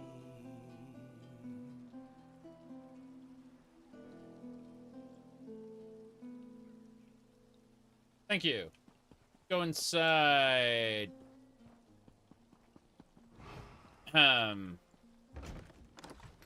No problem. Go talk to Master Sulis. Ah, you're assisting the Morag Tong agent, correct? As busy as I am, I can always spare a moment for the hired help. Anaryu asked me to give you an update on the investigation. We are close to identifying the spy. Oh, that is good to hear. Even though the Assembly enacted the writ, I know that Naryu is under no obligation to keep us informed. I appreciate it. I know better than to ask for specific details. The Morag Tong prefers to work unhindered. Anything else? Well, could you tell me who attends the Assembly of Magistrates meeting? The Masters send representatives to the Assembly. Our mouths. They have the authority to speak in our names. Some sessions require a Master or two to attend, as well as any aides and servants. Scribes take notes so every Master can stay informed. I heard you were working on a special project. You did you? Interesting. Yes, I'm working on something with Masters Foves and Thilsey. We've been meeting frequently until fairly recently. Then Foves stopped attending. He's worried about the spy. His aide delivers him notes after each meeting. Thank you. A very informative update. Thank you. Now you should get back to it. We'll all feel safer and more secure once this spy has been dealt with. Permanently. Permanently. Wonder if he's the spy. That'd be funny. Okay. We reject the pact. Telvanni stands alone. You know the Ebonheart Pact? Telvanni rejects it and does their own shit. That's right. Yeah. So, that whole faction of ESO, you know, with the Aldmeri Dominion, Ebonheart Pact, and Daggerfall Covenant. Yeah, the Telvanni rejects that. Telvanni territory is, we stand alone. Fuck off. That sounds like a very Telvanni thing to say, doesn't it? See if there's anything else. Ooh. Answer is no. Hireling, I hope you have a strong sense of discretion. Talking to Master Sulis like that may not be wise. I have concerns about him. Have you and the assassin made progress? We are identifying the spy. I totally understand. What some call paranoia, I call prudent caution. This spy could cause irreparable damage to the Assembly, if not to House Telvanni itself. Tell me, what did you and Master Sulis talk about just now? He explained to me the workings of the Assembly and how the Masters engage in special projects. Did he now? How easily he let slip confidential information to a stranger. Yep. I know others find me grating, but I've spent my life making House Telvanni stronger. This spy threatens our stability. I need you to find them. Eliminate this threat. Okay. Thing. For it.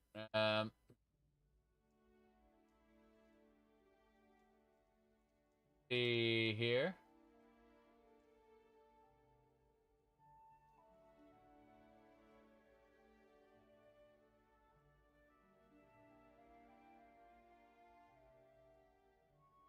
Damn. Ah, yeah, I got it. I found it. Really quick, grabbing it right. Okay, copy pasta. Save image. Yes. Save under downloads. Here we go. So all I have to do now is ensure that the copy pasta should be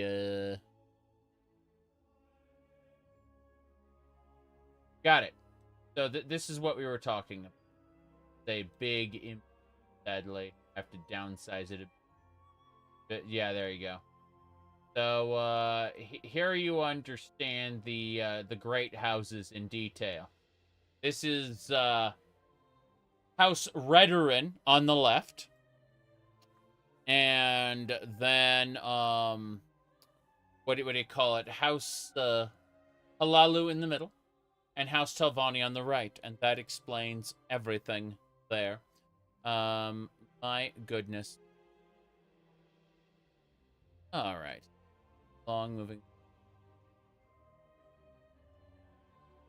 I may end up doing another lore video or two, especially when Elder Scrolls 6 comes out. May happen in the future. Anyway, yeah, so Naryu and I are working on eliminating the spy threat right now. I don't like this feeling of the wolves at the door. Your confidence encourages me. Thank you for talking with me. Now I must go. I swear my aide Gito is avoiding me. Just between us, he's let his grooming lapse. His odor is quite unpleasant. He's the guy. He's the guy. Yeah. Hmm? Oh, Alam Gito. Yes, he's been my loyal assistant for That's a it. number of years. Maybe I've been working him too hard.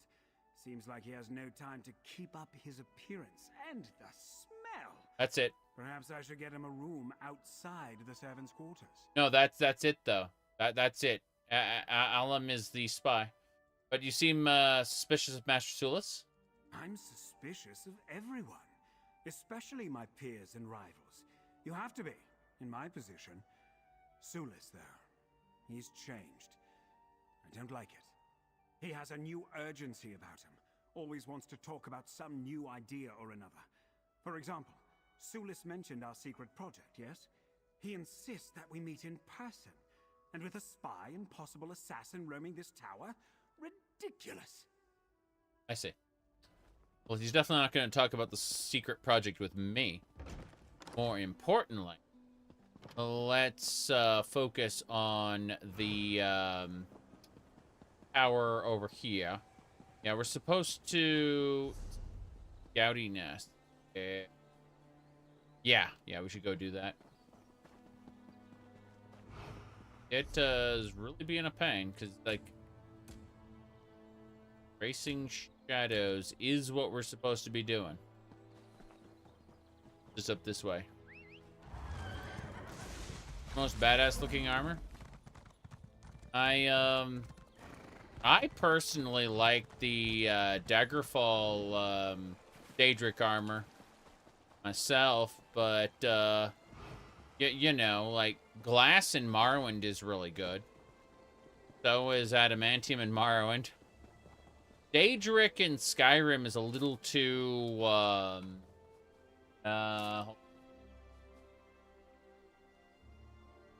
So, my issue with Daedric in Skyrim are two things. Number one, if you were to raise your arm up, you would stab yourself with your own shoulder pads. That's number one. Number two, it follows the spikes of villainy trope, and I don't like it a whole lot. I'm not actually a fan of the spikes of villainy trope. So, that's my concern there. But I like Stalrim armor. I thought that was rather cool. Stalrim's good in both games, both Morrowind and Skyrim, I think.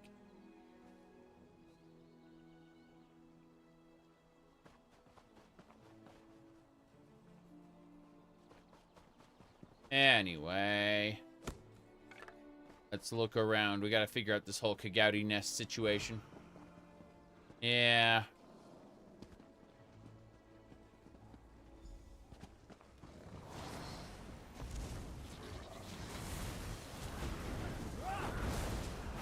Bam.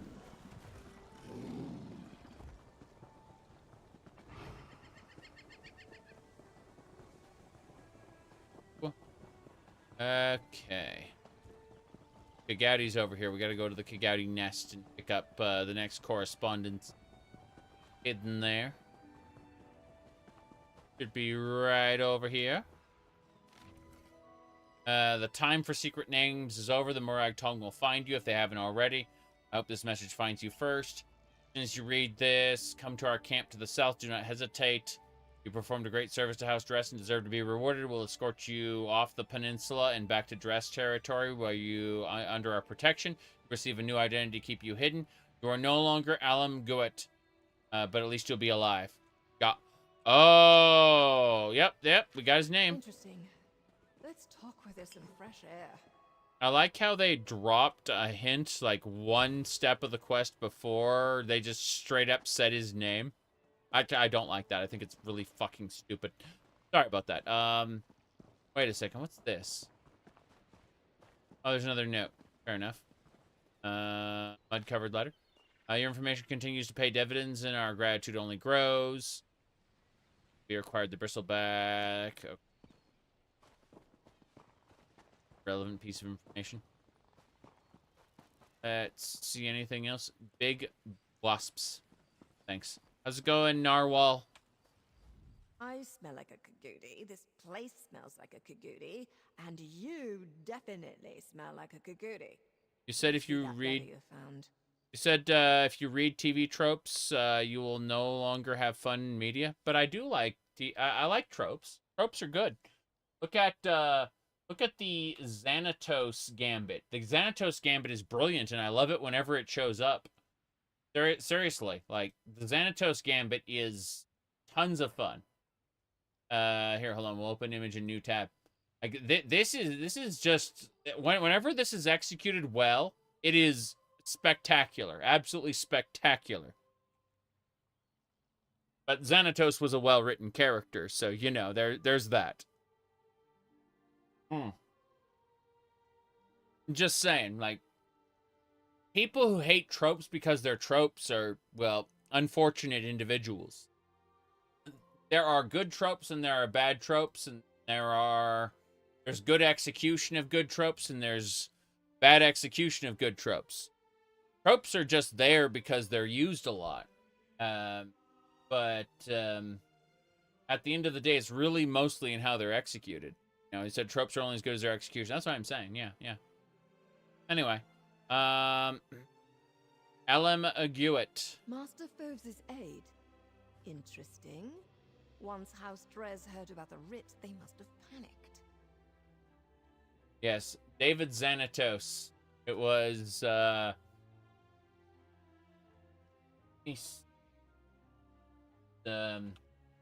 Xanatos' best quote was, pay a man enough, he'll walk barefoot into hell. Okay. So. Not so fast, hero. Have we found everything here at the Kagouti nests? There might be more clues scattered around this Drez message relay. Oh, what's that on the letter? Are you sure that's just mud? Why don't you just read it to me from over there? Right. He gave Dress the details about a weapon called the Permeation Snare. Ah, probably that secret project the servant mentioned. Phos is part of the project, so as his trusted aide, Guiteau gains access to the details, may have even taken the notes himself. What else? Someone named Bristleback aided him. Bristleback, Sparrow, that letter, and the Dres camp explained these code names. This means Master Phobes worked with Guiteau this whole time. They even tried to frame Master Sulus as the spy. True. Can't say I'm overly surprised. Okay. Well, what do we do then? My next step is quite clear. I kill Guiteau. The writ covers Tridecim and just Tridecim. Anything you want to do beyond that is up to you, hero. Let's return to Tel Hulen. That's Hopefully right. Guiteau is there so I can wrap this up. Yeah, it's true. The writ will allow you to commit murder, but only one. I got it. I got the quote. Here you go. So, this is one of those quotes where you go, who said that? Thomas Hobbes? Shakespeare? No, it's evil 90s Will Riker from Gargoyles. Pay a man enough, and he'll walk barefoot into hell. Jeez, hold on a second. Let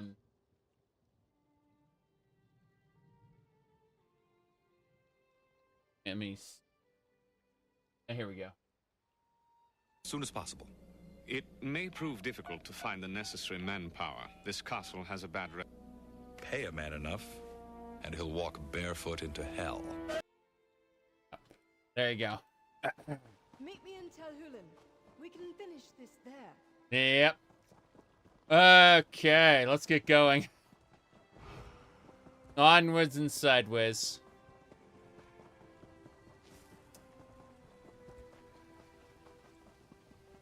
That, you said that show was way better than any Disney cartoon had any right to be. Correct. Absolutely correct. It was spotty at times, but that's because it had multiple writers. I would say overall, though, the characters were written well enough. And the side writers respected what the main writers did. That's a big problem.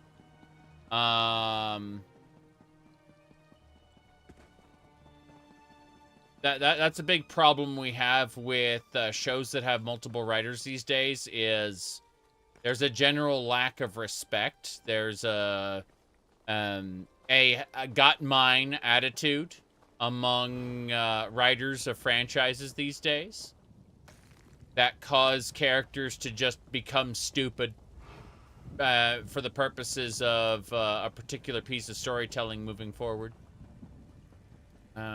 This area has some fire and burning and death. Tel Hulen seems to be... Yeah, it was attacked by the vampire mercenaries. That's right. Oh, scary. Okay.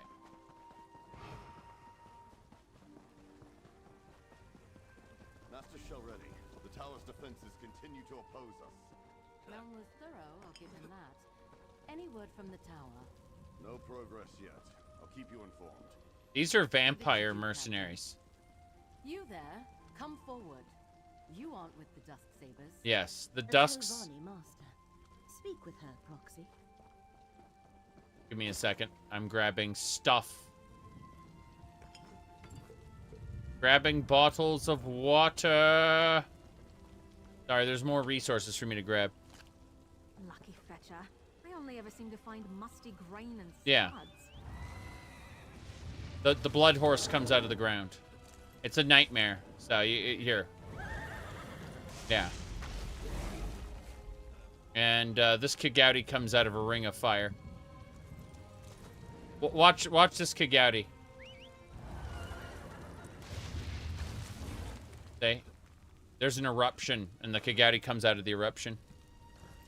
This MMO had pretty solid longevity. Yeah, it only hit maintenance mode now, really, where they just said they're no longer going to be updating the, sorry, they're no longer going to be selling chapters. They're just going to use existing zones to tell, to create seasonal content, which makes sense. Like, that's the best they can do. That's the best they can do, LOL.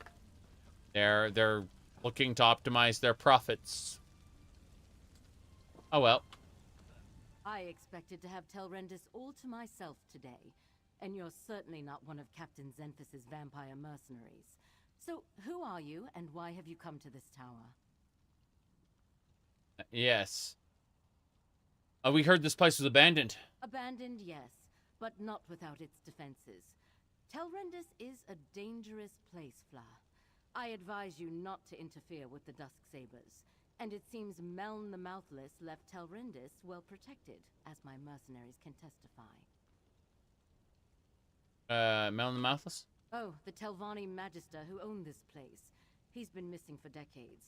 The old fool possessed a book that I very much want to add to my library. Scavenge if you will, as long as you understand. No.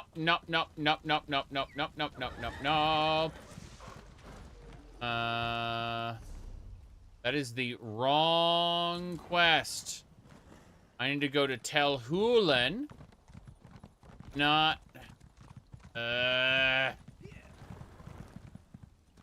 Yeah. My user interface broke.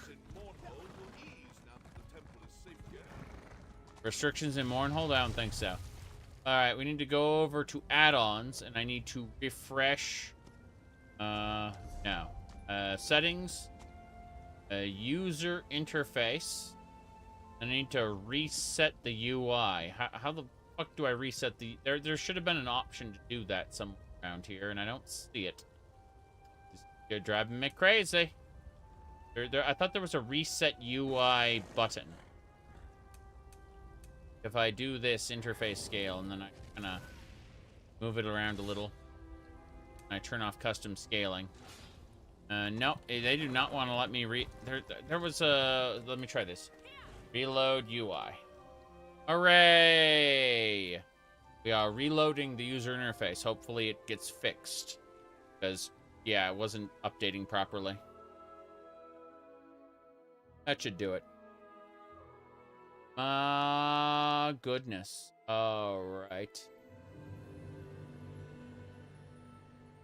Okay, it is now saying Apocrypha. Tracing shadows. It's actually tracking the proper quest now. The user interface was stuck for some reason. I don't know why it was past tense stuck, but what the hell is all this? Oh yeah, I purchased Fenorian. Hooray. You too can buy your favorite companions. Is it better to purchase your favorite companions or to win them in gacha gambling? Remember when that gacha game had the NPC in a questline who said, I'll always be there for you? And then they aren't, because the reality is that they were you had to roll for them. Genshin Impact did that on multiple occasions. They had like a heart-to-heart, nice touching scene, and then afterward, like no, that's actually a lie. They'll never be there for you because they are. You have to roll for them. It's gambling. Okay, I actually set my marker on the proper destination now. We'll head over there and regret everything.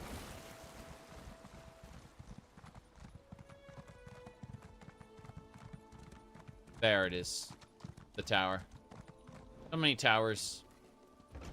A little space. You there! That Morag Tong assassin came out of nowhere.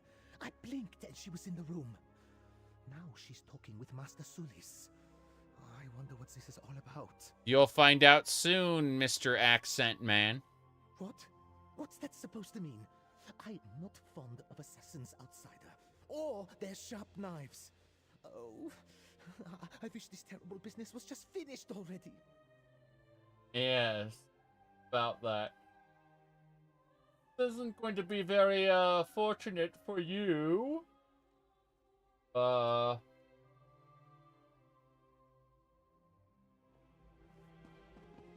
me, assassin, have you dealt with our spy? Not yet, but I'm about to.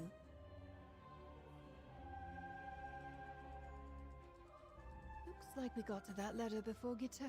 He never received his orders to slip away and make a break for the dress camp. Right. Makes my life easier.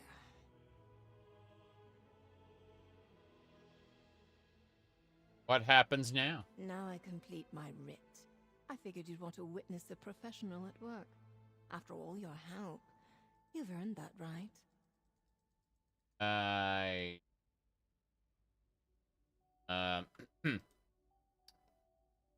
What do I do? The rules are quite explicit. I can only terminate the person or persons listed on my writ, and this writ only covers Tredessim. We know that's Guiteau, so he's my only target. A Telvanni master may be guilty of scheming, but that's nothing new. I see. Flossie did promise me something for bringing you that letter. She did she? I suppose you did go out of your way to help a woman with a writ. Here you go, payment is promised. Never let it be said that Noruvirian doesn't pay for services rendered. Thanks again, hero. Now, for my final bit of business. Oh, she's gonna go stab the guy. Watch. Watch this. Master Phobes, it seems your aide has been speaking out of turn. No. Mercy, please. If you're certain, assassin, then do as you will. No, you'll have to catch me first. Help is so difficult to come by. Pity you had to kill one of the good ones. With that, the writ is complete. I'm still curious why Guiteau decided to betray his master, but I suppose that doesn't really matter at this point. In a place like this, you don't always need a reason for betrayal. What happens now? It's time we finally talk about what happened. As much as it pains me to revisit the events of the past and of Vea, we need to do this. I need to do this. Find me in Necrom's tavern. There are too many prying ears here. Okay, so at some later point in time, maybe we'll find her at Necrom's tavern. Not now. Not today. But, how's it going? I see the Morag Tong was able to close out the writ. We thank you for your work. I doubt Guiteau had the courage or intelligence to do this on his own. I wonder which of my rivals was helping him. It takes so long to find someone you can trust, raise them up, teach them how best to serve you. So much time invested. Then they go and do this. Thank you, I guess. Now, please, leave me be. All right, that's it. We are done. Unless I can go this way. Let me see if I can. No audience chambers for me. What a shame. Port. Any close? Anything you read gets added to your list or your documentation. I think that's about it, though. We had a lot of fun here today, but I'm looking at heading on off now because, well, I've hit a good stopping point. It was a fun 5 hours of ESO.